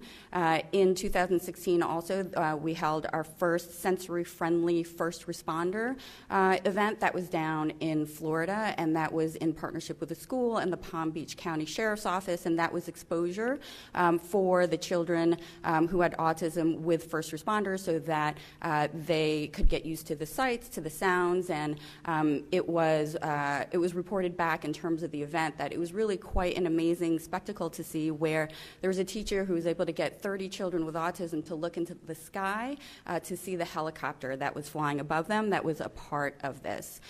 So we continue with partnerships and with trainings. One of the things that we did see, and I think one of my last slides has to do with data with children in the foster care system, but last year, in conjunction with the Autism Center for Autism at Texas Tech with Professor Wesley Dotson and a pediatrician, Dr. Michael Gomez, we did a 3-part series for caretakers, and it was a regional conference for special needs. And what we were trying to do is, what we saw was in terms of children in foster care, and we have seen fatalities of children in foster care as well, and drownings, that we wanted to get the word and the awareness out there in that community as well. So in terms of notifications and the efforts that we take, so NAA, National Autism Association, so they are the one agency that we take notifications from. So Lori emails our center. She comes across a case and it's a news article. She will email it to our call center. Our call center will then respond appropriately. They will make outreach to law enforcement, and then they will try to intake the case, offer resources, offer the protocols and the checklists, and then if law enforcement is not necessarily responsive, depending on the nature of the case, then we will force that intake, and we will get it assigned to whoever is on call in terms of the case manager so that we can deploy our resources immediately on these cases. Another partnership that we have had is with Nixle. It is a community notification service, and we've had this in place with them for many, many years. And so it is not only just notifications on children missing with autism, but on missing children in general. And so they also, it is residents can sign up. It is a free service to law enforcement. They get weather alerts, and they also get missing child alerts. And so we've had a number of notifications from Nixle.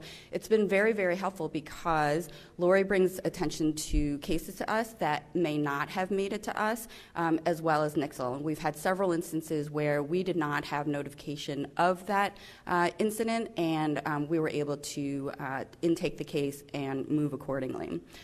Recently, in 2017, we also partnered with Nextdoor, who wanted to help in any way that they could. And so I don't know if anybody is on a Nextdoor. It's web-based or application-based, and so it is another one of those community notifications. So you'll see various different topics, but one of the things that we do is when we come across an incident, a missing child incident, whether we have it intaked or not, then we will send it to Nextdoor so that they can disseminate the information as well. And it basically reads something like, "We need your help, this is urgent," and then it'll be a description of the missing child and the circumstances involving the missing child. And so we've had a number of notifications that we've already sent to Nextdoor, including those involving children with autism.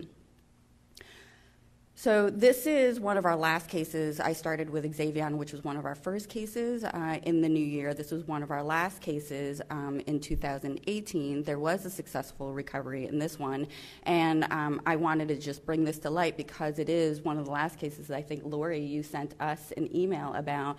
And so we were able to reach out to law enforcement and deploy one of our Team Adam consultants, and eventually he was found. He was actually found back in his home, and then there were some thoughts of him being neglected, and so the parents were placed under arrest, but he was found successfully alive and in his home. So when I referenced Team Adam consultants, they are our set of retired law enforcement. And so we do have them around the country, and you're going to see a map in the next slide, and so you'll see where they are around the country. But they physically deploy on site in our critically missing cases, and they provide law enforcement a number of different resources, and then they will also make referrals to the families, to our family advocacy division, who assists our families, and then also make a Team Hope referral if necessary and needed. And that is our group of parent family volunteers who are specially trained but have also encountered within their own family a missing or exploited child, so that they can relate in a way that, if you have not undergone that, in a way that those people cannot. So one of the other things that I wanted to mention about our Team Adam is that we also have an initiative, and CART stands for Child Abduction Response Team. So that is just a map in terms of the red stars depicting our Team Adam consultants around the country, and then the shaded areas are where there are CART teams that are available. And so we now have NECMEC liaisons, TAC liaisons, who are assigned to CARTs, who get included in trainings, who get included in exercises. So when we're talking about collaboration and communication, it is all with the goal of streamlining communication between agencies, between entities. And so this is another initiative that has also proven helpful in those cases involving children missing with autism. This is a publication also on our website, and I have a sample. It's about 55 pages, but this is the sensory-friendly first responder event, kind of how-to guide. So I just wanted to show you what the image looked like. And then the other thing that I just wanted to touch upon very briefly, so oftentimes we're talking about the lower functioning, very high risk and very high risk victims of accidents and fatalities and drownings. But the other thing that we are also trying to raise awareness on, and something that we discussed back in the conference that I did in Texas at Texas Tech, was that we also have high-functioning individuals who are able to go online, but they also have a number of different vulnerabilities. So we have had older children, juveniles, who meet people online, who are lured, who have become victims of crimes, of sexual assaults, of sex trafficking, and so we are very much aware of this and keeping an eye on it, and also responding critically as necessary. And then, as I mentioned, in terms of the foster care community, we want to make sure that we're spreading awareness in that community as well. So, as they're accepting children into their foster home, what is their level of awareness of those who have autism? And so what we did see, and this is again from that same publication with the same period of time, that 15% of reported children with autism were missing from foster care. And then of those, the older teens, we had a mean age of 15. And then a little over half, 54% of children with autism who were missing from a group or foster care, they were recovered within a week after they went missing. And then this is my final slide, I guess, before we get into the discussion points. But one of the things that I know that we are really focusing on is training awareness, and that is a part of Kevin and Avante's law, and getting that training and level of awareness out there to all levels of our community, our society, whether it's parents, caregivers, foster care, law enforcement, hospitals, first responders. And so when I reference the Train the Trainer initiative that we had back in 2015 and ended in 2016, we reached over 1,300 first responders, law enforcement. And we received an extremely impactful email from a state trooper who had gone to that training. And what he wanted to relay to us was that, he went into the training, he sat through it, he thought, this is really interesting, great stuff, but it's never going to happen. It's not going to be relevant to me. 12 days later, he encountered a young girl who had gotten on a chair, was able to unlock the door. Her father was sleeping. She was supposed to be sleeping. She left the home. She was running down the street. Thankfully, there was a passerby who saw her running and reported to law enforcement. She was headed towards a lake. Law enforcement was able to quickly track her down, and through tips that they had gotten through the Train the Trainer piece, that he was able to engage her in a way that kept her attention. They were able to find her family members, and he said it was the most rewarding night of his career, and that he walked away thinking it's not going to be something that he was going to need to use, but he wanted to articulate to us that he stood corrected and that he was humbled. And so that is what we are striving for. And again, thank you very much for having us here. Moving forward, we are looking forward to collaborating with anybody in the community, and as much as we can get that kind of awareness, and even if we reach one person, that is a success. Thank you.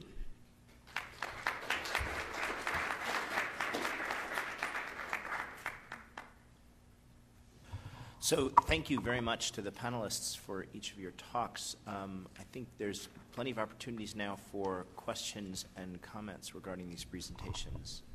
Louis, do you want to start us off? Yeah, I just wanted to ask you about a slightly different topic, which I say relates to justice and diminished capacity and so on. We know that brain function's very important for control of emotions, for responsibility, the implications of crimes, and so on. And so it strikes me that many individuals, particularly the more severely affected on the autism spectrum, in fact, we know many have more difficulty controlling their emotions and so on. And how does this enter into sort of planning, or activities of the Department of Justice? It seems like it's an important issue, at least for individuals that are tied up in the legal system. So you're absolutely right. Oftentimes, law enforcement have, they are called to a scene. Patrols dispatched. Sometimes they know what they have. Sometimes they don't. And if it's a situation where there is heightened emotion, things, if there's a family member, they might be able to explain, hopefully. But Pathways to Justice, they talk officers through that. It's very educational in terms of types of of disabilities that law enforcement might encounter, strategies to de-escalate, how to connect someone to treatment, and so on and so forth. But we're, making these efforts. So we have that program, and currently we're almost complete with an advanced, if you've heard of, there's several different response models for police in terms of responding to people with mental illness or co-occurring mental illness, substance use, or mental illness and intellectual and developmental disability. Crisis intervention, team training is one. There's co-responder model. There's mobile crisis teams. Co-responder models where behavioral health professional and law enforcement travel together in a patrol car and respond. So these are some of the techniques. There's another model response called a mobile crisis team, that are out in the community where they can respond, and they know, who kind of satellite, they're out there and they know who's in that area. And so there's so many different strategies. I'm recently exploring agencies around the country that do sort of an informational form for law enforcement if they have someone in their house that's severely mentally ill or severely disabled in some way. I know those are controversial, and just there's just so many different approaches. But I hope that answers your question. Well, it answered part of it, but the other part of it, I guess, is once you're in the justice situation, what's an appropriate punishment? I mean, I imagine that such people are more likely to falsely self-confess, for example. And so. Exactly, and that's where we have, through Serving Safely, the National Center, that's, the bulk of the TA requests that they have been getting is from prosecutors' offices, which I am so happy about because that's a huge need. And out of those training and technical assistance requests, they're learning. They're learning as they go out. We've got prosecutors as part of the subject matter experts, as part of the National Center. They're learning, and they have plans along with Disabilities Rights and the ARC and other researchers to develop products and guidance for prosecutors on deferred prosecution and other ways to sort of look a little bit deeper as to what's going on, what's the underlying reason for the behavior, and to really come up with an appropriate response, non-traditional to what we've been seeing, because the numbers are showing that the number of people with disabilities is increasing in the jail population.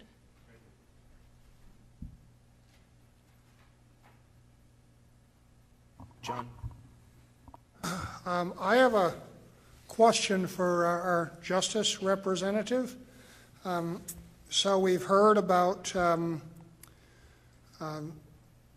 tracking kids that run away, and we've heard about various programs to train law enforcement. Everything that I heard you talk about either related to behavior of children or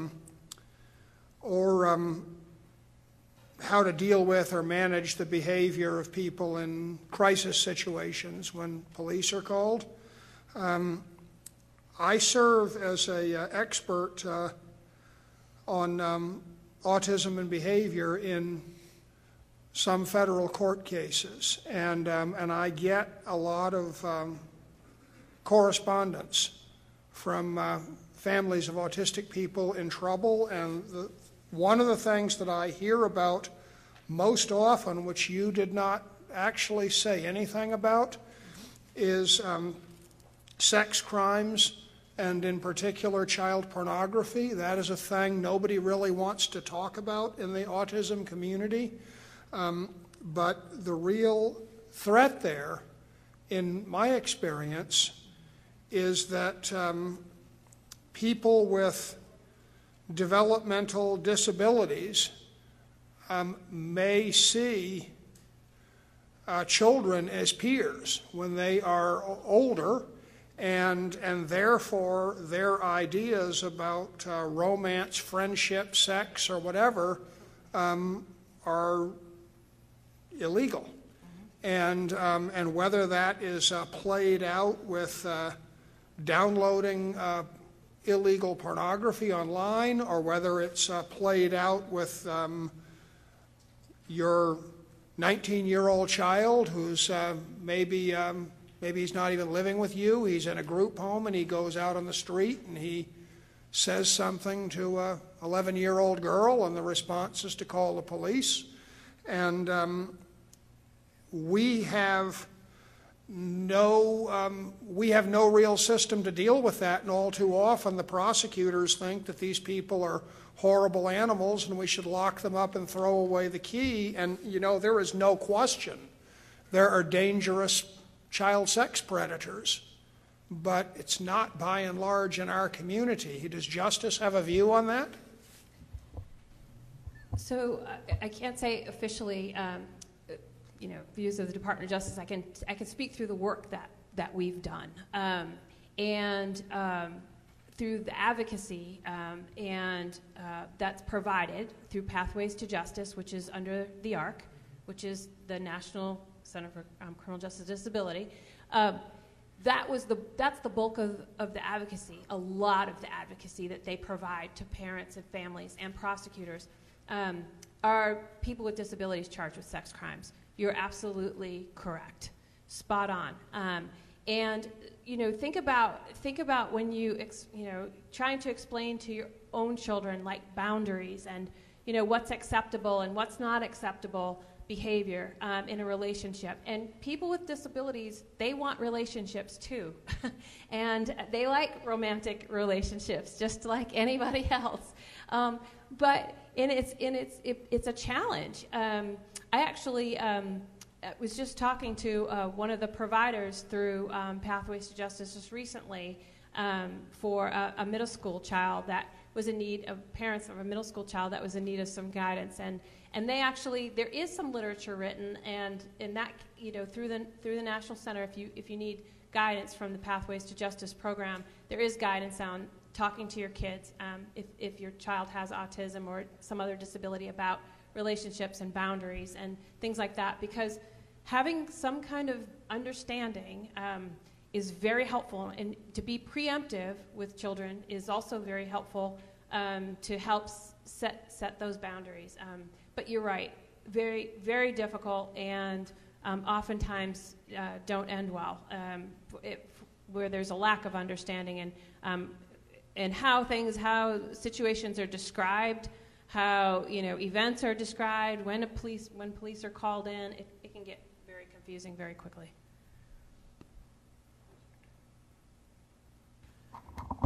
So, sorry, it's me up here because I don't know if you can see me. I recognize as a federal employee that often has to wrestle with this issue of authorization without appropriation, that it can be tricky for the federal panelists to comment on this. But there's an elephant in the room that was not discussed, which is that the first two speakers mentioned that the Avante law was authorized but not appropriated, and yet the two federal representatives from the Department of Justice were telling us about initiatives that you're able to carry out the Avante's law. So I don't know if you can or talk about the support that you are getting through the Department of Justice to carry out these programs, and how extensive is the reach with the current level of support. And one of the things that we as a committee are charged with by Congress is recommending resource levels for the things that we recommend. And so we would like to hear it if you're not asking Congress, we're just asking you, how much more demand is there than supply? That's something that we talk about all the time with our grants, so it's probably something you guys could talk about. Okay, so let's see if I can dance around this carefully. So the programs that I described have already been funded. That's why they're out there. And the current situation that we're in, cooperative agreements, they've already been awarded. Those folks are out there doing this work. So that's ongoing. The new legislation that just came down the pike, I want to say December, it was That's been added to under our portfolio on my team, and we have not received that yet.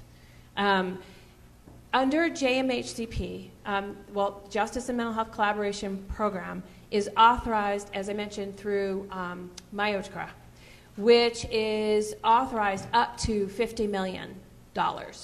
It started when the first program it was first authorized in 2004. First programs went out the door in 2006. It was like between 7 and 9 million. It steadily increased up to 10, 12 million in 2014. Then it dipped back down and for a little while, and then it climbed back up again. And then in 2018, like lo and behold, it increased 3 times to 30 million. And I think that was in part because of advocacy groups and nonprofits and things like that, knowing the work that's been done across the country. And under the Justice and Mental Health Collaboration Program, it funds through a competitive grant process, but it also funds training and technical assistance. And there's a cap on that. There's a percentage cap on that per the legislation. So our hands get tied at a certain dollar amount as to what we can do. So we try to make those dollars go as far as they can with the things that the initiatives and things that we try to do. Try to make large impact. We have moved from funding smaller kind of one-off programs, and not that they're not valuable, they are, but looking at more system-wide change so that everyone can reap the benefits and taking those resources and stretching them further. Like training the trainers rather than just training the individuals. Exactly. And system-wide approaches and policy and things that, how can we help states leverage what states can provide to local communities so that, we can kind of figure out, what are the levers, what are the push and pull at, the state level to help support what we can fund at the local level. Change happens at the local level, but we really tried to figure out how to make those dollars go as far as they can. I hope that answers the question. That answers it. I have a couple follow-ups, which I'm pretty sure you can answer because they're kind of things that we can answer. So I'm pretty sure you can as well, but if you can't, that's fine. Okay. So one is, do you know what percentage of your funds go to programs which are aimed at autism in particular or wandering in particular? So currently, it's really all of intellectual and developmental disability, not just autism, but autism is a part of that. The percentage or the dollars really, it's really what falls under Serving Safely or under we're recompeting the National Center to support law enforcement in their response to people with mental illness and intellectual developmental disability. We're recompeting that this year, and it will be up to $4.5 million.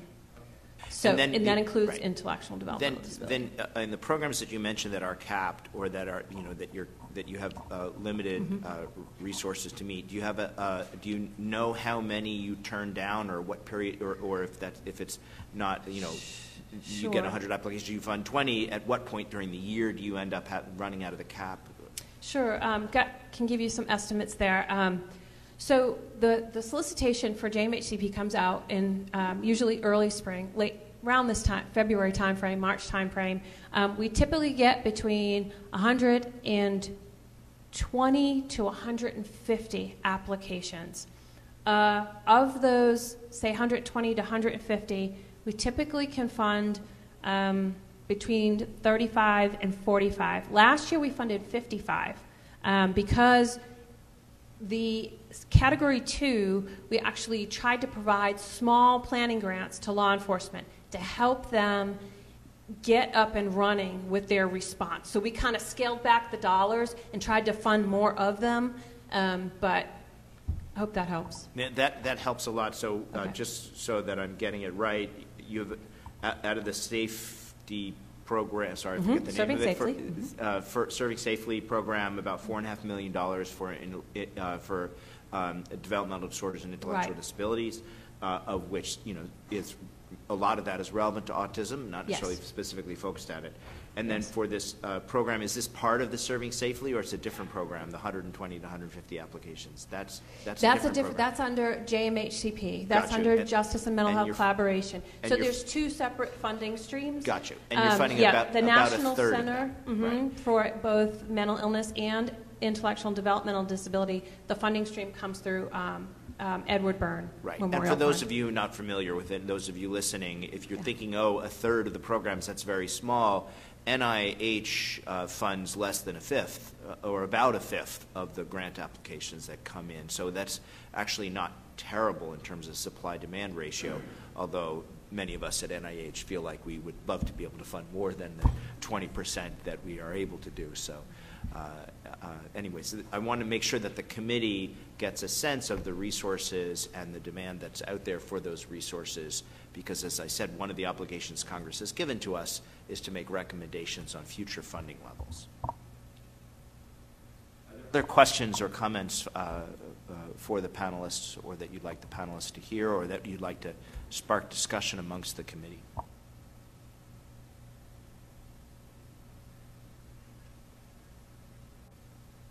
When I want to really thank you, we've been anticipating the Department of Justice presentations for a while. It's wonderful to have you here, and we hope we can keep the lines of communications open. Many issues arise here at IACC that are of relevance to justice, and your information is of great relevance to our considerations as well. So thank you very much.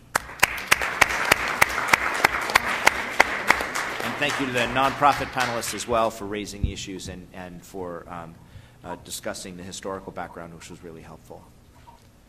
Okay, it is now 3:30. We're actually 15 minutes ahead of schedule. I'd like to say we should take our break now for 15 minutes to 3:45 and start up the next phase, the summary of advances discussion, at 3:45. So we'll stay 15 minutes ahead. All right? See you all in 15 minutes. This next component of the meeting is discussion of the 2018 summary of advances, and Susan's going to take us through the process as a reminder, although this is, I think, the third year we've done it this way. Thank you. So I will give you an overview of what we're going to be doing to complete the 2018 summary of advances. So the summary of advances is an annual report required by the Autism Cares Act. It includes lay-friendly summaries of the 20 most significant advances in ASD biomedical and services research as selected by the IACC. And this typically includes articles addressing all 7 topic areas of the IACC strategic plan. And you can see we already have a cover ready for our new publication. So the process includes monthly emails to solicit article nominations from IACC members. So you've been receiving those and responding to those and sending us your nominations. And the advances are compiled quarterly and discussed at IACC meetings, and we have a set of them to discuss at today's meeting. And in today's meeting, we will discuss the top articles among all of those nominated, among the ones that were nominated this round. The others have already been vetted. And then we're going to be sending you a ballot to be able to vote on the top 20 articles to be included in the final publication of the 2018 Summary of Advances. And we're going to set a due date of February 1st to receive our ballots back. And we will do a tiebreaker vote if necessary. So in the process, we will be taking the selected articles and summarizing them. And the nominated articles that are not selected will be listed in the appendix. There will be a draft publication that will be prepared and sent out to committee members for a very brief review. And for those of you that may be authors on any of the publications, you'll get a chance to look carefully at your summary to make sure that it's accurate. And the final publication will be prepared for release for the April 2019 meeting in Autism Awareness Month. So far for the year, 10 IACC members submitted a total of 43 nominations, which is a smaller number of nominations from last year. Last year it was about 80 nominations or so. And we had 6 in the question 1 area of diagnosis and screening, 8 in question 2, biology, 14 in question 3, risk factors, 3 in treatments and interventions, question 4, 5 in question 5 on services, 3 in question 6 on lifespan issues, and 4 on question 7 in infrastructure and surveillance. So you'll have a variety of articles to choose from in the final publication. So with that, we're ready to talk about the most recent round of nominations, and I'll turn it back to Josh. So I just one editorial comment. I think perhaps one of the reasons for the lower number of advances is because we've been, over the last couple of years, socializing each other about what we think are significant advances, and I'm pretty impressed with the nominations that we've been receiving over the past year. And I don't think I have to draw many red X's through them as I did in the past in my own mind and as such. So we have a number of nominations that are included in the summary overall for the entire year. And in addition to that, we have the ones that were nominated just this past month. So you have, I think, both. Is that correct? Right. On the bigger listing, you have the ones that are highlighted are the ones that have recently been nominated, and the ones that are not highlighted are ones we've previously discussed in other meetings. So I think what we've done in the past is gone through, and of course we would welcome in particular the comments that were nominated most recently, but if you have if you'd like to make lobbying on behalf of any of the other applications to remind people of their strengths so that we can consider those comments when we go and vote, we'd love to hear about it. So first we'll tackle question 1, which is screening and diagnosis. That's on page 1 and the top of page 2, and if you're looking at the paper, and paper descriptions. And these are the 2, is that correct, that have been nominated in the past month. It looks like Geraldine had to leave. I think I saw her leaving earlier with her bag. But she nominated the Ozanoff article on diagnosis of autism spectrum disorder after age 5 in children evaluated longitudinally since infancy. So this is a descriptive paper that attempts to look at those who get late diagnoses by retrospectively looking at their longitudinal follow-up to figure out what might be different about them. I haven't read the article myself. I don't know if anyone at the table can comment on it. Her justification is included in the packet for anyone who wants it. Yeah, I mean, she wrote rather shortly, ASD is manifest after age 5 in some children, so the description is not all that good. We'll have to ask her to qualify it if we want to go further with. The Wolf paper, which is the one that we nominated from NIMH, is a longitudinal study of sensory responsiveness in toddlers who are at risk for autism. So this is trying to explore the symptom space in this group of what we consider high-risk toddlers, 12 to 24 months, looking for signs and symptoms that might be relevant for the progression. And this one focuses in particular on sensory-related features, which, as we all know, are a significant feature of autism spectrum disorder. The main conclusions is that in the high-risk group, compared to those who receive a clinical diagnosis, there's significantly higher scores. Those who go on to receive a diagnosis have have higher SEQ scores than others in the sample. So it's, if you will, relative progress in our efforts to try to be able to identify those with autism earlier. That's part of this effort. Are there any other comments on any of the others in question 1 before we move on to question 2? Okay, so question 2 is understanding the biology, and we have also 2 more nominations. Is that correct? Yes. And both of them were made by Walter or NINDS. I don't know if Walter, you'd like to comment on either of these 2 that are up on the screen. Sure. I guess before I do that, I give a heads up. David Amaril's study, which was nominated before, looking at neuron counts in the amygdala, showing an excess in early childhood in ASD and then a fall off in adulthood. And I don't know who had to do the counts, but hats off to them, David. And then the new ones is a paper from a Canadian group where they looked at using iPS cells, and they basically did a knockout of a whole bunch of different ASD-associated genes in these induced pluripotent stem cells which enabled them to see what the effects were on different networks, and they saw some similarities in some of these molecular networks in the different CRISPR knockouts, and also in some of the physiological changes in these iPS cells. So kind of a new way of looking at phenotype in human cells in a dish. And then the second one is a really interesting paper looking at Fragile X. So the Fragile X protein binds to transcripts of messenger RNA. And they actually looked at this in fruit fly oocytes because their theory is that the Fragile X protein is necessary for messenger RNA storing and then keeping it stable so that it can be then transcribed into protein. This occurs in the synapse, but it also occurs in these fruit fly oocytes, which is much easier to study.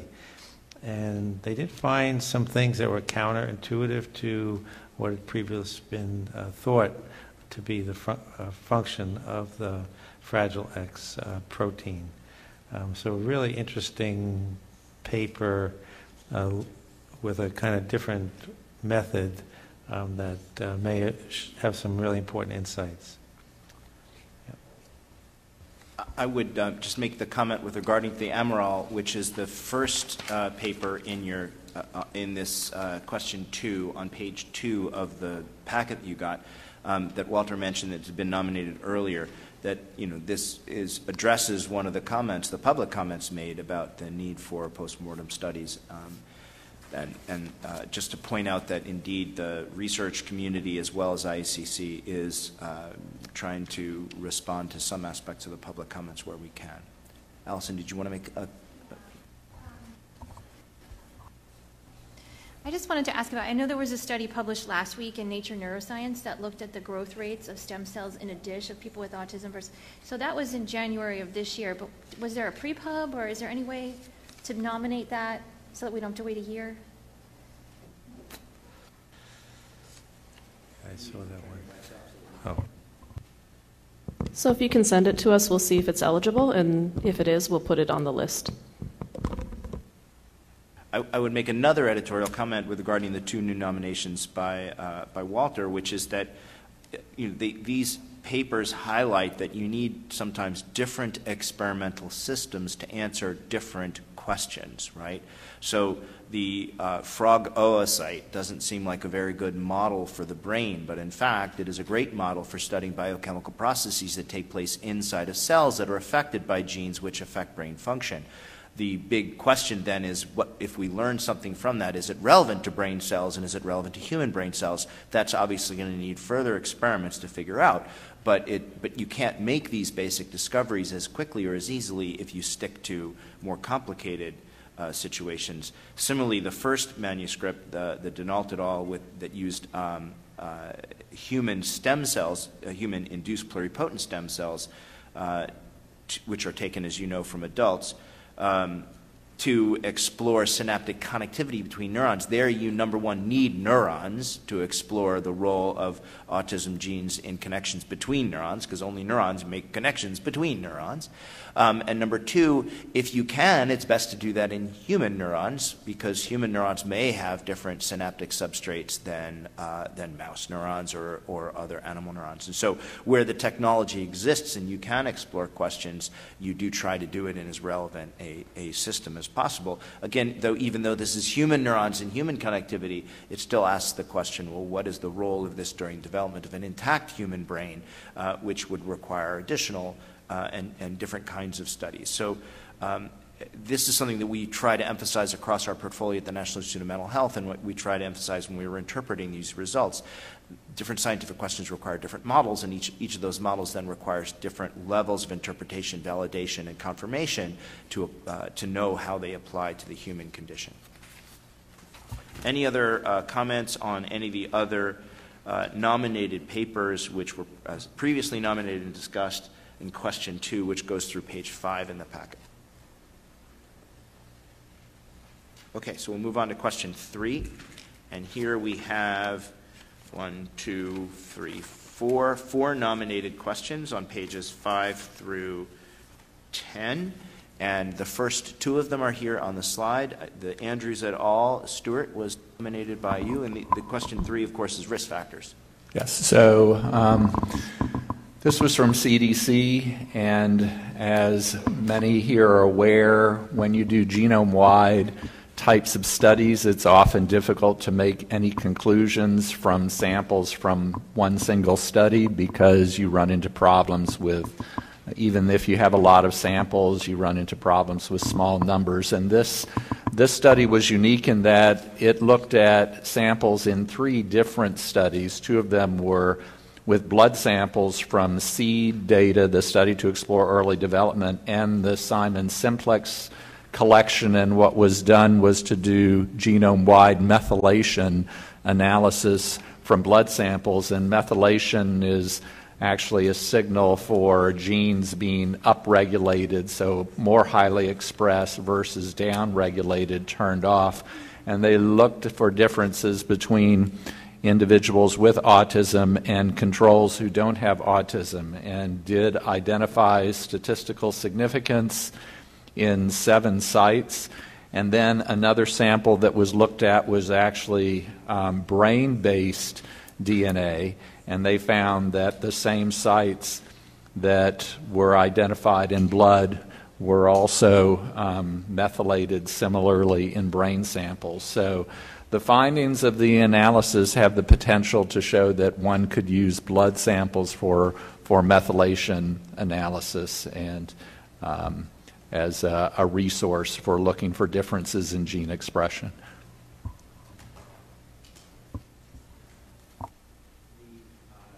One is a manuscript by Gandel et al. On transcriptome-wide dysregulation in ASD that was nominated by Walter. Right, so Josh may be able to talk more to this, but this comes from a really big project that NIMH funded, looking at the transcriptome combined with genomes in patients with different neuropsychiatric conditions, primarily schizophrenia, bipolar, and ASD. And by looking at in this study, looking at the transcriptome combined with the genome, they can see patterns of gene expression changes that some of which overlapped among the different diseases, but some of them, and particularly the one I point out, is that the networks involved in innate immunity in the brain, particularly the microglia, that network was highly different in people with autism as compared to the other disorders and as compared to normals. So again, it points to something that the genome studies didn't show themselves, is that there's something going on in the innate immune system in the brain in autism. And again, as Josh mentioned, these kind of studies with these new technologies can only be done with brain tissue, which highlights the importance of really kind of putting out a big effort to obtain brain tissue for this technology. And there are now much more powerful technologies coming on to look at single cells, so you could actually look at the microglia themselves with the new technologies. Yeah, so as Walter mentioned, this is part of a larger project that the NIMH has been funding for a few years now called CycleCode, which tried to understand the relationship between genes, right, that's our DNA code, that instructs the body on how to build a cell, and the transcription of those genes, that's conversion of genes into RNA. And the RNA then tells us what proteins to build and actually builds the machinery of the cell. And so this and actually a number of other papers that were all published together provide not just these interesting findings, such as pointing out the possibility that microglia are a particularly important locus for autism genes, although there's a little problem with that. Sorry, for autism expression, right, expression of those genes. But but also provides a resource on top of which lots of other investigations, including the paper that Stuart nominated, can build their results and figure out where and when in brain development are these genes acting. The one issue I have with the finding about microglia is that at this stage we don't have a lot of single cell data from the neuronal populations, and it may be that actually neurons are even more important than microglia, but that they don't separate out from everything else with this level of analysis. But this group and other groups are going through that data set, those data sets now on a neuron by neuron basis to try to figure out whether there might be equal evidence for specific neuronal cell types. You look like you might want to say something, Lewis. Just say that you shouldn't be over-optimistic about the single-cell technique because of its depth of coverage. I mean, there was a very creative paper from Mike Greenberg's lab a few months ago illustrating that which is of general use for what I call for X-linked genes, that it turned out the MECP is not expressed at high enough levels to detect reliably by the single cell technology, but what he did was he identified SNPs in genes that were expressed at much higher levels that he could use to identify the cells and then use this level. And so I think there's still huge value for the whole tissue, which you can really, yeah. Yes, and indeed, in fact, the next incarnation of this project actually compares directly single cell and bulk tissue expression to try to get a handle on what the advantages and disadvantages are each. We've gone and geeked out a little bit, us molecular biologists sitting over here, so we'll move on to the other studies. But I think the important take-home from this nomination and from Stuart's is that these really high-throughput, relatively inexpensive techniques to interrogate the molecular components of the risk factors for autism are making steady progress. We don't have any,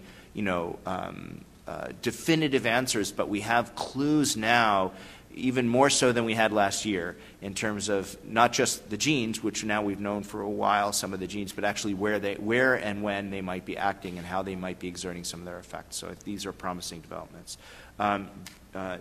Jerry Dawson had nominated the next one, which is on the next slide, Janek et al., Association of Autism Spectrum Disorder with Prenatal Exposure to Medication Affecting Neurotransmitter Systems.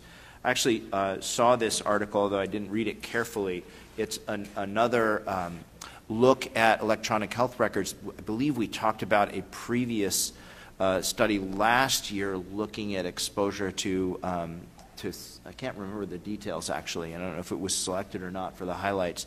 But this points out that using these EHRs, you can determine that exposure to medication during development at least is correlated with alterations in risk for autism. The risks are actually quite small, but they are there. And I shouldn't say they're there. They are hinted at by these large studies. So I don't know if anyone has any other things to add to this. No. Okay, and Stuart, you nominated the next one as well, which is autism spectrum disorder and birth spacing. Sorry.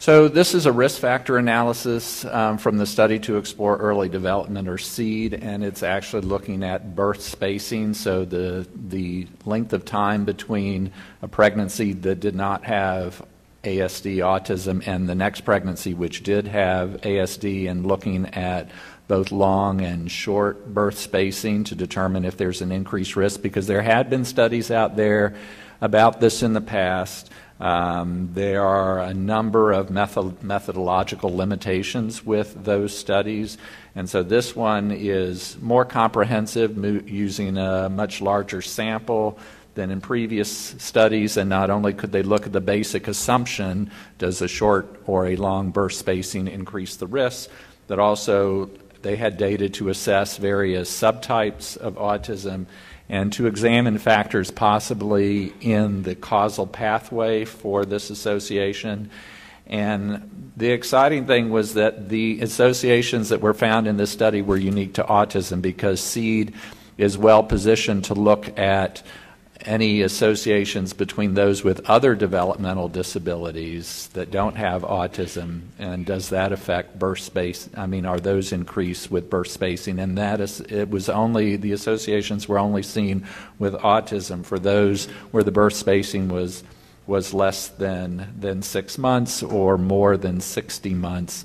In those cases, it's definitely a U-shaped distribution.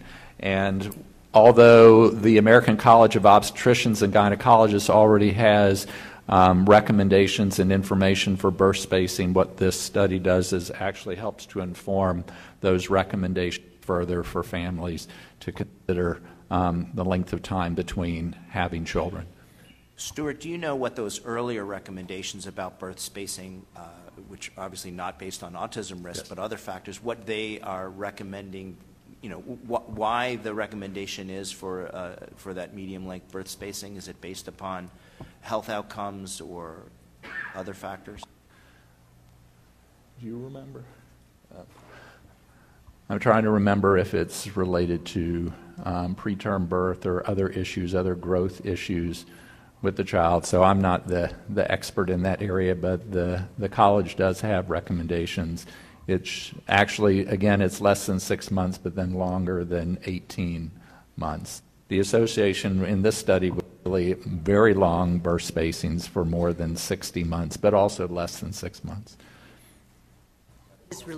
I'm sorry. So they had, so it should be, it's more than 18 months between the, well, it's less than 6 months or more than 18 months. Do you remember?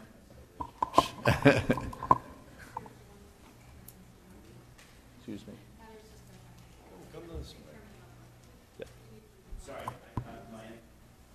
As my colleague here was in Division of Reproductive Health. And you were saying it's based upon concerns about low birth weight and preterm labor, which would suggest perhaps if this is related to that risk, it might be about growth more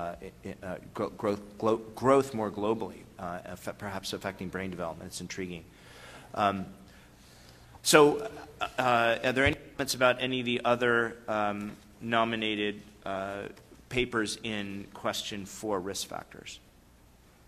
So I just want to point out this is now the second year in a row at least, might be go back further, where we've been gaining more information about risk factors. Again, now we have environmental risk factors, we have genetic risk factors. I would also make the editorial comment, and we should make sure, although I think we usually do, that the summary of advances reflects this. This evidence does not help us yet really guide parents, right? So although the previous paper that we discussed suggests the possibility of a linkage between prenatal neurotransmitter medications that affect certain neurotransmitter systems and autism, it is not at all clear that the right advice from that would be that mothers should avoid medications belonging to those classes that affect those neurotransmitter systems, nor is it, despite the ACOG recommendations based on other things, clear that we should recommend that parents to avoid having autistic children should have a mid-range birth interval, because we don't know the causal relationships between these factors. But so the importance of these advances is not because now we know you should avoid X or Y or Z, or now we can use this genetic information to diagnose autism. We can't do those things yet. The importance of them is to point out the places that scientists should be looking for causal relationships, right? So while I certainly do appreciate the public comments, as we talked about earlier, about hypotheses about what factors cause autism, those hypotheses should be rooted in the kinds of facts that are represented here in these and other papers that we've referred in the past on risk factors. Those risk factors that are really strongly statistically significant, those are the ones we should be exploring for causal relationships. Okay, question 5, services. Or sorry, question 4 is almost treatment services. We have one nomination, and Allison, you made the nomination. So I think this is one that does fall into Now We Know. This is the study I referenced earlier. This is, in my opinion, a critically important landmark study that for the first time identifies in the literature that children who are severely affected by their autism are dramatically underrepresented in our studies. This was a rigorous review of 367 treatment studies looking at 3 domains of severity: communication ability, cognitive ability, and adaptive functioning. And as I said earlier, this type of study is important in order to increase awareness and make changes in our inclusion policies in studies so that we are not getting an unbalanced picture of autism in the scientific literature. I think this is a really important study, and note that the findings of the study are that the rate of individuals who are, quote, severely affected, that is communication ability, cognitive functioning, adaptive functioning, has been decreasing over time from 1991 to 2013. I want to point out a little counter-argument at the risk of inciting a comment about who's more important within the autism spectrum. Because John's essentially right that we don't know what the rate of individuals in the overall autism or general population is, we don't know if we were underrepresenting or overrepresenting in the past. We only know that things are changing. That doesn't obviate the need to make sure that our research has adequate numbers of those who are severely affected to evaluate the effects of treatments on them, because if we're evaluating treatment studies only in a high functioning population, we're only going to see results in that. So what's important about this study is that it points to the need to ensure that we maintain a large enough sample of severely affected individuals that we can evaluate the effects of those treatments on those who are severely affected. Otherwise, we're only serving a portion of those with autism spectrum. So the point is well taken. Okay, question 5. Oh, sorry, are there any other comments on the other nominees? We have two other nominations from the year in question 4. And at this point, I would say that we'd like to try to include at least one advance from each of the questions. So as you're doing your voting, even though there's only 3, don't skip over question 4 because there's only 3. That one of those may very well be amongst your top 20, and we want to try to encourage everyone to evaluate each of the questions. Question 5, services. In question 5, services, we again have one new nomination, and this comes from NIMH. It's a study of healthcare service utilization and cost among adults with autism spectrum disorders in the U.S. integrated healthcare system. And this really looked at healthcare utilization records to begin, really, this is the beginning of an attempt to describe how adults with ASD use general health care and how they and how that compares to those in the general population, and also a comparison group of the adults with ADHD. And the main finding is that adults with ASD had significantly higher rates of utilization across most healthcare services. Now, we here have talked about though, the adverse outcomes, that is the increased mortality in individuals with autism. One possibility would be because they're not actually utilizing services. This data would suggest that's not the case.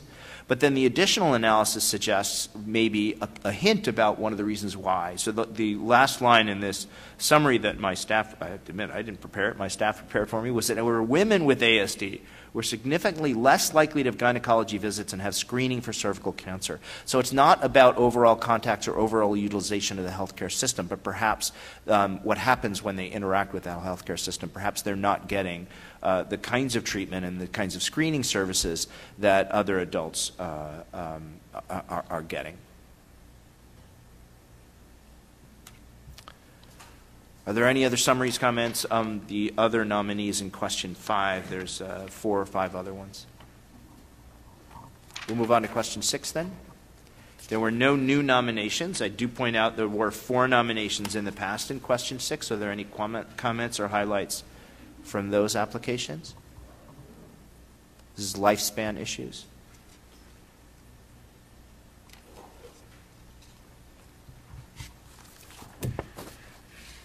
Okay, question 7, infrastructure and surveillance. Here we have a number of new nominations, which is good because apparently we had no nominations before December in this area. But we now have 4 nominations, 2 from Stuart and 2 from Jerry. Stuart, why don't you take us through your 2, which are the first 2? So the first 2 are the 2 surveillance reports that look at prevalence of autism spectrum disorder and other characteristics that came out this year that are quite complementary, and they use different approaches, and therefore can answer different types of questions. And the first one is from the ADAM, or the Autism and Developmental Disabilities Monitoring Network, which is in 11 sites around the United States. So it's not nationally representative, but it's representative of those 11 states that contribute data to the ADAM network. And it's a very thorough review of both health records and educational records in order to look at behavioral characteristics of individuals who are 8 years old at the time and determine if they fit the surveillance diagnosis for autism spectrum disorder. And so this is where the number 1 in 59 that folks have been using that's come about. And so the 1 in 59 is higher than what was, so more prevalent than the estimate from 2 years prior, but the report had a lot of interesting and important information noted in it. And the first thing is that there has always been a disparity between the prevalence in non-Hispanic whites versus non-Hispanic blacks and Hispanic. And finally, probably through better recognition and referral to services, that those who are non-Hispanic black have on almost equal prevalence to those who are non-Hispanic white. So that's part of the reason for the prevalence increase, is better recognition. And the disparity, or the difference between whites and Hispanics, is also narrowing. So that's good news to show that hopefully individuals in all of these groups are getting referred for services. Also, those with, looking at the proportion of those with intellectual disability, and the change over time is that there is now a higher proportion of the total which do not have intellectual disability but do have autism, so a higher functioning proportion. So it's just showing that those who are on the milder end of the spectrum are being identified more likely, which wasn't the case in the past. And then the other important component of this analysis, it was the first opportunity to compare making diagnosis under DSM-4 versus DSM-5. So there's the change in the diagnostic criteria, and there's been a concern, would that change the prevalence? And overall, that the difference by applying DSM-4 versus DSM-5, they were similar overall, as well as when stratified by sex and race ethnicity. So that's reassuring to know that moving forward with the change in the diagnostic criteria, it's not, there is unlikely to be a significant impact on the prevalence and people losing services that would previously have had a diagnosis. The second, Stuart, sorry, before you move on, there was a line in there that I'm not 100% sure I fully appreciate, but I want to underscore, and I'll give you the background first. Of course, a big concern with the increasing prevalence rates has been why, right? And there are competing hypotheses about why. One might be the increase or prevalence of risk factors, and another might be the increased case ascertainment. That is, that and there's been statements that perhaps the reason why we're realizing more cases is that less severely affected individuals with autism are being identified at higher rates.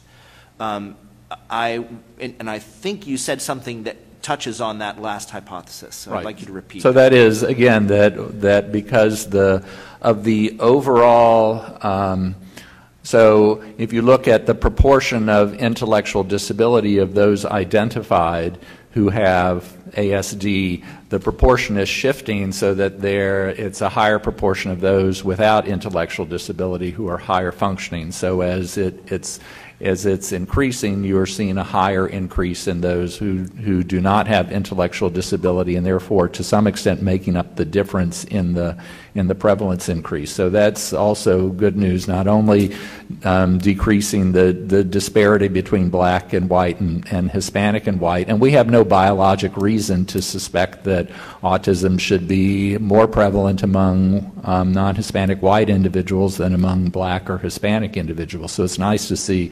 And in fact, in some of the sites, it was completely the same for all three racial ethnic groups. So where they're doing a seems to be a better job of identifying and getting people into services. We're seeing no disparity between those groups. So I think it's safe to say that while these results are not definitive, the recent evidence suggests that at least the possibility that a partial reason for the increase might be case ascertainment as opposed to increased prevalence of risk factors, although, this question, I would say, is not definitively answered yet. Correct. Okay.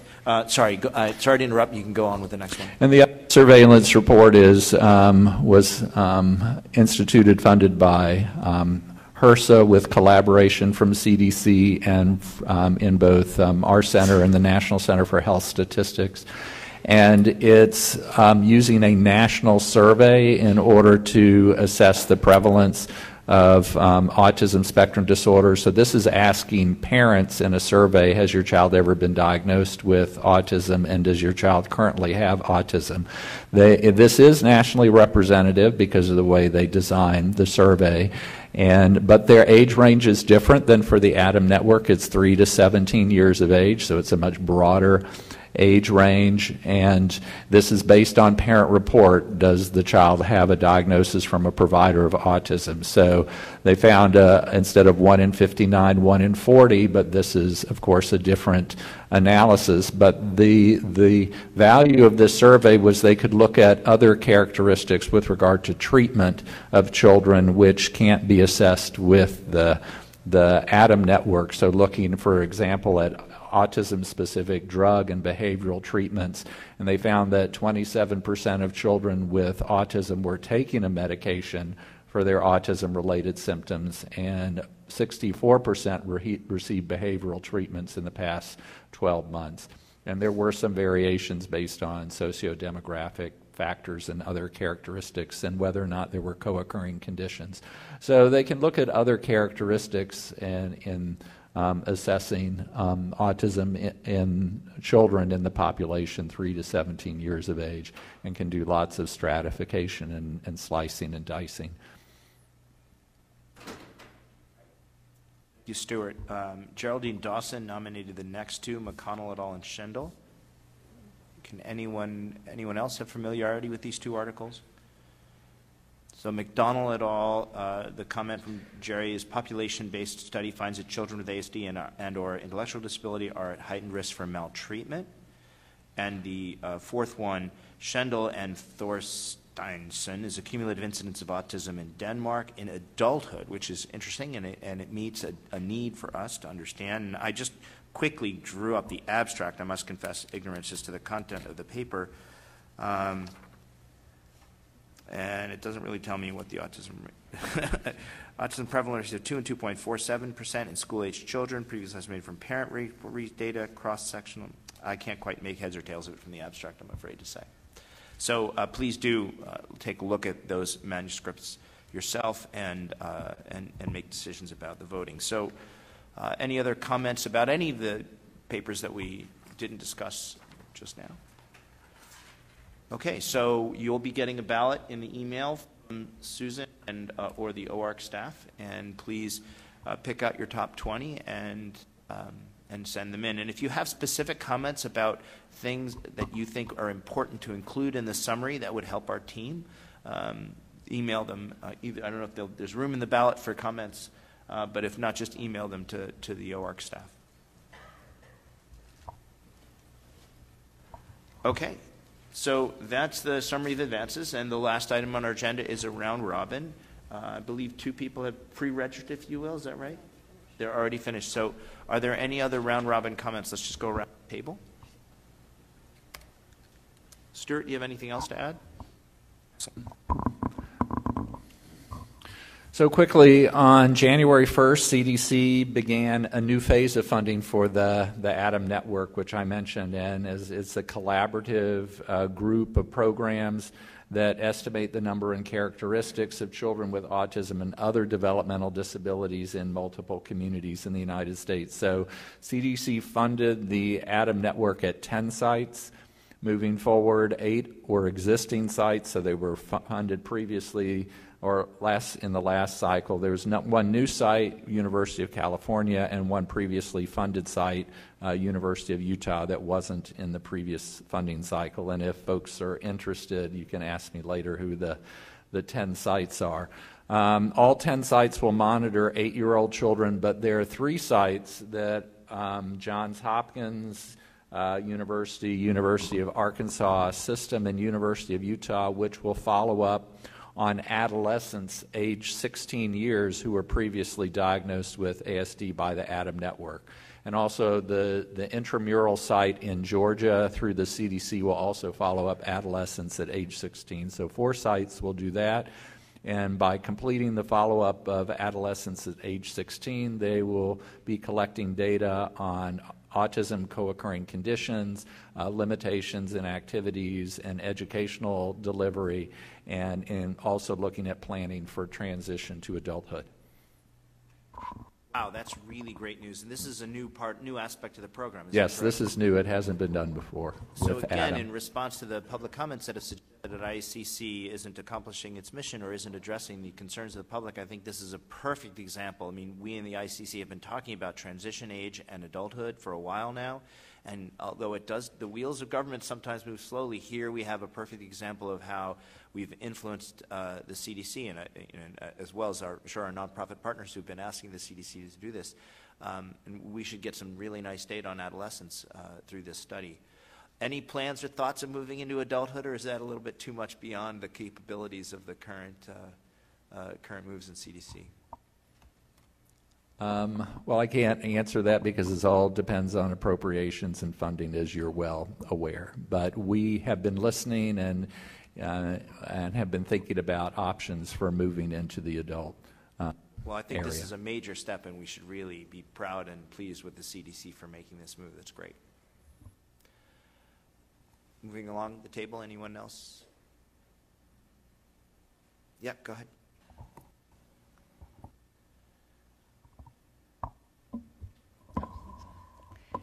Okay, so I'm with National Institute on Deafness and Other Communication Disorders, and so I want to just mention a few things about my institute and what we've been doing, because communication comes up a lot and has today. And certainly our focus, the research that we support, has to do with characteristics of language and communication development and treatment, predictors of success in the development of functional communication, the basis of why some of these children do have communication disorders and differences.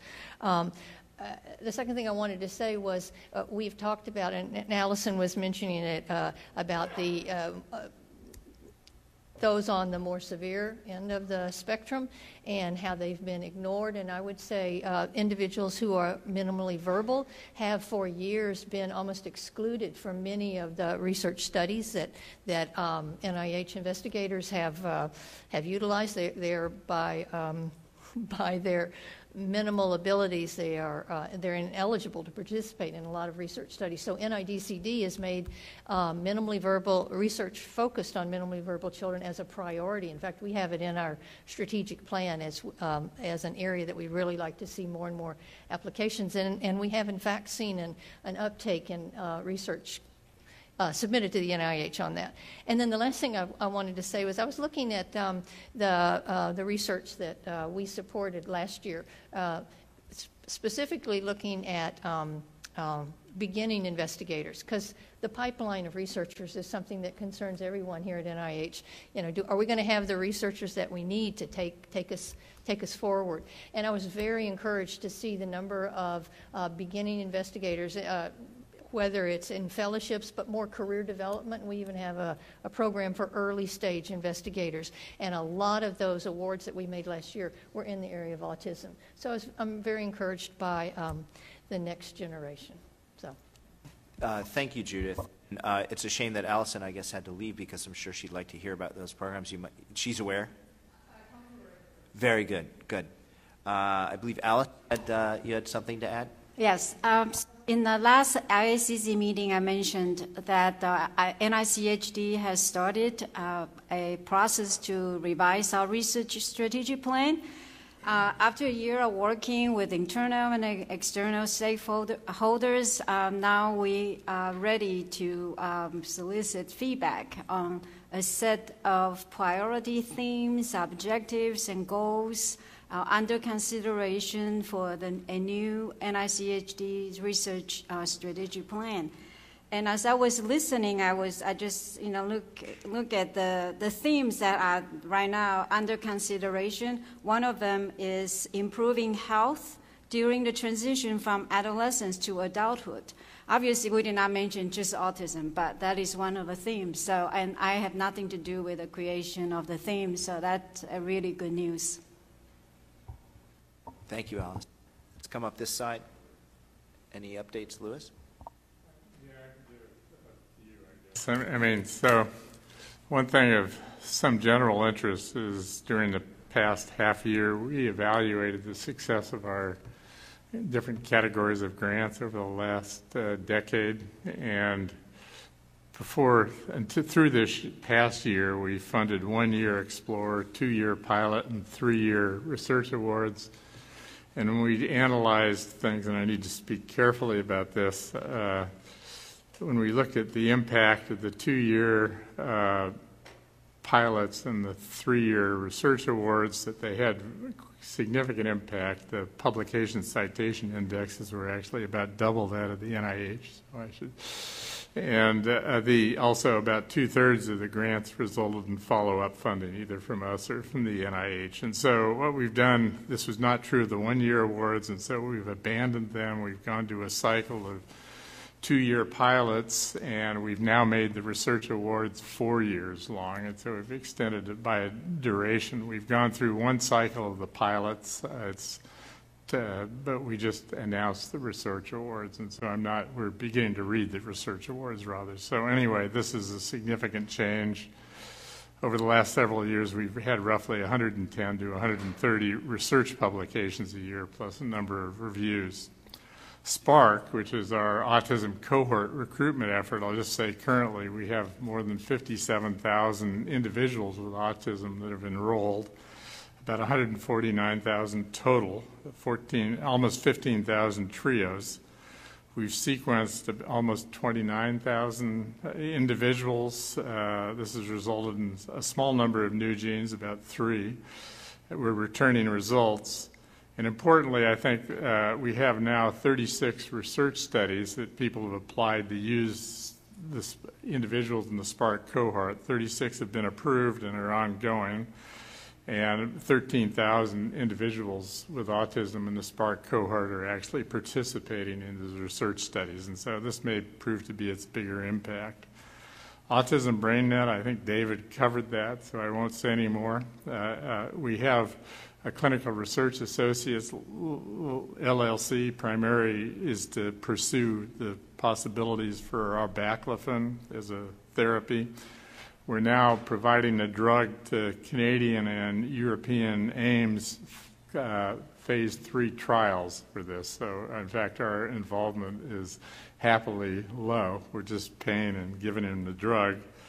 We are in planning stages to look at the 16p11.2 deletion, and this is based on some very promising animal data, but also on effects of our baclofen on binocular rivalry, which there's an alteration that's seen in autism, which seems to be suppressed by this drug. So that's our status. That's great. Thank you very much. Any other updates, Laura? Walter? So we just have a couple of clinical trials to mention. We're testing an mGluR5 negative allosteric modulator in Fragile X, looking at language development in 3 to 6-year-olds. And we're treating TSC patients when they develop EEG abnormalities with anti-epileptic agents even before they have seizures, to see if preventing the epilepsy could have an effect on the development of the child. And then may or may not be relevant, a study of a vasopressin 1A are antagonists for irritability actually in Huntington's disease, but the idea is if it worked there, it might work in other things as well. So we'll see. The last one is finished, so we're just waiting for results.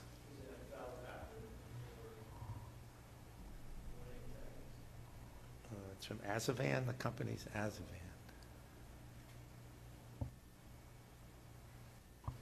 All right, I guess from the NIMH, we talked in the past about our efforts to develop research into screening the first year of life, and those programs are well underway. We're getting applications and looking forward to be able to fund some efforts in that area. So that's mostly the update that I have for you from the NIMH. In addition, of course, to the program we discussed earlier of Psych and Code, that was really a landmark, having a number of papers out in the area. I think it was over 7 of them, all in top journals, but more importantly, releasing that data to the public so that scientists all around can use it to try to figure out the relationship between genetics and neurobiology. So with that, I think we can close. Any closing remarks, Susan? Just thank you for excellent presentations and discussion today. We'll be in touch about our working groups and follow up on summary of advances. And our next meeting is going to be Wednesday, April 17th, and we'll be back at the Neuroscience Center down the street. So thank you all for coming, and we wish you safe travels. Thanks.